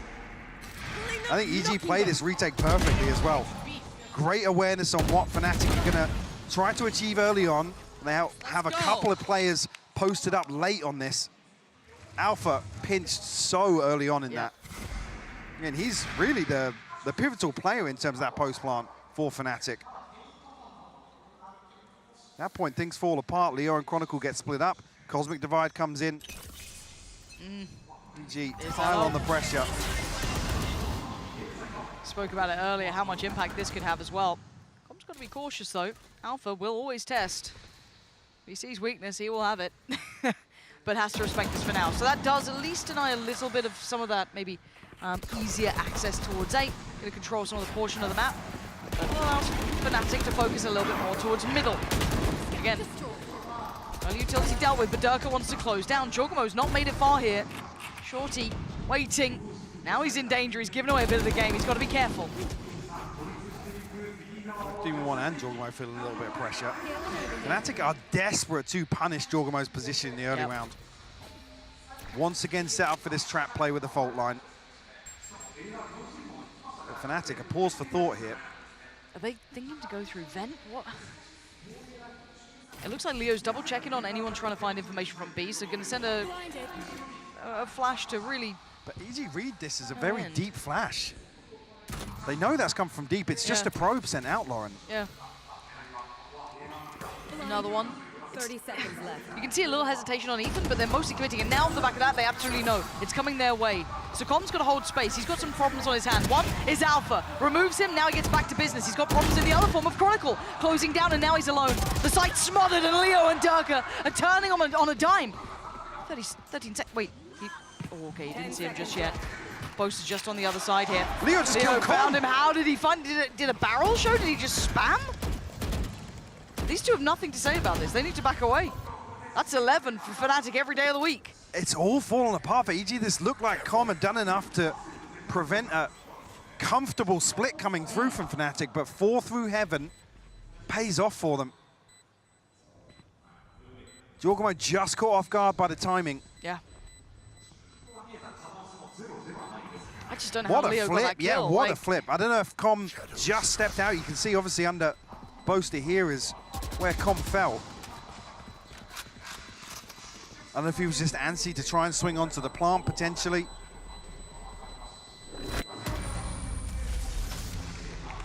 He still had a little pocket to play towards Hell, at least. It wasn't all the way to the wall.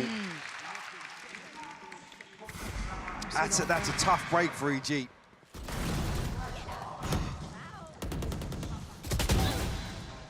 Okay. 10 seconds left. Oh. Right. Yeah, okay. Oh. What the hell is that? Leo doesn't need extra help. You know what I mean? Like, he's doing pretty well for himself. That's horrible. That's horrible to witness. If you're a Fnatic fan, you'll take that with, you know, both hands. Like, yeah, absolutely. He just read it really well. But, man, that is rough. But good adjustments now. It's starting to see that kind of, I guess, pendulum swing, right? Fnatic had a drought of 5 rounds. 5 rounds back-to-back that EG were very much determining the pace. A little bit of a switch up on the timeout. They won that bit of a force buy, almost kind of that half buy that came in. Got them back on track. And now they just tipped the scales in their favor, 11 to 10. Now, I think if we talk plainly, for us to have a full 5, you've got to feel this has to go EG's way. If this starts going a little shorter, if Fnatic convert here in splits, which was EG's first choice, you start thinking that could be the 3-0. I mean, Potter even said to them, this feels like their bread and butter, right? This is the map that ultimately the series is pinned on for EG. Yeah, linchpin series, Yeah. a map here. It has to be now. As said, it goes too far away. We go into the deeper maps. The scales tip heavily back to Fnatic's favor. There's still a fighting chance. They still have a bye here. Close to the ult on Ethan. Burnt so much in those last few. And Fnatic just about starting to take some of this momentum. This is where it gets to scary times. Total switch up here on the defense. Trailblazers sent out towards Alpha on 8. Jorgamo and Demon 1 here once again. I'm not sure here if they're a little bit antsy. They want to try and dig Alpha out of this position. Noted a second time. He's got so much room to fall back to, though. This then puts, I guess, all the pressure on Demon 1.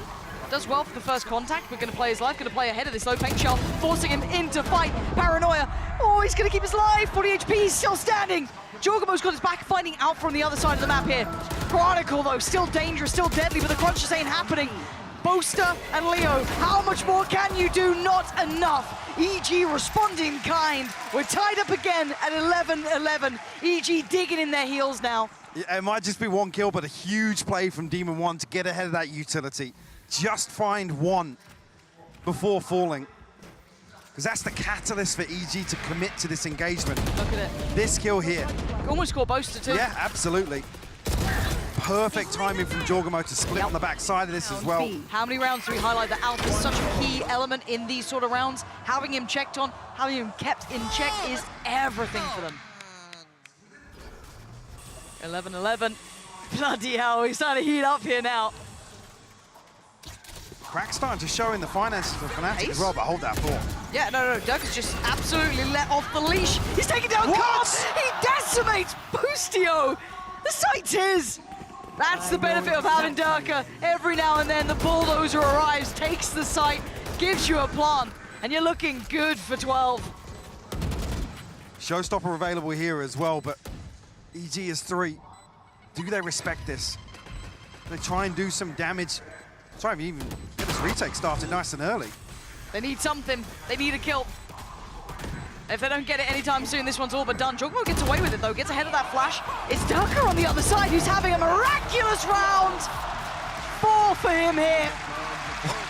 One of the best in the world at these sort of rounds. Every now and then, he'll pull that out of a hat, and it is just perfect. The shift in tempo here is overwhelming. EG dropping like flies here. Yeah, Com2 back-to-back frustrating deaths for him. Didn't notice the dropout from Heaven, sorry, in the previous. And here just caught off guard as soon as the round starts. If you want EG to go the distance, you are praying that this round goes their way. If you want Fnatic to close out clean, get that back-to-back, this is the round you look at. And the repeat of the previous. It's either 13-11 or an overtime once again. And you know the margin, a matter of milliseconds. Does history repeat itself once again? Can EG turn that fated tale around and take us to OT? Different site this time. Players fully prepared. Jorgamo ready, Ethan there, Boostio deep towards CT. Fnatic, careful steps forward, taking control by ramp. Jorgamo and Boostio on a stinger though. They want to try and get close quarters here. Come down on the judge as well. Not a full rotation coming through from EG just yet. Ethan is playing on borrowed time, it feels like. He's got nothing. Absolutely nothing! And maybe history is set to repeat itself. Does he even get that close? Leo, the man who hammered that nail in the coffin before. And it's on Demon 1 and Com. Show us what you're made of. You got a Judge and you got a Vandal. Demon 1 needs to summon some strength here. A good performance. He's got to be sheerly demonic. That's the start. Com going to take down the first. Upgrade found. The time ticking. Demon 1 finds another, but it's not enough.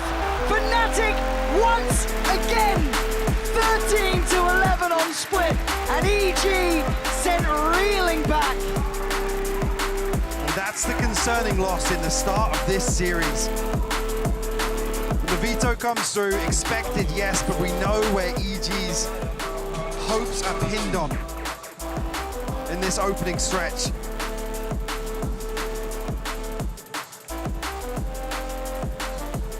They're gonna have to pick themselves up from the pieces from that one. Close again. So many times they are pushing Fnatic. At the end of the day, Fnatic walk out with that 13 carved next to their name. The key amount moving forward as the veto then slips better and better towards their side. Looking almost lined up for that back-to-back international victory that no other team can boast. This is where it gets scary now, as you've got what, Bind on the horizon, Ascent, and then if needed, Haven. Yeah, and we're in another situation where we're asking EG to dig deep on this dream run to keep it alive. Really on split, it's another example. EG actually win out in the opening engagements again. Fnatic flipping a couple of those rounds that definitely should have been secured. I just can't believe it's got 13-11 again. Yeah. That is wild.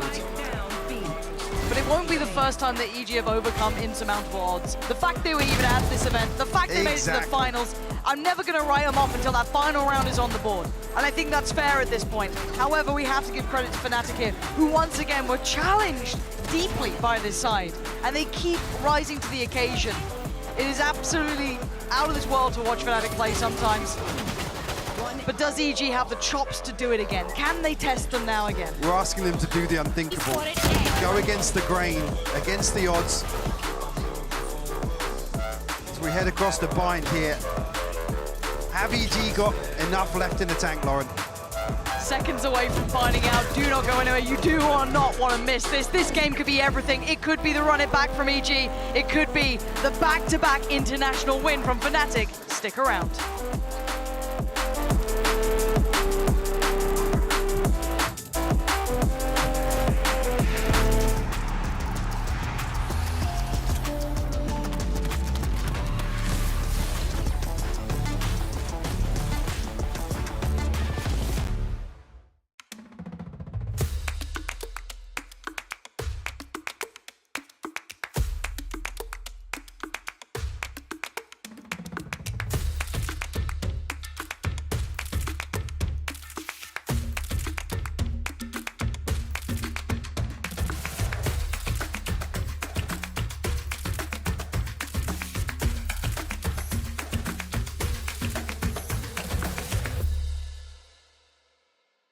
This is Sadie. She's on Verizon, and she has the new My Plan, where she gets exactly what she wants and only pays for what she needs. She picks only the perks she wants and saves on every one, all with an incredible new iPhone. Get iPhone 14 Pro on us when you switch. It's your Verizon.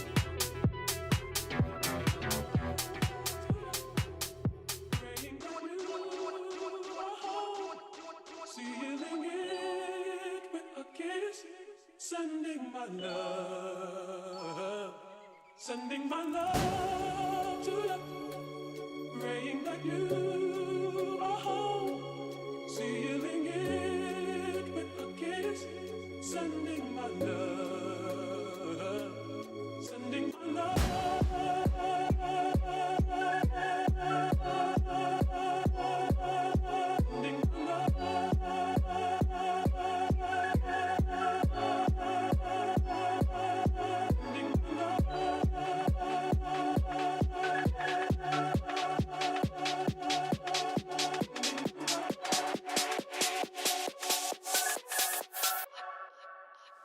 Sending my love.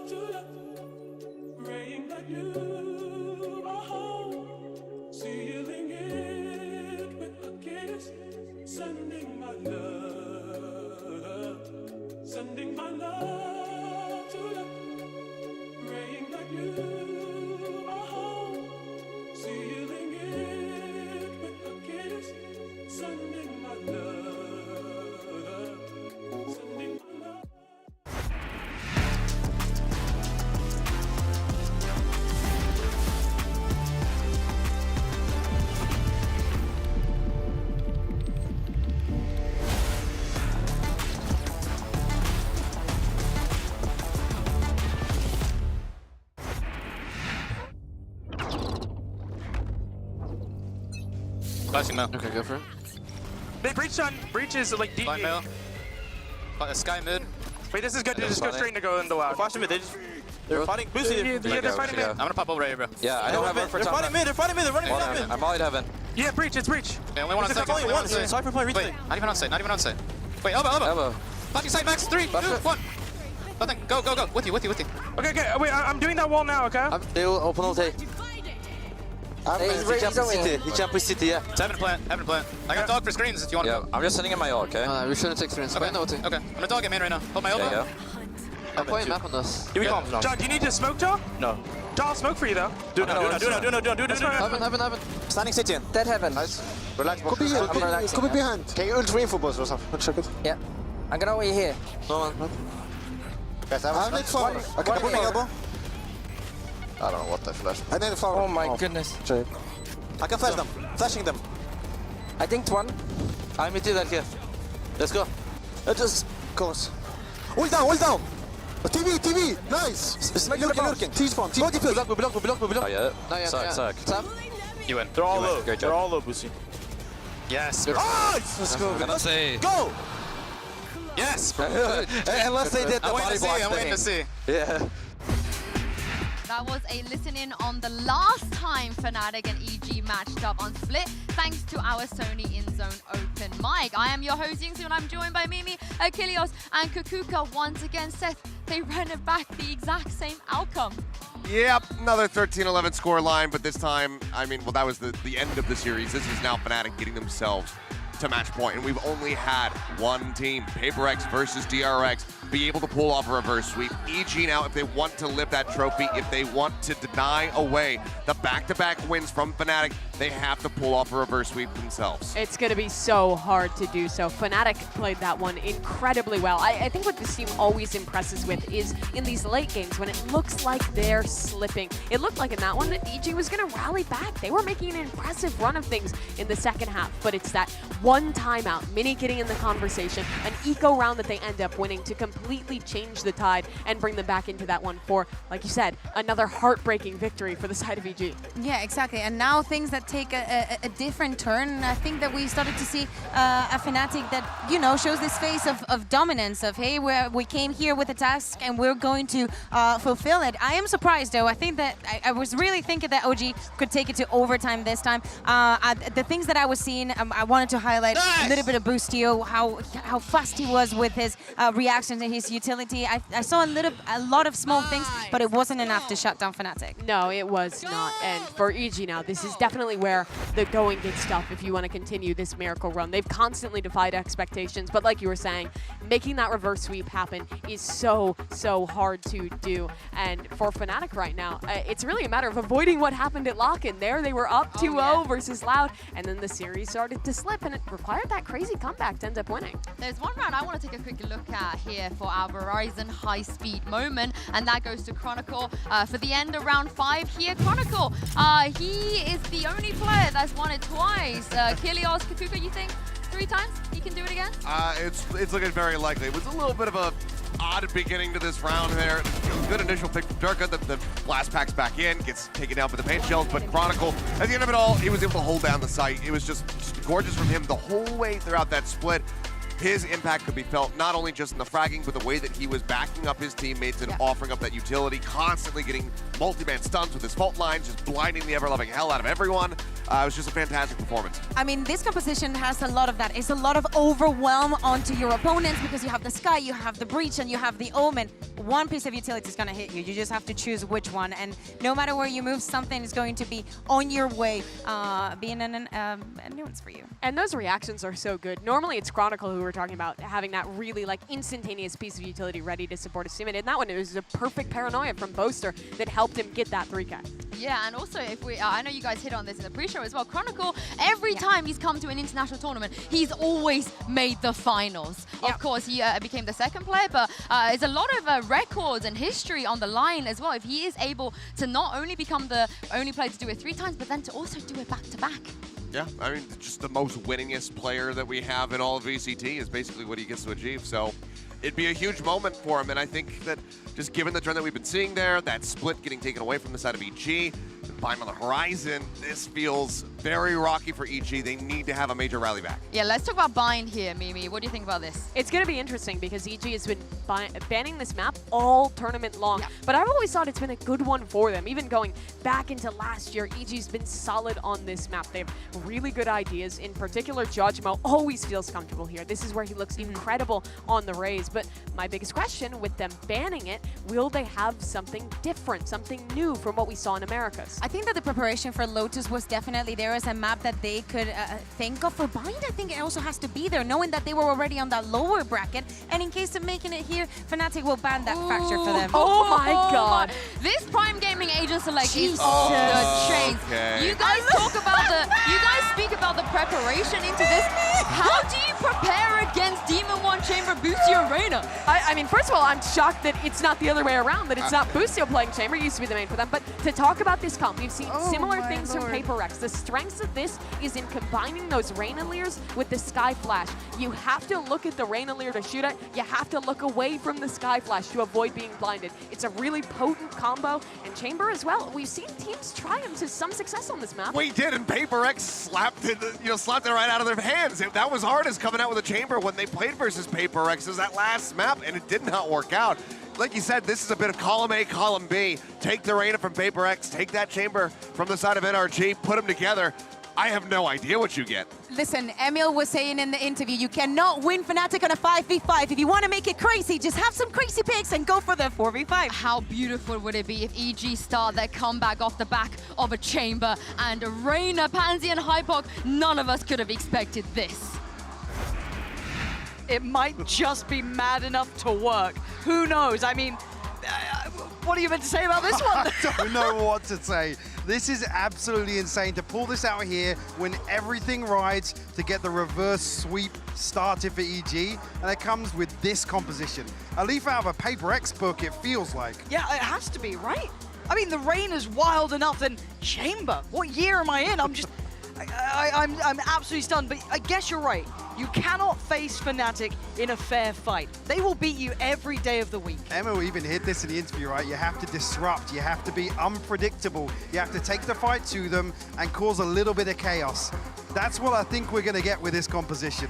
This might be enough chaos, who knows? So much on the line now, tournament life on the line. EG could go out with a whimper, right? That second chance at revenge, coming back in after facing HyperX, or is it Fnatic? Back-to-back international champions. Leo off to a start. Durka with the follow-up. And EG cut off at the knees here. Fnatic all too prepared, all too aware, not allowing a second of respite. Just Team 1 left now, 47 HP. A ghost in hand, but it will need a 1v5. And Durka finds the wallbang. The Prime Gaming Flawless to kick off. Bind here. A heavy lean from Fnatic, all set up on the back of the anchor from Chronicle on B. All that utility basically set up for a TP crunch to try and bail him out. EG walk into the blender on A short.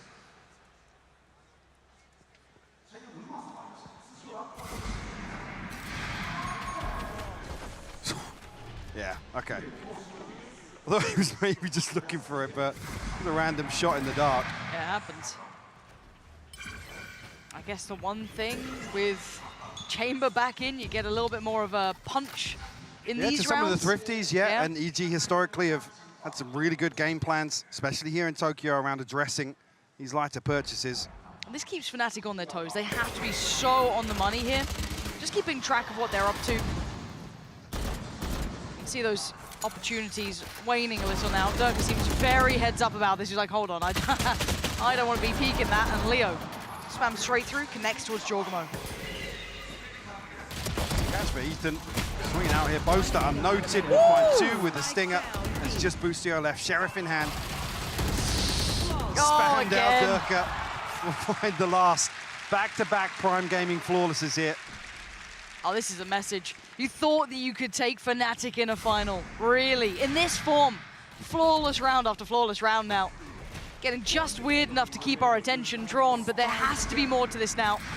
This first buy coming in from the bonus for Fnatic, it has to do a lot to really get me on board. See now if there's anything cooked up behind this. What the focal point of this composition is for EG. The first buy round coming through. 3 for Fnatic over towards B.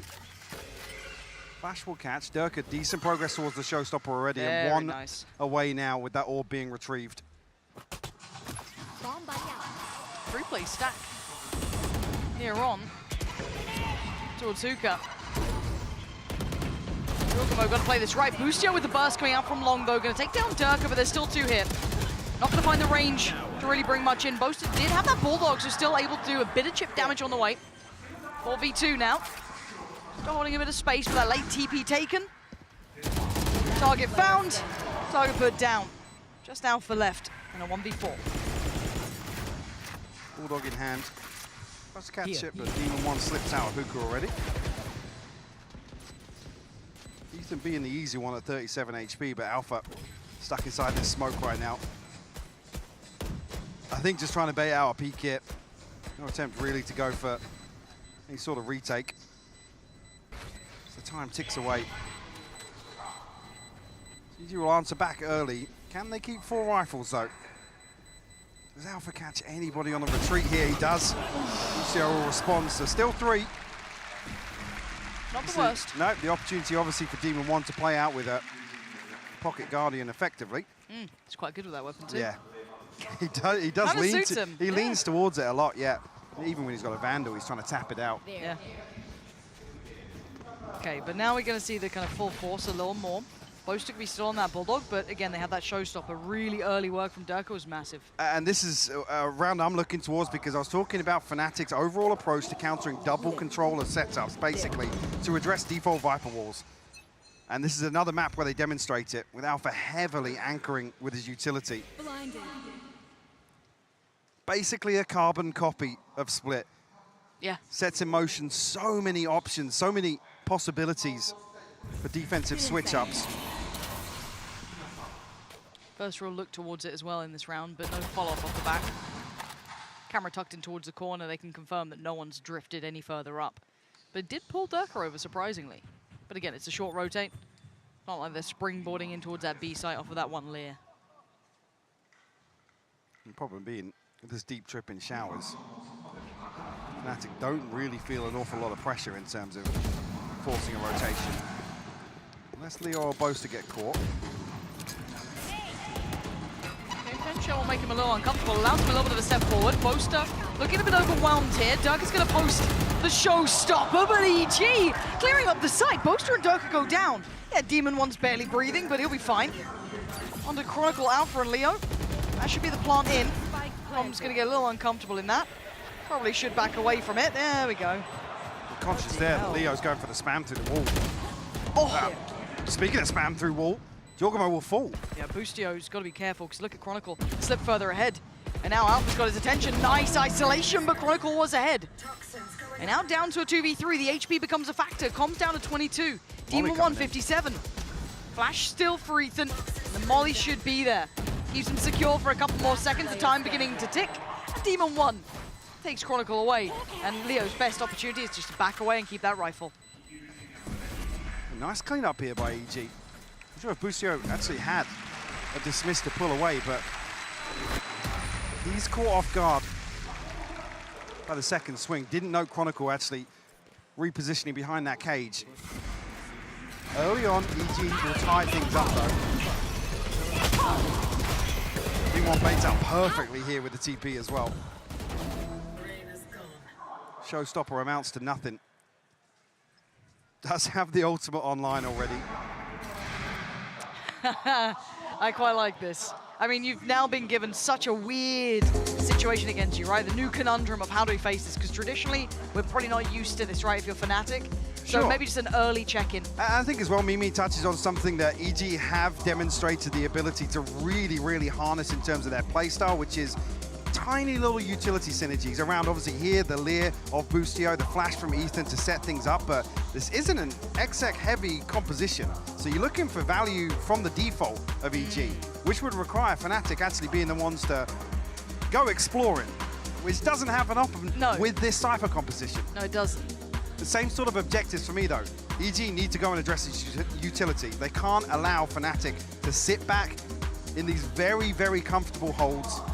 Because you start asking the question, right? When do they start pulling Chronicle even earlier away, right? If they feel that confident and comfortable in the setups, they aren't being cleared, they can keep that player present a little bit longer, a little bit later on the rotation. Now, yes, EG actually won that round without the setup being tested, but still, you'd like to see that protocols addressed early on, so it's fresh in the minds of EG here. Sure, and that's because it was so apparent on Split. And we saw just how many different little looks that Fnatic had in terms of trap plays, in terms of set pieces for aggression. We'll have to keep our eyes on that. Shaky purchase here. A Guardian and a Spectre for Fnatic, and Durka punished off the rip. Does Demon 1 win this fight? Yeah, he does! Yeah, he does. Takes out, they've won 2 massive fights on either side of the map. This is exactly the opening you want to see with this composition from EG. A pick on both sides here. Weakening the numbers of Fnatic. Boaster, he's not really equipped for that. TP, away we go. Now, Leo did early rotate, so he's already got himself back towards that B site. See a little bit of hesitation on Boaster, doesn't want to overcommit here. But the smoke's going up, should really solidify this, and Leo's going to hear a whole lot of presence. 2 flashes, still got the dog. With the plant down and 5 standing. So much to overcome. Look at Com. Com is so disconnected from this. Probably got a geeky lineup from downtown for this sort of plant on B. Fnatic will give it up. Leo, yeah, considering maybe dipping his toes, but like I said, a shaky purchase here. Boaster will get an upgrade from a Spectre to a Guardian. Feeling like they come away from that the best possible outcome. But yeah, just to come back to that point, this is exactly the opening that EG, I feel, are going to look for. God, and the mentality of we have to be quite confident, brawly, yeah, go for those opening picks. It's so hard to do that against 2 maps against you. When it's 1, you still have that map to play with, but when the best of 5, you've got 2 maps down. It depends a lot on confidence, so it's very, I mean, impressive and scary there, depending on this now. It's working. taking the lead early on. The other things you really question with compositions like this, I mean, obviously, Scrimbucks tell us that EG have been on fire, but testing it here versus one of the teams that, in my eyes, is the most versatile in terms of reacting to enemy prep, something that a team would bring out in this sort of situation. Yeah, they're so able to play against any of those one-dimensional looks. Now, this round should pose less of a threat, but they have brought up a little around this. Rifle with Alpha, Leo still with his, you've got that Guardian in the hands of Durka, Judge with Chronicle. There should be a plan here. I don't think anyone's gonna be able to deny that. Oh, wow, Alpha, did you see a pixel on that? Yeah. And Alpha brought down to 5 HP, he's actually lucky to be breathing. Chronicle flash turn, but he takes one with him. A second, no! Ethan overwhelms, and now it's getting dicey. 4v2, Ethan and Demon 1. Tested on all accounts. Fnatic starting to look very, very dangerous here. Going to deal with the first challenge. That's going to be Alpha. A little bit of a labored spray, but Ethan's still alive. He's got 3 targets to find. A little bit of an overinvest, but it's enough to get him to his knees. The fuse is there. And it got shaky, it got messy. But Fnatic were up to the task that time. As I said, this was on the back of a couple of weapons saved coming through. Minimal investment around it, but Orbital Strike committed just to stop this early momentum of EG. I don't know if he even saw it. I don't even think he saw anything. Okay. Oh, nice. It's another wallbang, similar to the pistol. A bit of a pace change here from EG to maybe catch Fnatic off guard. Tour de Force online. I haven't said that in a while.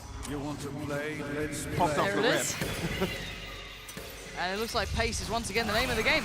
Demon 1 going quick to this, and they are investing everything. Jorgamo lets rip, but it's Boaster to trade out. Trying to quell this aggression, but Boostio's still ahead of this. Boaster on the side, Chronicle on the way. They still didn't check out Boaster. They still didn't clear him from that corner. He's got away with daylight robbery. Come on! How did you snap to Chronicle like that? And Alpha left reeling off the back, barely able to even rotate in time to get here by the time the plant's gone down. But that Vandal looks deadly in his hands. Gonna find one. How do you try and dig these players out, though? Demon 1's waiting. Com sits real deep. Gonna make this hard work for him. Demon 1 actually gives up the angle here, so Alpha given a little bit of room to move whilst they stack up once again. Demon 1 with the timing to catch Alpha. A lot of respect to Alpha there, though. They weren't messing around with him at all. Waiting for Com to rotate all the way back through and regroup. EG doubling down on that pace change from the previous round towards 8. Jorgamo is through Hookah so fast. What? Oh, wow. Yeah, Com's late here. Yeah, disgusting. Ooh. Boaster unnoted once again on this position. Yeah. Just outside the window.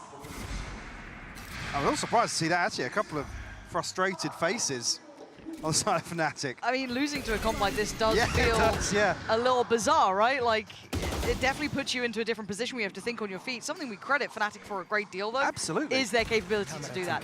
Finally, a bit of a test towards A early on here. Shower presence coming in. A little bit of a change up on those traps, though. Jorgamo should be able to note most of these coming in anyway. And the site's theirs, but do they clear meticulously? Not clearly enough. Alpha from the back lines, they didn't note Chronicle either. They've got a lot of presence to try and get past, even on the shaky buy. Chronicle to be forced further forward. He will die for this, but he took one with him. It's huge to trade out there. Ethan trying to backfill this space now. Alpha, I don't think he will note the second player here. Oh, Boostio, he didn't see either. Wait, Boostio's cooking up something here. Oh, he's going ridiculously too deep, but Demon 1 up for the trade. Look at Durka! Oh, he's got the moves! Durka dodges everything! And denies EG around. There's no gap to be had, it's 4 apiece. Durka slips into bullet time somehow there, avoiding everything from Demon 1.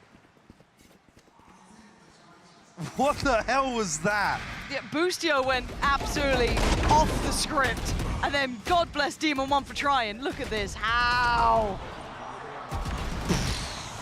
That is ridiculous from Durka.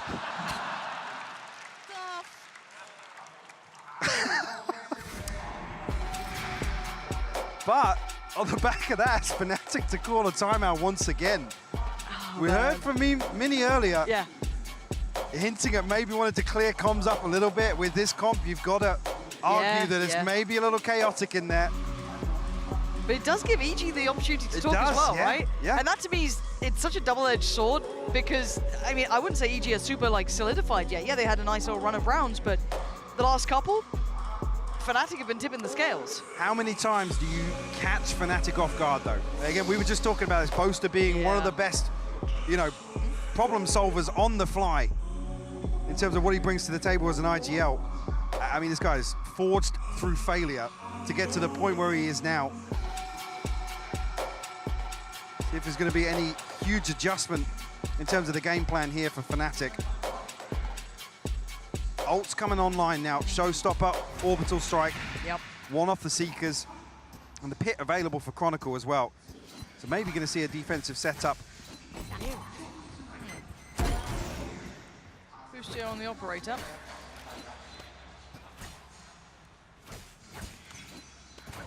That's a weird one. Yep. Seen him do it obviously on the Killjoy as well, but let's try and make it work here on the Reyna. Demon 1. Backfilling the timing on this quite perfectly. And that trip's not there this time. No, they adjust it in the last round as well. Giving a little bit more freedom. Does he catch the timing right? He's going to know Alpha's there as well. Big Demon kill. 1, threading the needle so perfectly. Yeah, Dirk is here nice and early, but removes one of the heavy anchors for Fnatic. What else can Demon 1 find here? Oh, God! He's so crisp. Oh, the mouse will jump. Devastating for him. Durka probably had him dead anyway, if I'm honest, but they've drawn over 2 players just to deal with Demon 1. Wait, what so is it's this left ping? Leo. They pinged that position. They commit the pace out towards it. The awareness is insane from EG. Super heads up work from them. HO doesn't quite reach over. So they'll be in this post plant 4 now, standing pretty healthily. So Fnatic don't have option here. Time to back away. That was a round. That was a Demon 1 round. I want to know why that ping is there. I don't know if Leo's maybe spotted. Been seen a barrel. His I don't know. rifle sticks out or something, but with the commitment of the paint show on the back of it, that is mad. I'd love to be able to see who that is because that's key information. Yeah. Leo tucks into a position to Said he could have been good for 1 there. potentially 2. Yeah, it's Leo. If they don't clear that and go for the plant, potentially. I mean, because they must assume they pulled the rotation with Demon 1 finding so much value through showers. I said removing 1 heavy anchor, but then removing the second as well.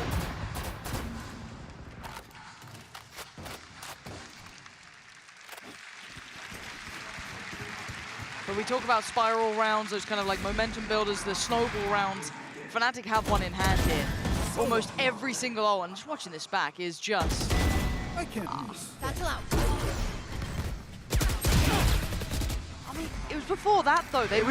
It was pinged when Hooker was still smoked. Yeah. So how the hell did they...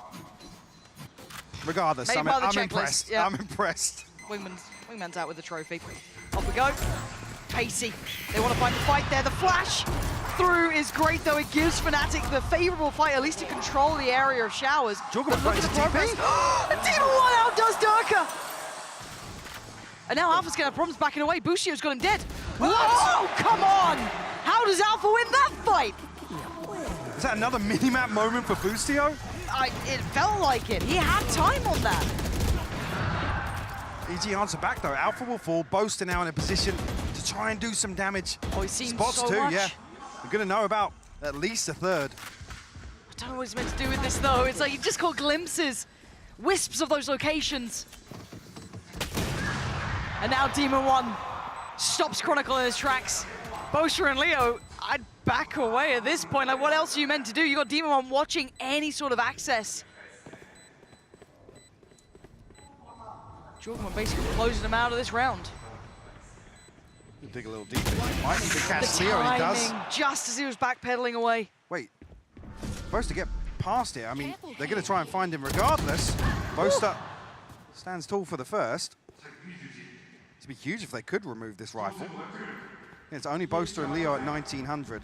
But the fight, 21 against 23 HP. Joker's got him. Okay, rifle out of the hands. Finally, EG take a little bit of a buffer to this lead. And actually a little bit of breathing space.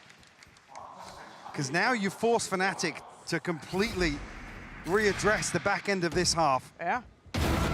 That is ridiculous. Looking here on the player cam. Yeah, look, he looks up, minimap. Oh, that's so unfortunate.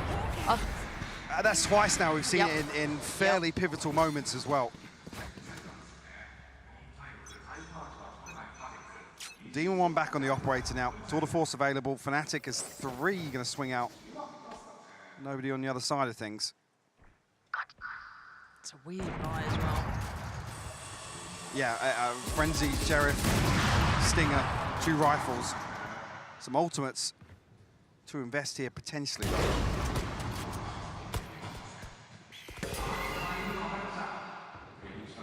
They've got to clear down by B short so meticulously. There's 2 players pushed deep and they haven't been presented this yet. Nice work from them. Okay. Oh, doesn't matter. Durka beheads Jorgamo. And they've done the damage now. They can back away from that. Yep, create an advantage. This time able to reset off the back of it. Previously, a lot of pressure followed up on that first blood from EG. Busio has to get something done here, though. Chronicles drifted into showers. Busio wins it. Okay, they actually made some space on this. They had nothing on their side, really, apart from just that little kind of cubby approach. Now with the plant going down, a little bit of safety in showers, the Seekers, they can't make the most of them. Demon 1, start feeling that pressure going his way, but he deals with it so well. Oh, Durka! On the TP! On the TP! And now a 2v2, Leo and Durka are up against Ethan and Com. They don't want to be saving these weapons anymore. They want to take the fight on this one. Ethan's still on the site. The cross could be watched by Com.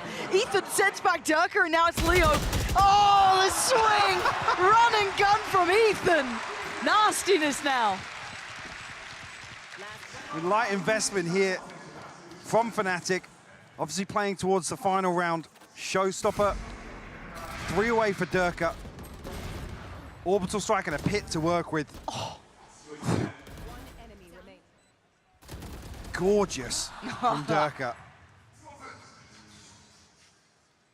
Nice! And EG stretching their legs a little bit now. When you hit the running gun. When it hits just right. Is this pace?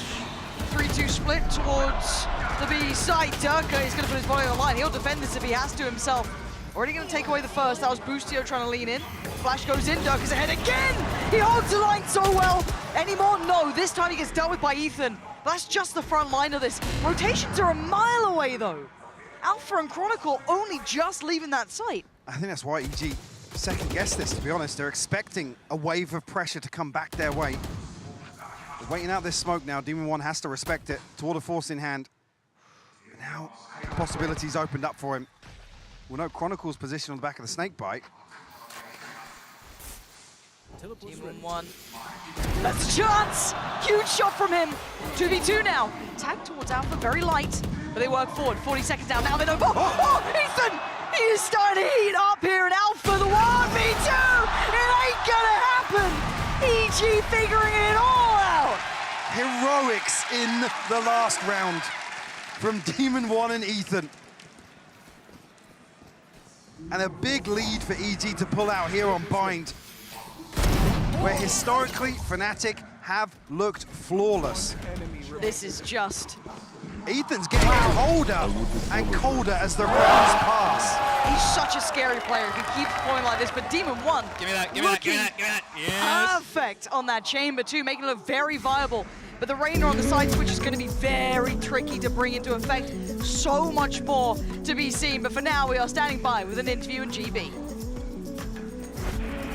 Thank you so much, Sue. Yes, I'm joined by a good friend of mine, Jake and Bake here. You may have seen him a few times in a couple IRL streams. Can't seem to not find you at these events. We always seem to run into each other here. Yeah, I'm always wandering around with all the plebs, hanging out, you know, in the crowds, having fun with the people. So I know you're very familiar with Japan, and you've come here a whole bunch of times. You've lived here as well. Yep. But how has this experience met like even your expectations? Because it really feels like the Japanese community just came out in full force to support this event. Yeah. Honestly, I went to the Copenhagen event as well. Yeah. But coming here, I really like this. The crowd seems to be like super respectful, and like everyone's like joining in and just cheering on everybody. I've been doing like, little interviews with some of the fans, and like, who are you here for? Who are you here to see? And they all seem to like have their favorites, but they're very like still happy to see the other team do well. So it's kind of interesting. Yeah, it's cool. Yeah, no, and I think that's part of the reason why so many people have really resonated with what's been happening over here. It really feels like the fans have really made this whole thing come alive. You know, and I guess that being said, I really do want to get your thoughts on like like esports in Japan, because obviously like fighting game community pops off over here all the time,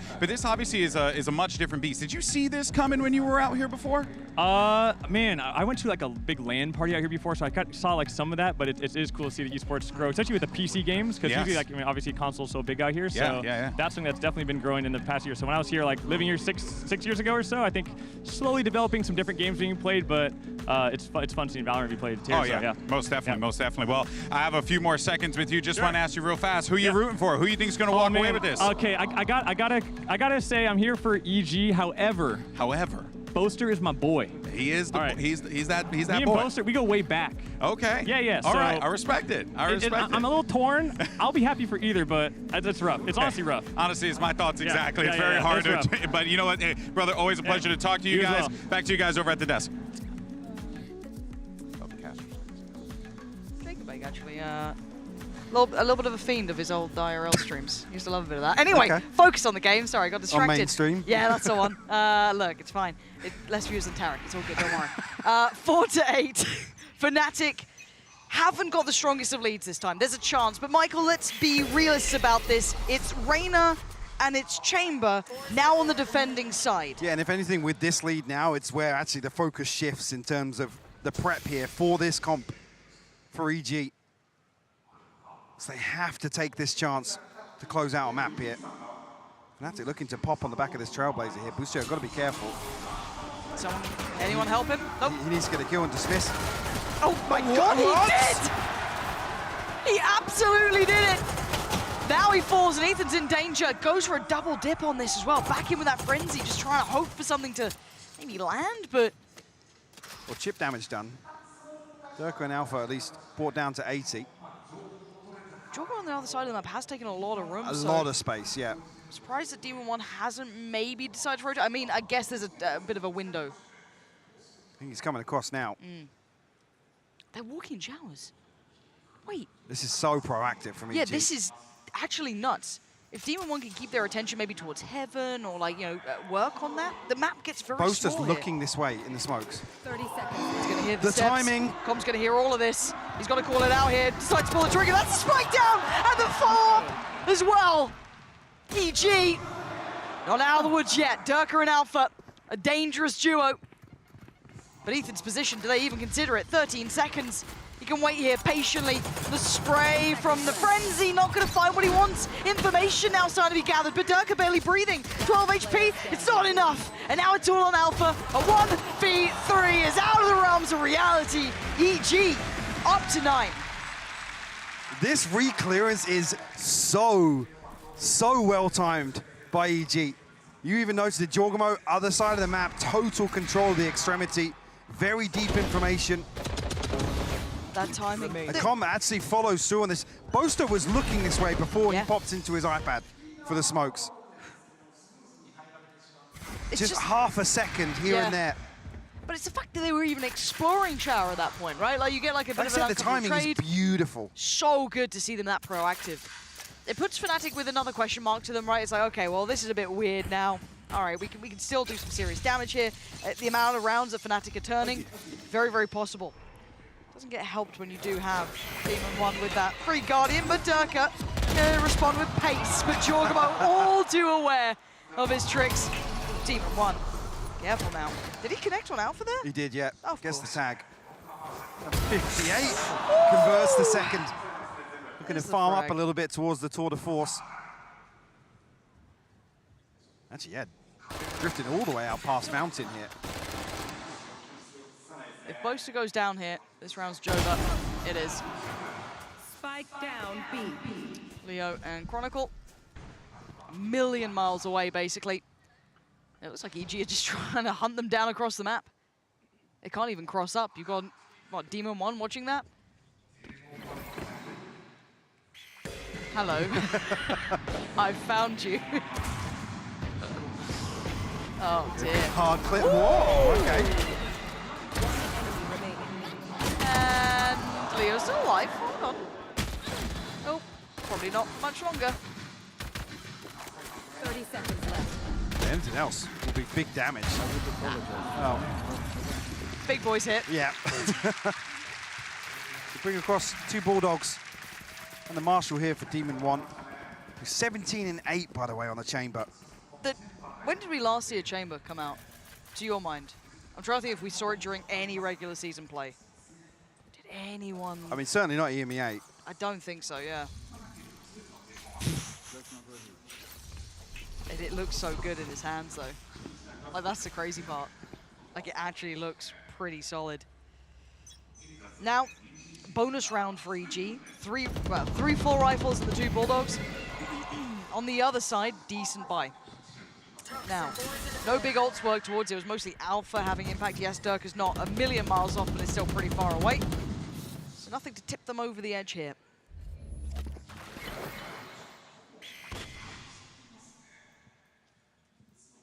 Strange setup here, actually, from EG. You see Com actually boosted up outside showers.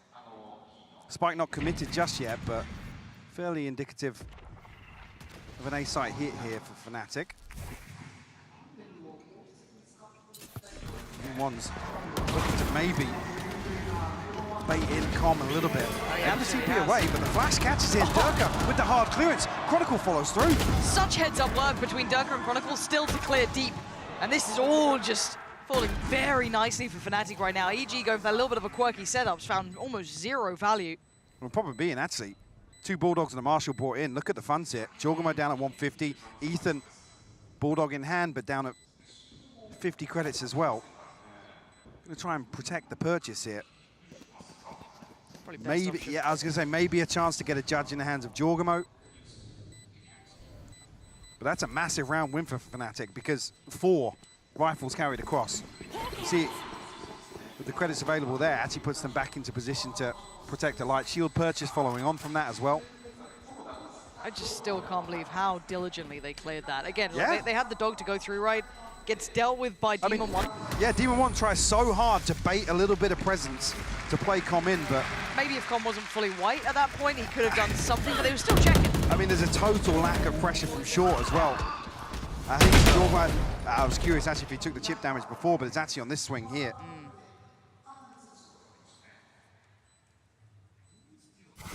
Durka a little bit frustrated there, to be honest, yeah. In Series 16-11, they're, you know, doing pretty well here.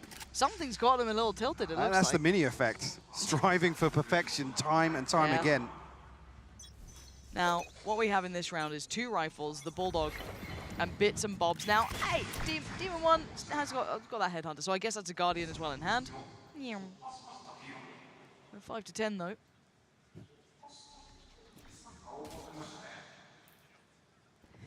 Look at where Demon 1 is. Observers, if you thank can, yeah. Love you guys. Prius. Demon 1, though, has really slipped. Most didn't catch this. There's a trip here, and he actually walks into it. Just completely tunnel vision. Now he's trying to scurry away. There was so much potential for that. You almost want to see him just sit on that trip, to be honest with you. Wait to catch somebody, because Alpha's going to retrieve the orb, and that gives them the neural theft and a safe body to convert it on. Time to scurry. Yeah, he's going to come back around and invest that. I know exactly. At this point, though, it's just going straight on in. Oh, they were so ready for it. As soon as he got airborne, it's brought back down to earth. Leo outdoes Com comfortably. And the plant's going to come in. All off the back of Demon 1 there, really. Bit unfortunate, that could have been everything. It could. All that potential. Like I said, he's given a little bit of space to work as well. Boaster doesn't catch him on that market cross initially. Yeah. Opts to try and take the trip away. And there's just so many Fnatic bodies here. Even if he's able to get around from that. Jorgamo, I didn't even catch that Showstopper hits the box on short, but there's a world there where it does a ton of damage on short in that choke point. You'll respect it from Jorgamo, but another situation here. Ethan's holding on to a Bulldog. Being left on these broken buys. Yeah, 500 credits apiece for Jorg and Com. Anyone will be in a position to purchase back here, or maybe even drop across. I didn't note the progress towards the Tour de Force just yet. 3 away. EG, I was going to say, calling timeout here. Need to get a grip on the finances, to be honest, because you don't like seeing 2 back-to-back saves where there's light investment around it, and then things can spiral out of control. Oh yeah, by the time you have like a fair round against him, it feels like you're back at 10-10. Yeah. You know, so... Well, because on the other side of things, Fnatic basically have 2 or 3 buys in hand now, so they're in a position to now play a little looser, maybe take some engagements, a few more risks here, because... And also that ult cycle is going to start looking real nice. Yeah, I mean, 2 away from the showstopper here, 3 off the orbital strike, and even here with EG. Assumption being they're going to be on a lesser purchase. Opportunity to farm up some orbs if Fnatic choose to.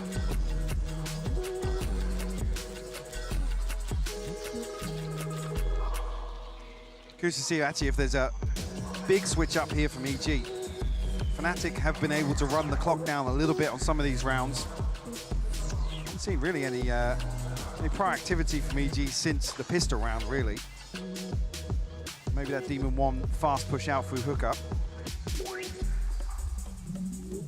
Make of that space though.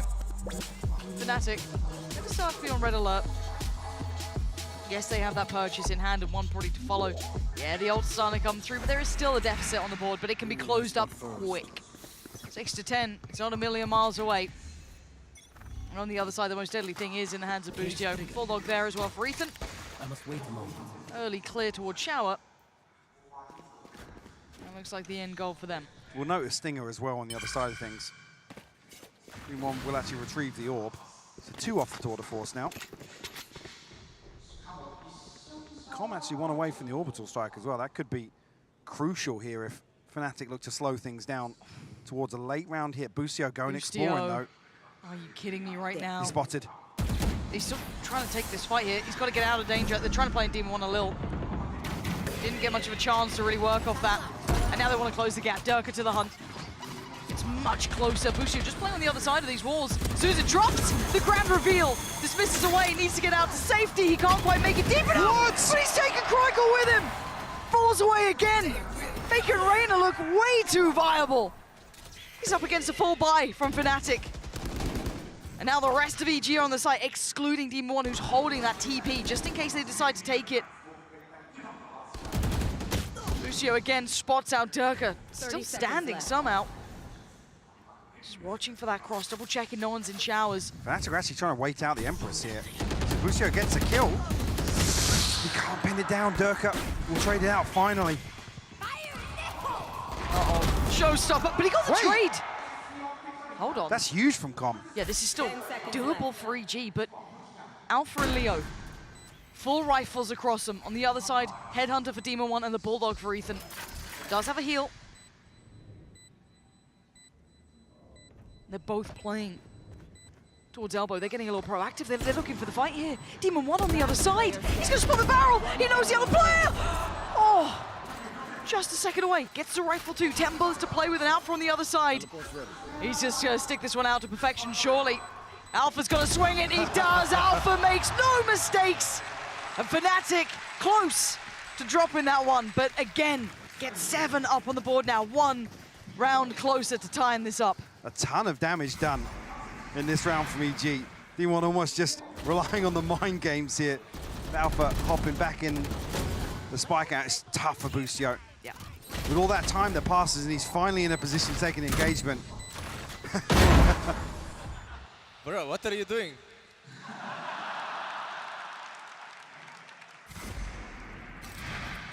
D1 trying to snatch things from under Fnatic's nose. Tour de Force is out. On the other side, Leo 1 away. 2 off from Chronicle. That buy staying pretty strong here. This is going to be on Demon 1. Does he dare dip his toes ahead of this? You can see him considering it, but it's 4 players over there. Danger starting him out, he decides to back up.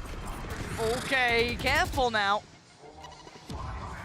Weird TP set up for an aggro peek on short, but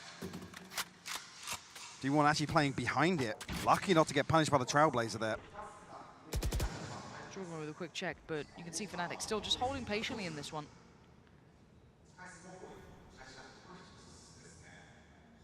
D1 waiting for that moment to strike, but they're evading his sightlines so diligently. He's not been given much of a chance here. Molly committed here. Actually, sounds like Com might pop the orbital strike here. He's looking to pop it here. Slow field comes through, but actually nobody caught inside that.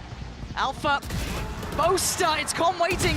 Patience pays, gets both, and gets away with his life. Jorgamo forced to fight forward and catch him a little off guard, but his Chronicle left alive in a 1v3. 26 HP, and not much more to be said about this round with 13 seconds. Spike left loose. EG suffering through this, making it through another. That's gonna be 11 now for them. Great commitment here from Demon One. Like I said, nearly caught off guard by the Trailblazer. I think initially here it's Demon One to try and find a pick and then commit the orbital strike on the slow field. Maybe one of the things that EG has cooked up with his composition.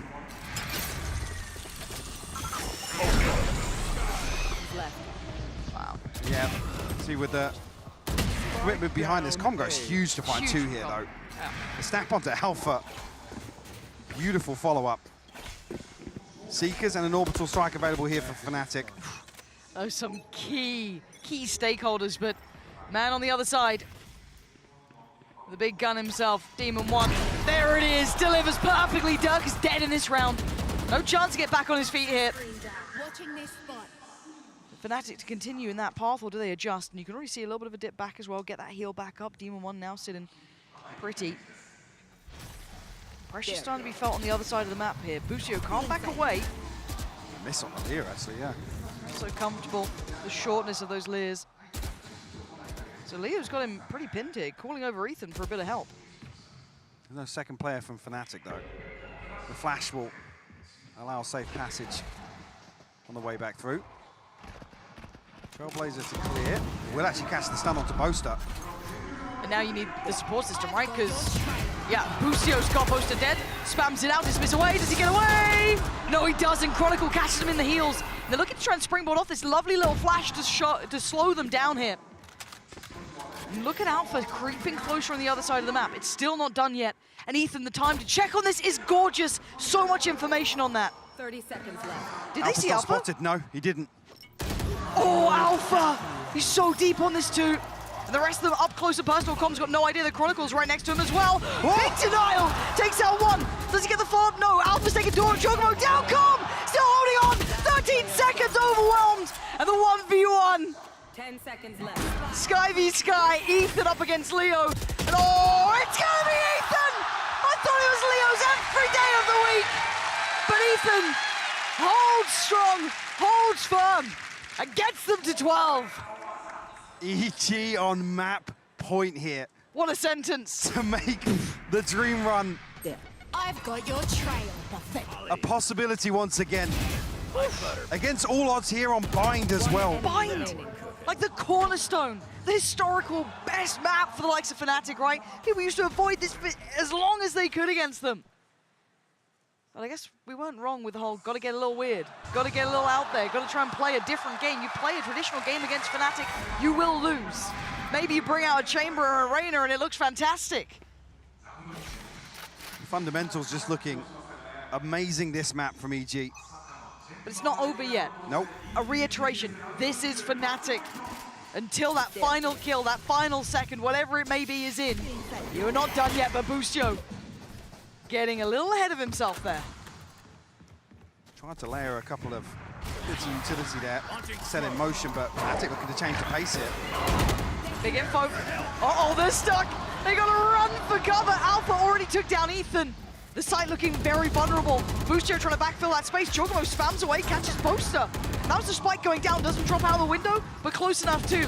Chronicle gonna catch Boostio, and the clear comes in. Fnatic sweeping the site. And this should be EG full on saving.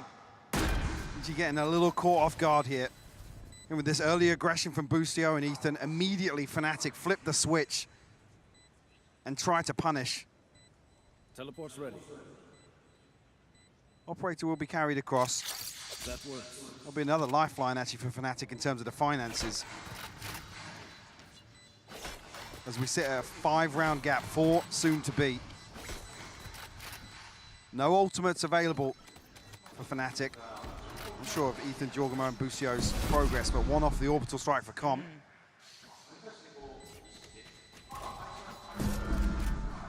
They're getting closer. So Com should be called to high alert there with the TP. No worries. But it is a quick and a stark reminder, you're facing Fnatic now. Yeah, and the tough thing being EG haven't got any sort of stability. It's another situation where Jorgamo and Ethan are struggling financially. Haven't been able to really solidify themselves. I guess the one bonus is they do have the likes of Demon One with that operator still. Sure. Keeping that in hand, Absolutely. you get a little bit of a benefit. Big swing factor. Right, so it's like maybe with that, if he's in the right place. As well, actually Jorgamo, one off the showstopper, so if they can get that online, maybe with a kill with a shorty if Fnatic drift back towards short. Looks like initially they've got their sights set towards B. We'll be testing this operator once again. Follow up now, 3. Draws the attention on the first, sees 2 Big more cross. He knows that there's so many players here. Does he get the timing right? Not this time. Forced to respect it, but doesn't particularly fall away. The combat operator himself, but he's lost his teammate. Com's gone down. Demon One checked on, so heads up. Durka reading him like a book. And now Ethan gets ahead on this. Does he dare commit? He has to now. Hand forced, and Durka delivers. This guy in finals is just a little different. Oh, and Jorgamo smacks his head on the way out. He ain't having much here.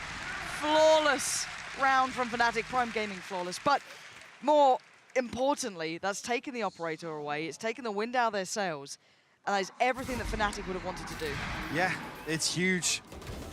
EG will be forced now to make a decision of how they want to approach this B side hold. Yeah, blind. Because Fnatic doubled down previous round. Yes! They look to punish, they look to pinch that aggression through hooker. This time around, just throwing everything at that site. I think that's probably what's going to be discussed in this time out here from EG. Because the financial woes continue. Jorgamo will be on a stinger here. Does have the showstopper, orbital strike on the back of Com as well, but it's key that that operator's removed. Yeah, it takes away a big tool. Now, with 25 seconds till it's done, how much can Potter relay to EG here? Because she's working OT on that. Now, laying down the law. 100%. Now, there's some big ults to bring in, right? As you noted, there's some key elements that could do well here. Do they get a chance to use it? Does Fnatic keep leaning back into these B pieces so they stack it out? Is that when Fnatic switches things up? All of these questions are in your head, right? Like this timeout coming in now, you still walk away with a whole lot of questions because Fnatic take back that momentum. They now are slightly determining the outcome more, the pace getting more and more favorable. They're the ones to command the tempo now. Absolutely. Definitely in the driving seat here. 3 members of EG committed towards B.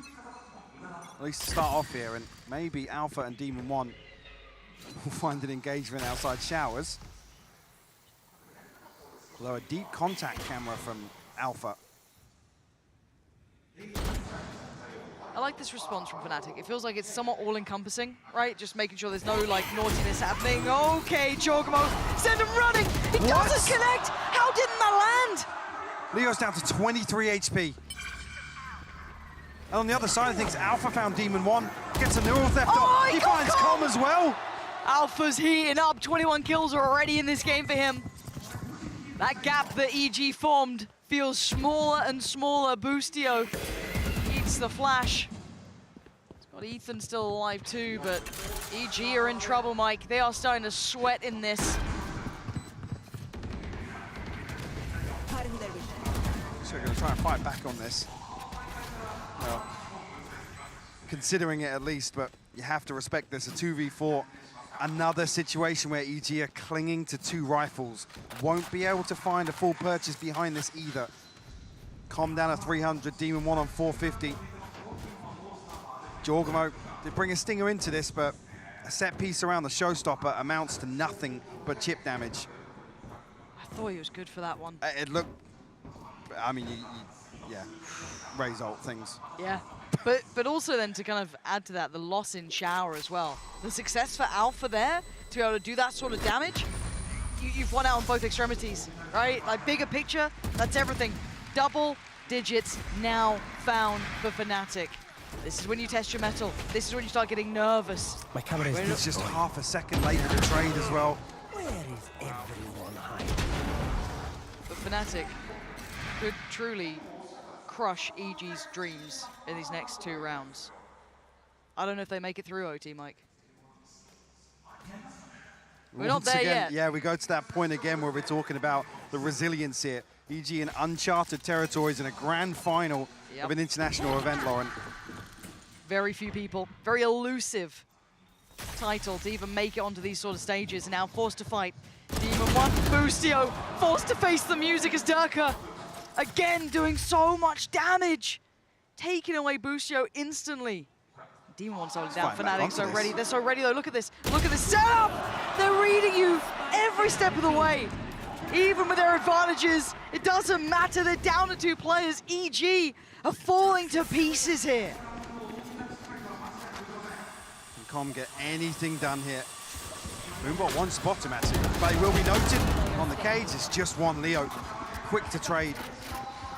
Now Ethan, who feels like he's been alive for an eternity. The amount of times he's saved. EG protecting the purchase for round 24. It comes down to it again. I can't believe the 3rd time we've seen a round 24 between these 2 teams. They're going to have nightmares. Yeah. Nightmares of this, Mike. This is going to haunt them day and night. EG, you felt like they had so many chances, but we said it then and we'll say it again. It's Fnatic you're facing. It says number 2 next to their name underneath it is where they qualified. Certainly not by any other metric. First by all accounts. Winning that last event lock-in, tucked by their name. Big victory for them after that huge investment, bringing in the best they could get. Best that was around. It's got them this again, finals. Now, OT or GG, we go to the next map, let's find out. It's 11-12. We've got the operator back out for Demon 1. Ult there for Com, but not much else to really, I guess the Empress as well for Boostio, but there's still a very good buy here with Fnatic. They have everything they want, couple of key ults. They've got almost that full hand. And the key being actually, I've seen Durka consider the operator. Yeah, he's actually picking up the operator here. Showstopper in hand for him. Empress and an orbital strike for EG, but it all comes down to this now. Triple operator? What the hell is this? Wherever Demon 1's holding, he's got an up against him. Flash is there.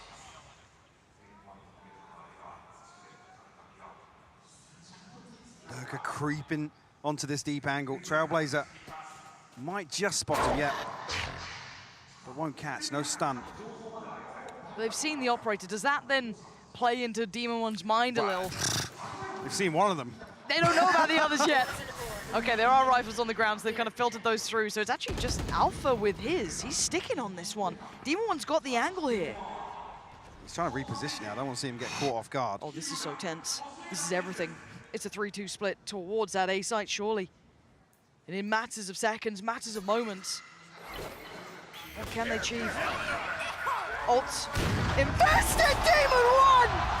Grounds Durka and waits for that next pressure point, pouring in through shower. They've already made it out. Leo taking a boatload of damage, though, down to just 14 HP, and Demon 1 still breathing. Couldn't bring down the guillotine in time. And Alpha, he's answered back as well.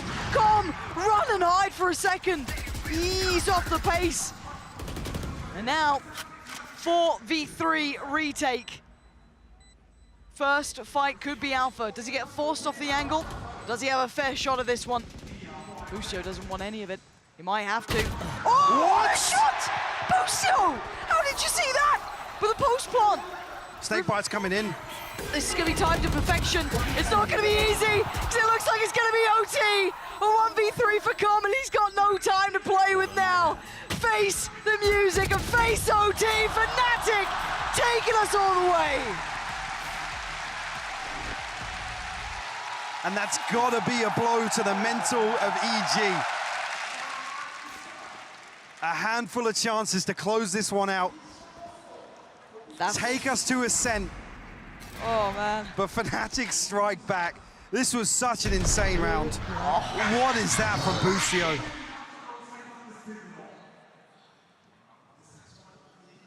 We thought it was pressured before. This is what it's all about. This truly could be Fnatic's moment now. Dragging it back 5 rounds in a row. Again, EG with that glimmer of hope to watch it get snuffed out in front of their eyes. But it ain't done yet. Information, both sides. Maybe that brawl on B long. Exchange comes through nice and early, but EG respecting this smoke. Bustio trying to actually find a bit of information over the top, but one overwhelmed. My God. The pinch is beautiful. And they're just falling apart in pieces. The swing, not bad though. Mom's gonna get Leo there and put Boaster a little alone. Sprays in, hopeful to maybe dissuade their approach towards B, but nothing's denying them now. Boaster's forced all the way off this. Snakebite doesn't land.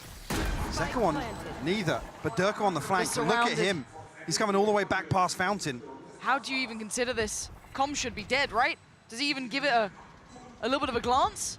Does he even look that other way? No. The impending doom, the Reaper himself, Durka getting closer. Sat in the smoke on the other side is Com. And now the reveal, hello! Say goodbye. It's down to Ethan and Bustio. Back to the wall. Durka's there. Ethan does the best he can. He's got to do so much more. He's trying so desperately. Everything he had. And it won't be enough. Fnatic take the lead in OT. In a position to close out the 3-0 now. Dragging this back to its absolute limit. Can EG cling to life here? No operator in play. Initially starting here with a heavy lean towards Showers, actually. It's only Alpha on the other side of things. Haven't seen Alpha feel much pressure in this variation of the default, and EG will call a timeout here. And do you know what the worst thing is? You look around, right? Look around this arena. If you can catch it on the screen, it's not sure if you can see it. The crowd's already moving up. They can smell the blood in the water, and it's all on Fnatic's side. It's sparse on EG's. It's a really rare and strange feeling to watch the whole crowd almost against you in that moment. They understand that Fnatic are one away, and EG have to learn this lesson today, and it can be one of the hardest ones they'll ever have to learn. But they can send these people back to their seats. They can take us into another round of OT, another map. It's all in their hands. What the hell can Potter say in moments like this to try and keep them back on track? Actually looking fairly stoic here. Yeah. Almost looking as if she's responding to something being discussed internally. Fnatic 1 round away from making history here in Tokyo. And yeah, everyone on their feet now. Yeah, they can smell it. Ready for this winning moment, potentially. Here in round 26 on Bind. It's not done yet. EG can still turn this tail around. They can still take us to another map. But Fnatic, by all rights, have looked faultless. Durka is almost dropping a 30 here. Every single player stepping up for Fnatic. Can EG change the tune? First challenger, Durka and Demon 1 potentially. Durka wants a bit of it. Demon 1 hanging around as well. I'm afraid. Doesn't want to concede this space. Spike not committed yet, so this is an early probe from Fnatic. A slow approach. They find themselves on championship point. setting the tempo, letting them sweat a little more. 50 seconds now. This is so tense. Fate depends on it. First is found, Alpha. Destroys Boostio. Chronicles found Jorgamo. It's down to just 3. Ethan, Demon 1 com. There's so many players against you. Dirk is starting to stride through the map, eats the flash, so has to fall away for a second, but doubles down, and Fnatic now surely are just moments away. A 2v4. Difficult to say the very least. Time's there. Demon 1 finally making it to the site, but Alpha waiting on the corner. He wants this done. He wants him dead. Demon 1, the last man standing. And Fnatic, surely now, this moment is theirs. 40 HP for Demon 1, and they're just not letting him get that room. They're not entertaining the idea. Leo, the one to send him away again, as Fnatic's dynasty starts today. Back-to-back international winners, the first of their kind. Incredible run from Fnatic. What a moment. History made here in Tokyo. Heartbreaking for EG after the run they've had, but Fnatic stand tall once again in the International Grand Finals. Take a moment for these boys though. Absolutely. Miracle run from them. Truly magnificent work. They should be proud. Heads held high. They did their region proud when everyone doubted them. They came out and fought an incredible game. No one pushed Fnatic like them. No one. And the crowd knows it too.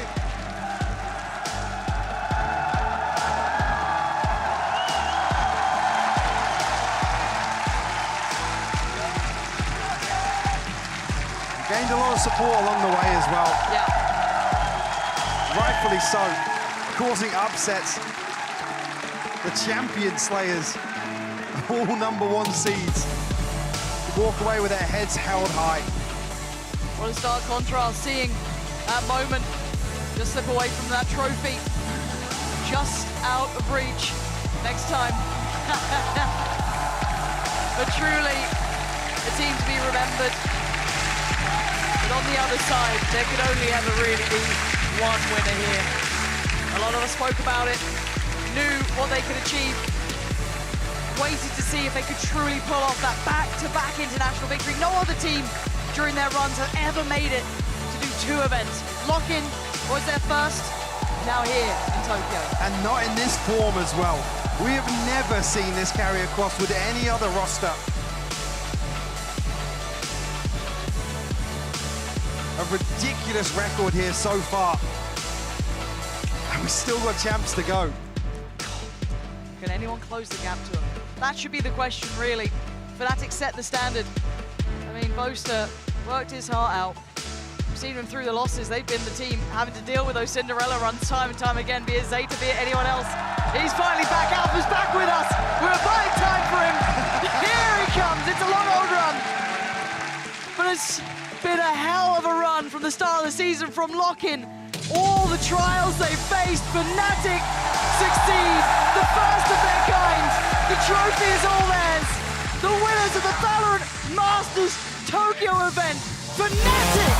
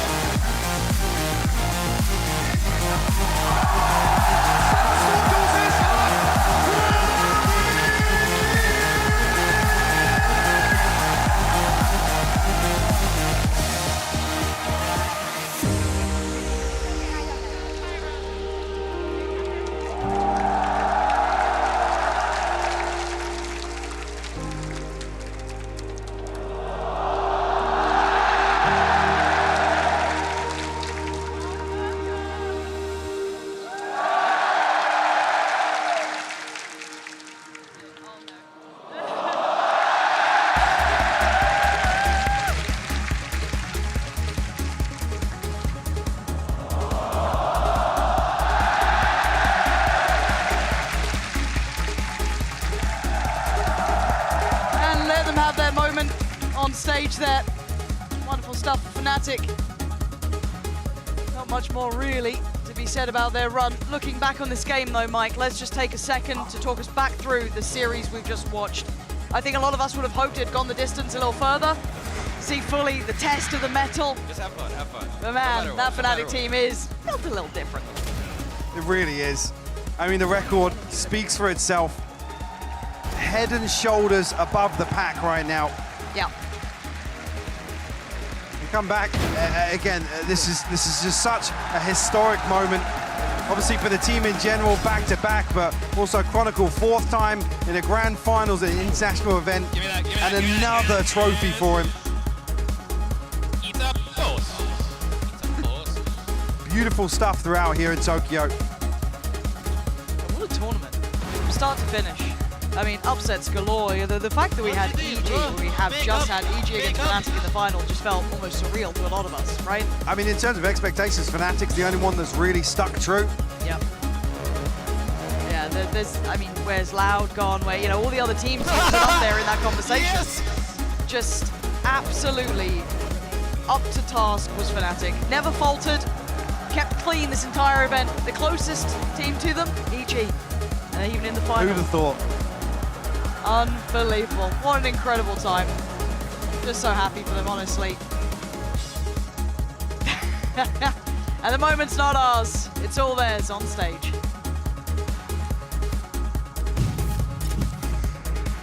Fnatic!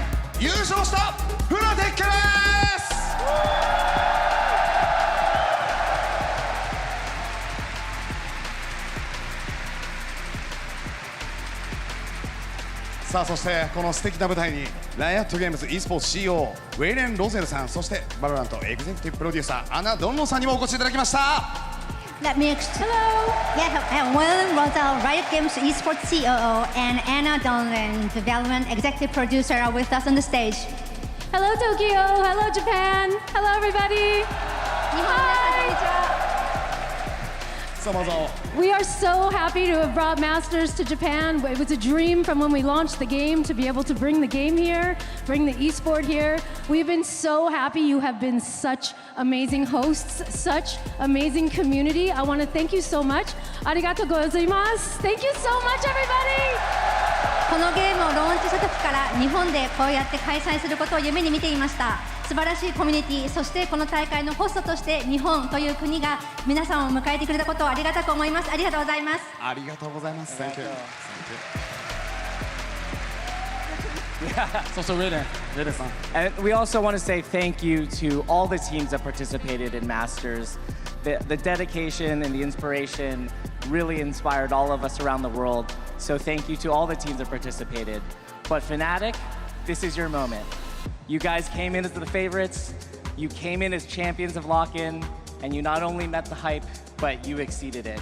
So you're on top of the Valorant world. Congratulations.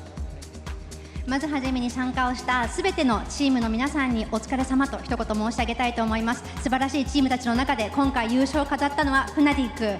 もちろん優勝候補であると同時に6位に引き続きインターナショナル大会で2連勝という素晴らしい結果を収めました。おめでとうございます。皆さんありがとうございます。Thank you, handshake. There we go. Let's go.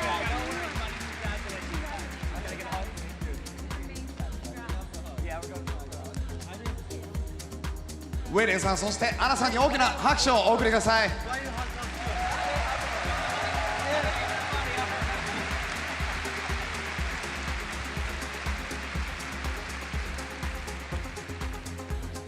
さあそれではここからはFnaticの皆さんにお話を聞いていきたいと思います。まずはクロニクル。まあバインドでは逆転勝ちでした。さあそしてこのマスターズ東京のチャンピオンです。今のお気持ち聞かせてください。First of all, we'd like some questions to Chronicle. Congratulations, first of all, and you got the great behind the we got the great win on the the map behind. You came back from behind and got victorious. Please share your thoughts right now. I mean, it was kind of rough for us at the start of this map, but after that, it's like against Loud on the icebox. We just tried to focus how we should come back against them and how we should play for attack side. And after that, everything just went in our way, like how we expected. I'm really glad that we are just kind of stayed focused and we were chill. そうですね、追い上げる展開になったということで、ラウドとの、アイスボックス思い出しました。しかし集中力を高めて自分たちのプレーをすること、それだけを考えてプレーしたんですけれども、最終的にはその集中力がしっかりと持って勝つことができました。ありがとうございます。 Thank you.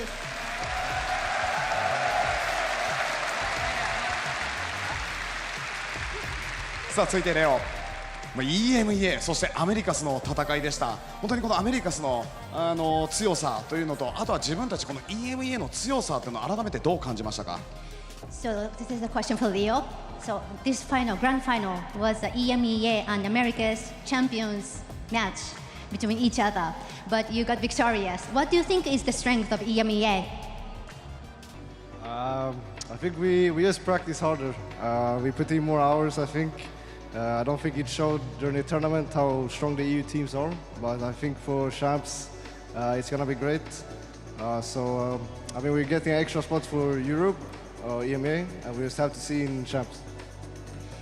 実はもっとハードな対戦を期待していました。なので、勝ちきれたということは嬉しいんですけれども、もちろん EMA の強さというのがまさにこれだと思います。今回も優勝できて嬉しいです。わお！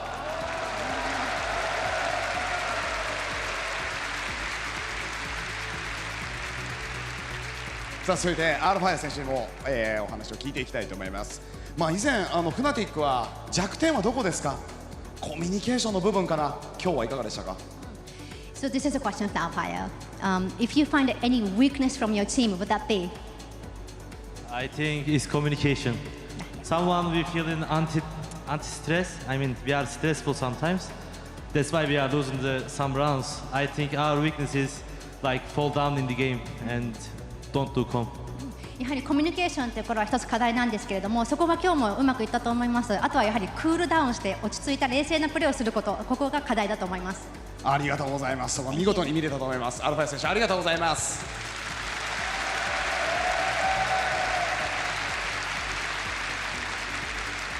続いてダーク選手、本当にフナティック、スプリットでもそうでしたが、少人数戦の時の、味方を釣るような動きだったり、非常に巧みだとうまいなという印象がありました。そういった時は、IGL の、ボースターが、こうしようというのか、それとも残った、メンバーたちで考えているのか、少人数戦での、声の掛け合い、そういったところを聞きたいです。It's a question about when it comes to 2 versus 2 or 3 versus 2.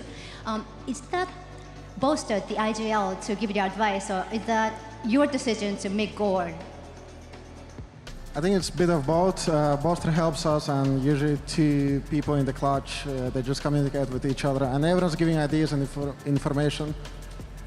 そうですね、IGL のボスター選手、そして自分たち個人個人の意見というのが両方生かされていると思います。やはりクラッチの場面では個人個人の意見、そして自分たちがどうやって動くかというところが大切になってきますので、自分たちの意見も取り入れて動いています。はい、ダーク選手ありがとうございます。非常にパワフルなプレーをね、本日も見せていただきました。ありがとうございます。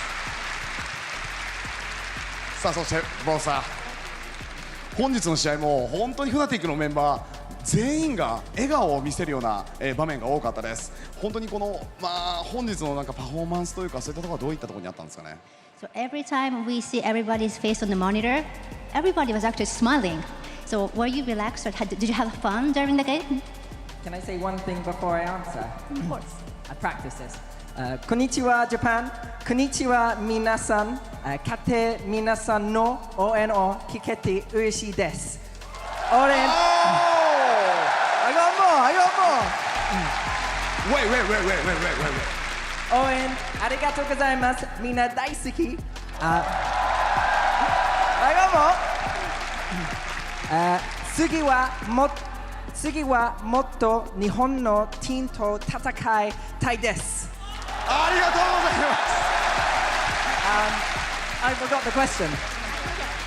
So every time we see your face on the monitor, you guys are smiling all the way. So were you relaxed during the match, and you enjoyed during the match? Yeah, I think it's one thing we really wanted to focus on coming into this grand finals, and every game is we win when we stay positive and we have fun. That bind first half, it's safe to say we weren't having fun. there's a lot of problems happening that, you know, you're 2-0 up, we're going to win, and then we bottled it a little bit, but we came back on attack, so I'm happy.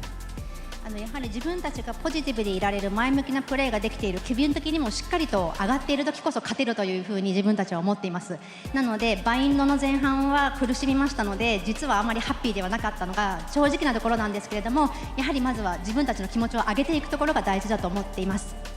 ありがとうございます。気持ちを上げる、はい、そんな大事なことを聞かせていただきました。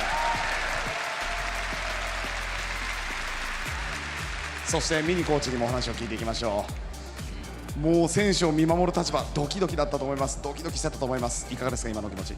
So you must be very nervous during the match, Coach Maney. How are you now? I'm a lot better now. Yeah, I was a bit nervous during the first half of Bind, obviously.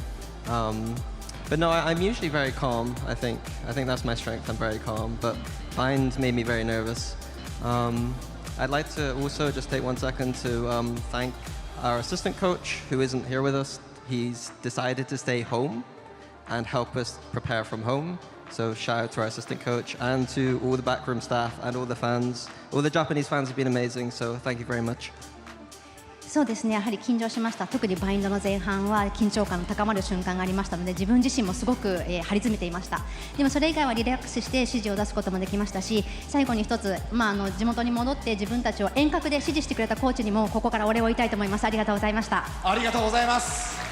みんなで勝ち取った優勝、ありがとうございます。それでは最後にね、フナティックといえば期待の新人ボースターに締めてもらいましょうか。グローバル世界に向けて応援してくれた皆さんにメッセージをいただいていいですか。 Okay, and lastly, I would like you, Boaster, the uprising rookie of the team. Remember, you wear this ribbon. Yeah, that's you. So please give everybody a message on behalf of your team. We really appreciate for everyone coming today and cheering for both teams. It was really sick. Like even EG was getting a big applause, and also just for being awesome. Yeah, みんな大好き, you know. ありがとうございます。みんな大好き。ありがとうございます。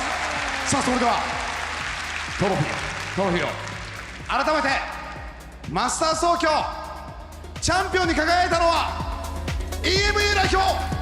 フナティック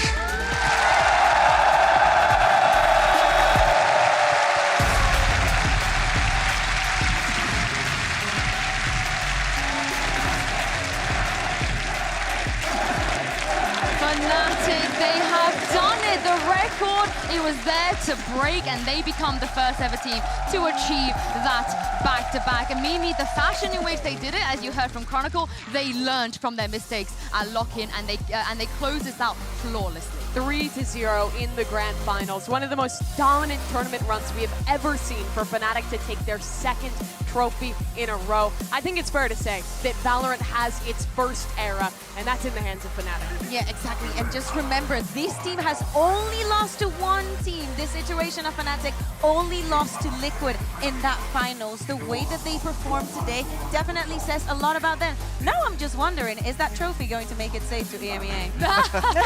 We'll have to wait and see in that regard, but also wait and see if anybody's going to be able to challenge this dynasty. How long will it be able to stretch? Because I agree, it does feel like that first bit of dominance, because no team has been able to hold the throne from one tournament to the next one. Fnatic the first to do it.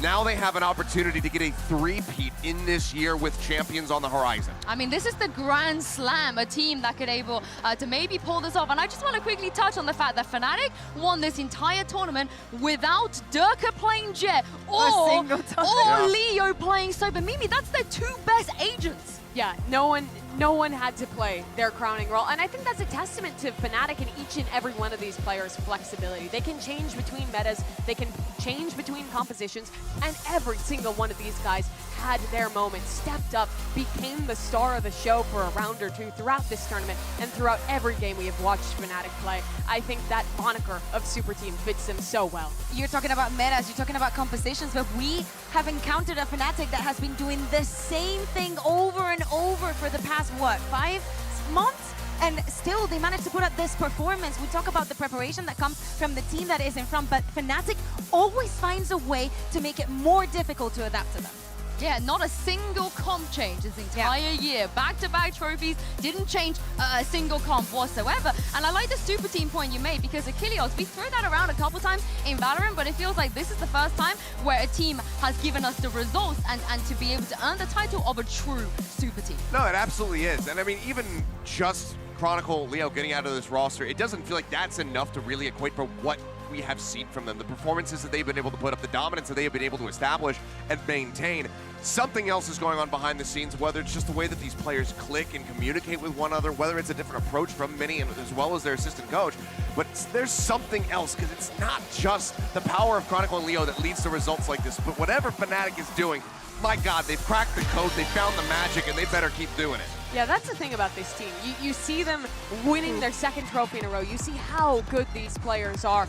And you can't point out one single guy who looks like the best, who's the star, who shines the brightest. But I think the guy who has made history is Chronicle. Now, still, the winningest player in Valorant history. This is his third international title. Every team this guy is on is incredible. And the legacy he's building with Fnatic is incredible. Yeah, yeah, he is the finals boss, definitely, for the record that he holds now. And Fnatic, they have not only won this, they also won the extra spot for LCQ for EMEA, meaning that 5 teams will be representing the region at the end of the year in Champions. Well, in a couple months. Yeah, I can't wait to see that. I also want to touch on, I know you mentioned Mini and SLK. I want to touch on that as well, because coming into this tournament, you know, no one else has qualified for more tournaments internationally than Mini and Chet. It was always Mini and Chet at every single one. Mini's just missed one. In 3 years of Valorant, the only one he missed was Masters Berlin. And for him as a coach at this point, Achilles, he's the greatest coach of all time in Valorant. I mean, he kind of has to be. I believe, you know, we still got to throw, like, maybe turn me into that mix as well. You know, I got to give him something in there. But, yeah, I think you have to make that equation or come to that conclusion. It just continues to drive in that direction. The results that he's able to put up, the fact that he's able to just keep these guys leashed, and then when they do get let loose a little bit too much, he's able to rein them back in with these timeouts. You know, like he said in the interview earlier, sometimes I just have to call pause and I just have to kick him in the ass a bit. And it works every single time. Yeah, a lot of people are scared of Mini, but I want to touch upon something that he also said in the interview. Thank you to SLK. The fact that he decided to stay home, work from then, and give us 100, because also with the time zones that we're working here, it is a very long stretch, working overtime, time and time again for Fnatic. Of course, they went without dropping a match this tournament, but still, prepping for a couple of opponents each time that you play next, it's a lot of work. I mean, this is the thing with SLK. The reason that they brought him in was because he had a huge vouch from Durka. Of course, SLK was his coach on Crow Crowd. You have all of these history and chemistry that they have between them, and Mimi, you can see that this is just the perfect recipe for success. It absolutely is for Fnatic. They proved it at Lock-in, they proved it in the EMEA, and they proved it again here in Tokyo. But I do want to take a moment to give some credit to EG, because they are such an unlikely team to have made it to this grand finals. They faced so much adversity. So many people doubted them. I'm sure at moments they doubted themselves being able to come through the stage, achieve what they did here, and not only making it to the grand finals, but pushing Fnatic. They're the only squad in this event who managed to take a map off of them, who pushed them to overtime in that final map as well. Yeah, and I mean, I'm right there with you. All credit in the world. I think that the way that Pine got away from them, obviously, going to be a bit haunting for them, not being able to close it out, having it go to OT and losing from there. But you have to just brush past that if you're EG and focus on the future, because this was an incredible performance from them this entire run throughout. The turnaround at the beginning of Americas to today is just staggering to see. And with Champions still on the horizon, a bit more time to continue to build up and, you know, just prepare more strategies, prepare more maybe crazy picks like we saw from them there with that Reyna and Chamber. They can have more stuff like that up their sleeve. They can catch just about anybody off guard. So I'm really looking forward to seeing this team gliding forward into Champions, because they deserve this spot in the final. And thinking about the position that Fnatic is right now as possible, or maybe just even the best team in the world. What EG has managed to accomplish in this tournament, I think, speaks volumes for the amount of time and the amount of preparation that this team had coming into this tournament. A flawless group run, and actually only losing to Fnatic in the entire tournament. So can we be mad at them? I don't think so. I don't think so either. And Achilles, what you mentioned on Vine, I feel like it's more of a testament to Fnatic being able to learn from their past mistakes. How many times did Fnatic throw the games like that? How many times did they not manage to close out a game? And Mimi, EG, this team's going to be around for a long time, and I have no doubt they're going to be equally as successful. They absolutely will. Champions. Yeah. They have champions on the horizon. And just think back to the series of dominoes that got them here. 4-5 in the regular season in Americas. No one thought they would make the playoffs. MIBR has to beat 100 Thieves. A crazy upset there. And they make it to playoffs. And this crazy run happens off of that. It feels like a miracle for EG, but at this point, after pushing the best team in the world in the grand finals, I think we have to move past that and really start to think about EG as what they can be, as favorites, as one of the top spots now going into champs. I have a quick question, sorry. I mean, coming to this tournament, we speak about, are the players of Fnatic best in slot? Are they the best in their roles, you know, even outside the game, IGLing coach and so on? Kilios, after this win, would you say that they are? Can we definitively say that? I think that there's arguments to be made, obviously, but as far as the total package goes, because the thing is, it's not plug and play. You can't just say like, okay, I'm going to take the 5 best players in every single position, put them on team, and I'm going to find success. We have seen that strategy fail time and time again with so many squads, and it's just not a way that you can actually approach the game. You have to go for synergy. You have to go with players that are comfortable with each other, that can really, you know, just vibe off of one another in the lobby, and that is clearly what Fnatic has. So even if they aren't the best in every single position, which they're damn close to the top if they're not, they're by every measure the best team in the world. Even outside of the guys that are consistently putting up the star performances, your Leos, your Chronicles, your Durkas, I mean, just everyone on the team pretty much. Yeah. They made it look like it was plug and play. They added 2 new players in Chronicle, in Leo at the beginning of this year, and they made it look like it was plug and play. Their first tournament lock-in, they come out swinging, they win that one. I think that's a testament to how good these individuals are, and also how good the leadership, the core of Fnatic is. I think we also have been in the situation in the past where so many good players, the best players out there, have been put together into a team and have it not working, not, you know, living up to the expectations, to the name that they had built for themselves. Maybe different metas, different, you know, times of the game, but actually not being able to merge together. In the past, I still remember when Durka joined, when Alpha joined this team, and everybody was like, is this the right merge? Is this going to work? It doesn't. Just because a player has a good performance in one team doesn't mean that that is going to translate into the next iteration. And I think that Mini, time after time, has proved that he makes the best decision. I assume not just him, but he makes the best decisions for Fnatic. And that's where the comparison, again, goes back to the thing that they just beat in the finals, because EG had that same story. Every one of their roster moves was doubted. At the beginning of the year, people were saying, oh, do they not even know they make partnership? Why aren't they making any bigger changes? People doubted them so much, but they committed to these players, committed to this plan, did the things that the community did not want them to do, took those risks and benefited from it to now be in the position they are today as a second-place team at Masters. It was impossible not to root for EG, I feel like, throughout this tournament. But on the side of Fnatic, when it does come to some of the things you were saying, Kakuka, Alpha here, I feel like, you know, in a world where players like Les exist, it was almost impossible for Alpha to even try and contest being the best in his role. But I just want to say, the consistency that he's shown with the Cypher setups, his kills, I don't remember a single map in this tournament where Alpha looked below average, not once. I mean, I think you could say he looks basically night and day compared to what we were seeing from him just last year when they were competing over champions in Istanbul. Alpha was having quite a many few struggles. This time, those struggles are not really seen. A round or 2 maybe, but widely, he is just rock solid. And that Cypher that he's been bringing out as of late has just looked increasingly better. We saw how much he was just playing around with EG at times when they're there on split, just catching somebody, and right as they're trying to remove that Cypher cam dart, he swings the corner, he takes him out. It's just been an incredible glow up for him this season. again, like just over a year ago, he was this unknown Turkish kid who Fnatic took a risk on, who went up, played in front of his home crowd, had his big moment there, and the growth since then has been incredible. Switching over to being a full-time Sentinel, he fits in the role so well now, and I think it is fair to say that he is just one of the best in the world, if not the best in the world in his role.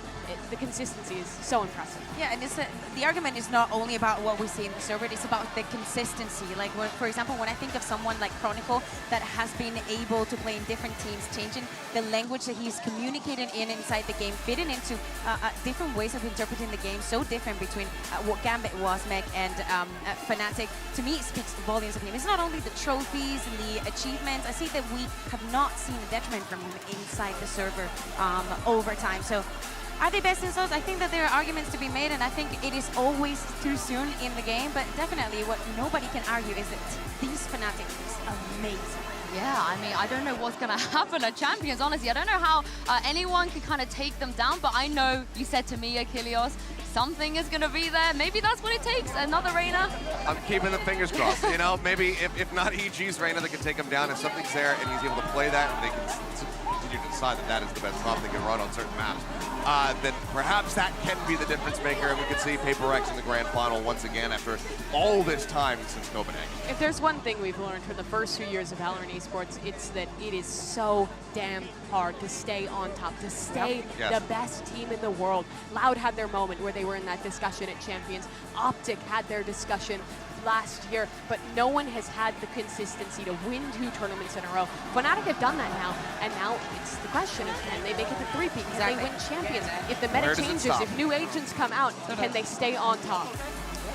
I think that it's crazy to think that, as I said before, 2023 might be the year for Fnatic, and I think that many people, especially the teams competing in the tournament, they see them as the final boss, as the one to beat, and they see them as not only serious contenders, but #1 to get in that trophy also at chance. And again, going back to EG, the experience that they've gathered here, playing day after groups, and then on to playoffs, and again, only losing against Fnatic, I think it's the kind of experience that no other team is going to have until the Champions arrives. Yeah, I mean, this point you made about staying at the top, Mimi, I think it's so poignant, but one thing that's made me a little bit kind of happier with the way Fnatic won this tournament is that in the past, when it gets to situations we saw on Bind, they might have just taken that loss and tried to hope and win it on the next map. And this time around, they didn't do that. The mentality of this team and the way that they've been able to learn from their past mistakes makes them even scarier.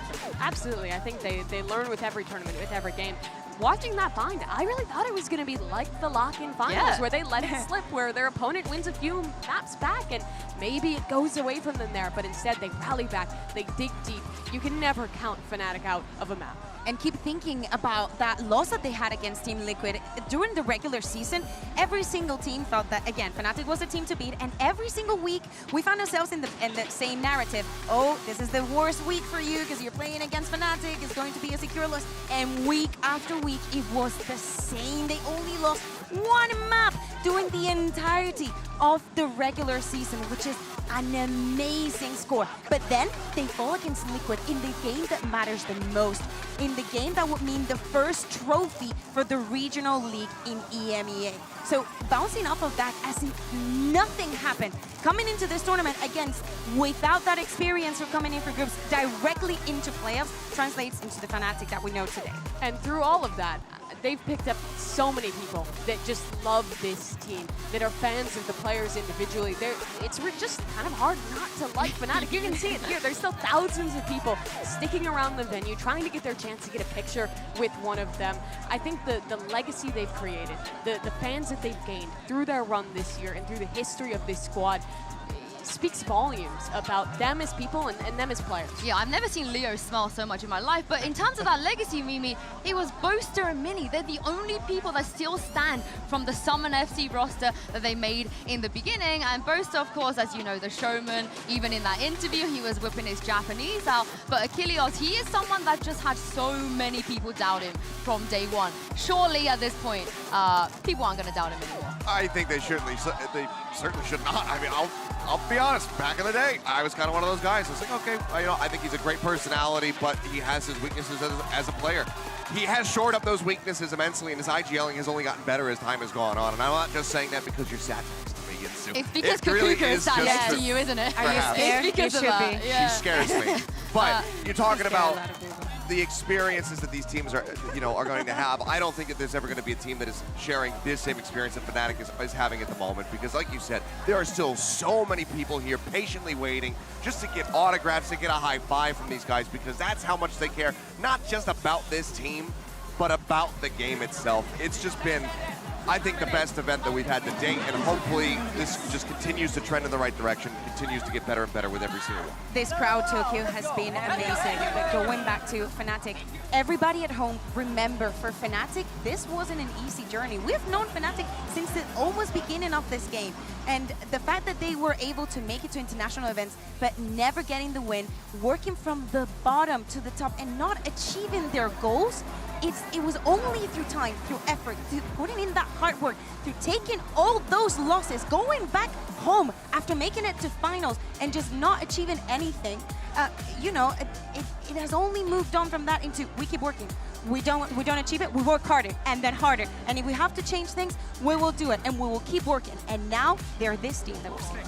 It was 2 years as a team for Boaster, Durka, and Mini, the core of this Fnatic squad, that lost in the finals of Masters Reykjavik, the very first international Valorant event.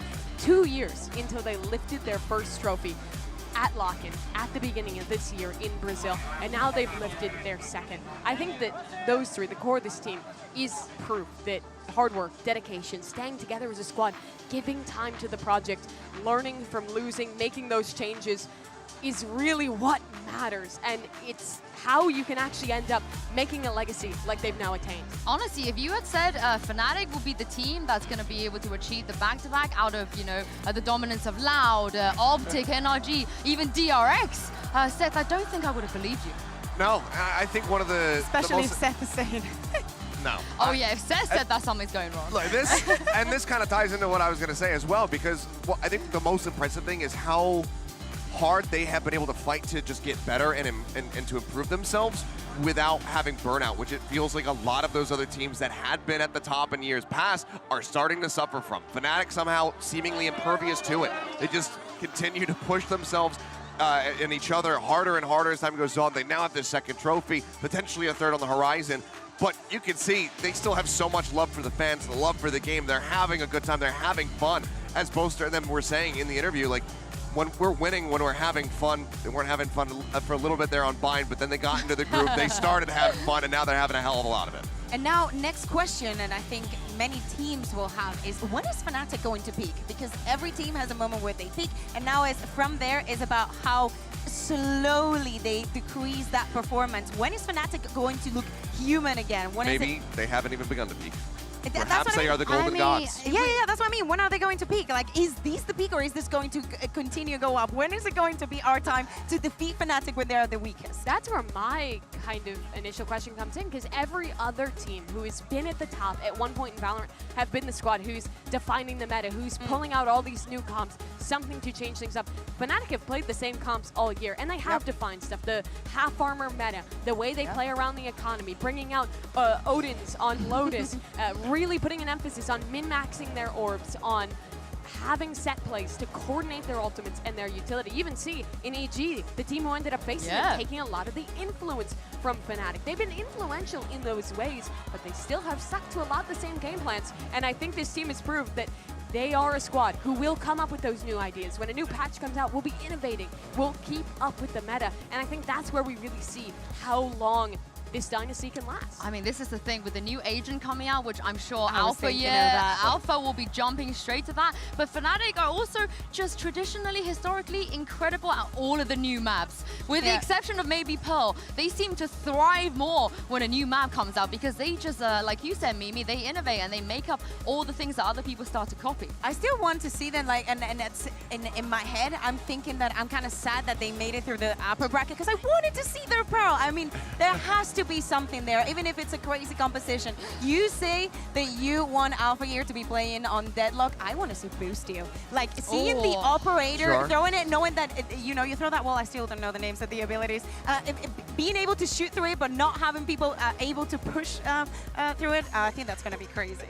I mean, you know, you say they have to have something, some kind of crazy comp on Pearl. I thought very much the same thing about DRX with Lotus, and then we saw that in the final, and boy, it wasn't pretty. So maybe it's really just not good enough to bring out. But yeah, that was fun. I felt like that was the right decision. You could see what they were trying to do there. Yeah, I mean, it was a tough loss, but I like the comp. There's potential.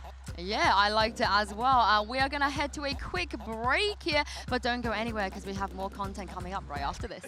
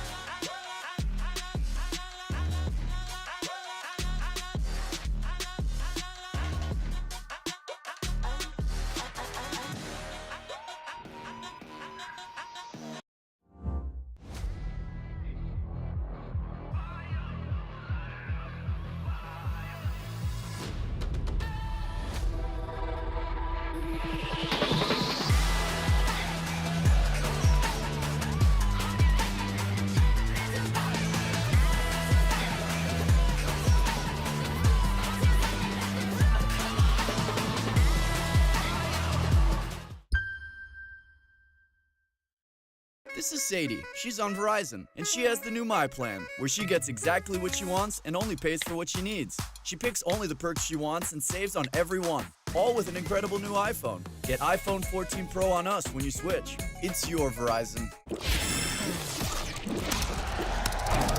Red Bull gives you wings.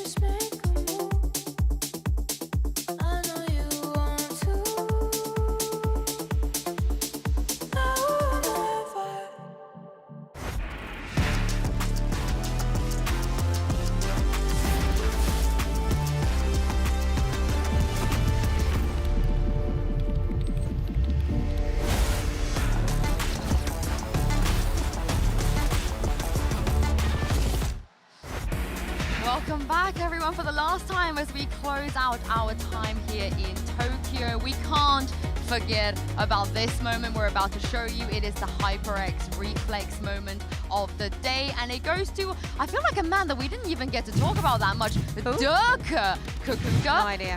He absolutely turned up on Bind. Yeah, exactly. I think that he was working overtime. Both him and Alpha Year in this map, they had to do the unthinkable to take this to overtime and actually not manage to lose many rounds during the first half. It was just a beautiful performance. I mean, just great reads time and time again. Pings come down. They say, okay, he's behind the box. Sturka can't even see a damn thing. He just goes ahead, sprays away, finds that an opening kill, and closes it from there. Well, this is it, you guys. This is the end. We have a winner, and I feel like, for me, this has definitely been the best event ever in Valorant. But I want to ask you guys, Mimi, what was your favorite moment here? I think my favorite moment was just the crowd for these final 2 days. Throughout the entire tournament, honestly, the fans here in Japan have showed up on weekdays, still thousands of people coming out to watch Valorant, cheering for both sides. It's just been so nice to see the passion of these people. I'm so glad that we finally got to have an event here in Japan, and I just hope we come back soon. Absolutely goated crowd. Everybody in this audience, an absolute sweetheart of a person, happy to just walk up, take a picture with you, autograph, whatever, but also to just sit down for hours on end and watch some heckin' Valorant. Yeah. They love it so much. We love them. It has been an absolute dream, and you can tell how much it meant to them to have this event. I mean, hell, you remember back to when this event was announced. Yeah. And Oda, the announcer there, burst into tears because of just how happy he was that they were finally going to be hosting an event of this caliber for an FPS title that is not a very common thing at all in Japan. There's a couple other ones that they do like to play, but this has been such a phenomenon here in Japan, and I'm so happy that these guys were rewarded with such an epic event. One day, Spain. One day we'll get there. One day we'll get there. How about this? Japan again.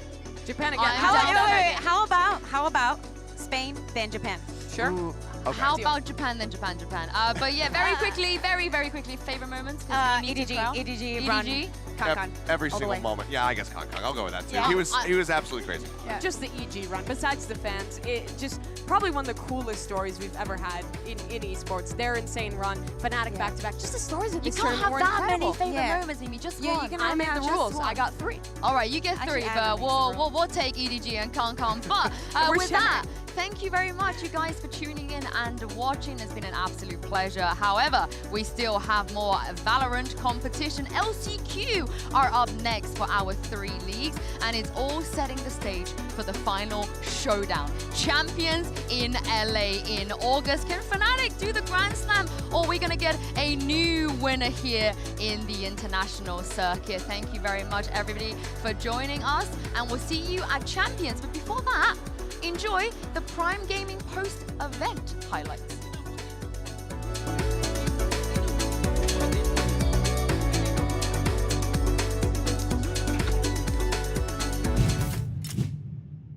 It's Grand Finals day here at the Makuhari Messe, but before we even get into the meat and potatoes of the day itself as well, we have a lovely little teaser here. I'm Bren, joined by Saitro as usual as well, and Coleman Palms as well, the Associate Director of Product Management here at Valorant as well on the dev side. Let's get this started. This is going to be so sick to see. Team deathmatch on the big stage, a clash between 2 of these teams as well. A nice little teaser to set the taste buds right, just before we get into, the Grand Finals as well later on today here at the Makuhari Messe. Heli in the chamber just setting up over towards this left side too.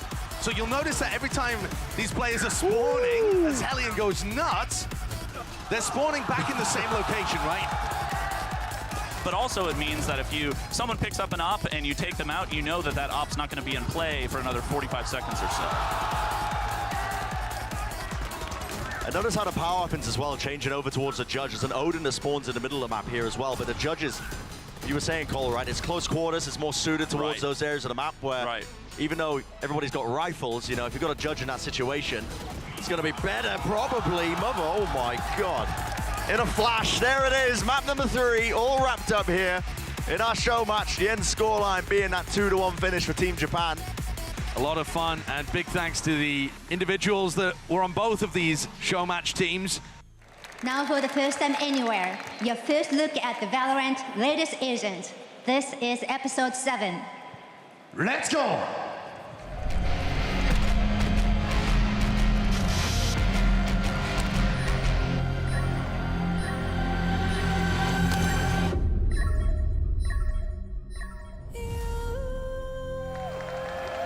Makuhari Messe の皆さん、準備はできてますか？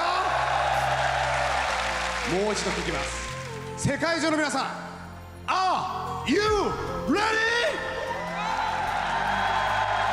In this capacity crowd here in Tokyo, legends will be made. Evil Geniuses returns bloodied and bruised for another war against Fnatic, who are looking to do something no other team has ever been able to accomplish. Win back-to-back international events. Today, a legacy will forever be forged. It's time for the grand finals of Masters Tokyo. Busio can be the one really committed, and he gets away with murder. Finding two looking the wrong way. Ethan make himself the sacrifice, and it works. And Boost's been dealt with. Big boy Busio. Durka though, look how quick he responds to this. Alpha's there with him. Oh, it's stunning from Alpha. Fnatic firmly in control. At least get Chronicle down, but look at it. How do you get past Alpha and Leo? Jorgamo is not gonna do it. Fnatic are in full form now. Nats map 1 in the pocket of Fnatic. Gives himself the angle and gives himself the fight. The paranoia sent in is perfect. They can't get past Ramp. They can't get past Chronicle. I guess you can't play normal 5v5 Valorant against Fnatic, but you can ask Boostio to absolutely decimate them on the cross. Shit, baby. Yeah, no, Durka's just absolutely let off the leash in this one's all but done. Jorgamo gets away with it though, gets ahead of that flash. It's Durka on the other side who's having a miraculous round. Fnatic once again, 13-11 on split, and EG sent reeling back. Wait, Boostio's cooking up something here. Oh, he's going ridiculously too deep, but Demon 1 up for the trade. Looking for Durka. Oh, he's got the moves. Durka dodges everything. Demon 1, that's a chance. But they work forward, 40 seconds now. Now they know. Oh, Ethan for the 1v2. It ain't gonna happen. EG figuring it all out. It's a post. It's a post. I don't know what's happening there. He's lost his teammate, Com's gone down. Demon 1 checked on, so heads up. Dare commit, he has to now. Hand forced, and Durka delivers. This guy in finals is just a little different. Oh, and Jorgamo smacks his head on the way out. It's not gonna be easy, because it looks like it's gonna be OT. A 1v3 for Com, and he's got no time to play with now. Face the music and face OT. Fnatic taking us all the way. Leo, the one to send him away again, as Fnatic's dynasty starts today. Back-to-back international winners, the first of their kind. Incredible run from Fnatic. But it's been a hell of a run from the start of the season, from lock-in. All the trials they faced, Fnatic succeed, the first of their kind. The trophy is all theirs. The winners of the Valorant Masters Tokyo event, Fnatic!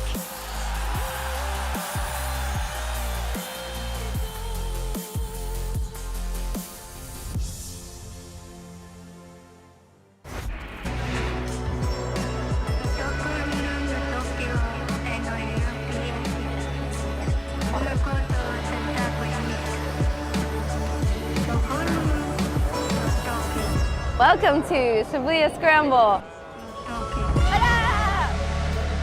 We're scrambling like eggs.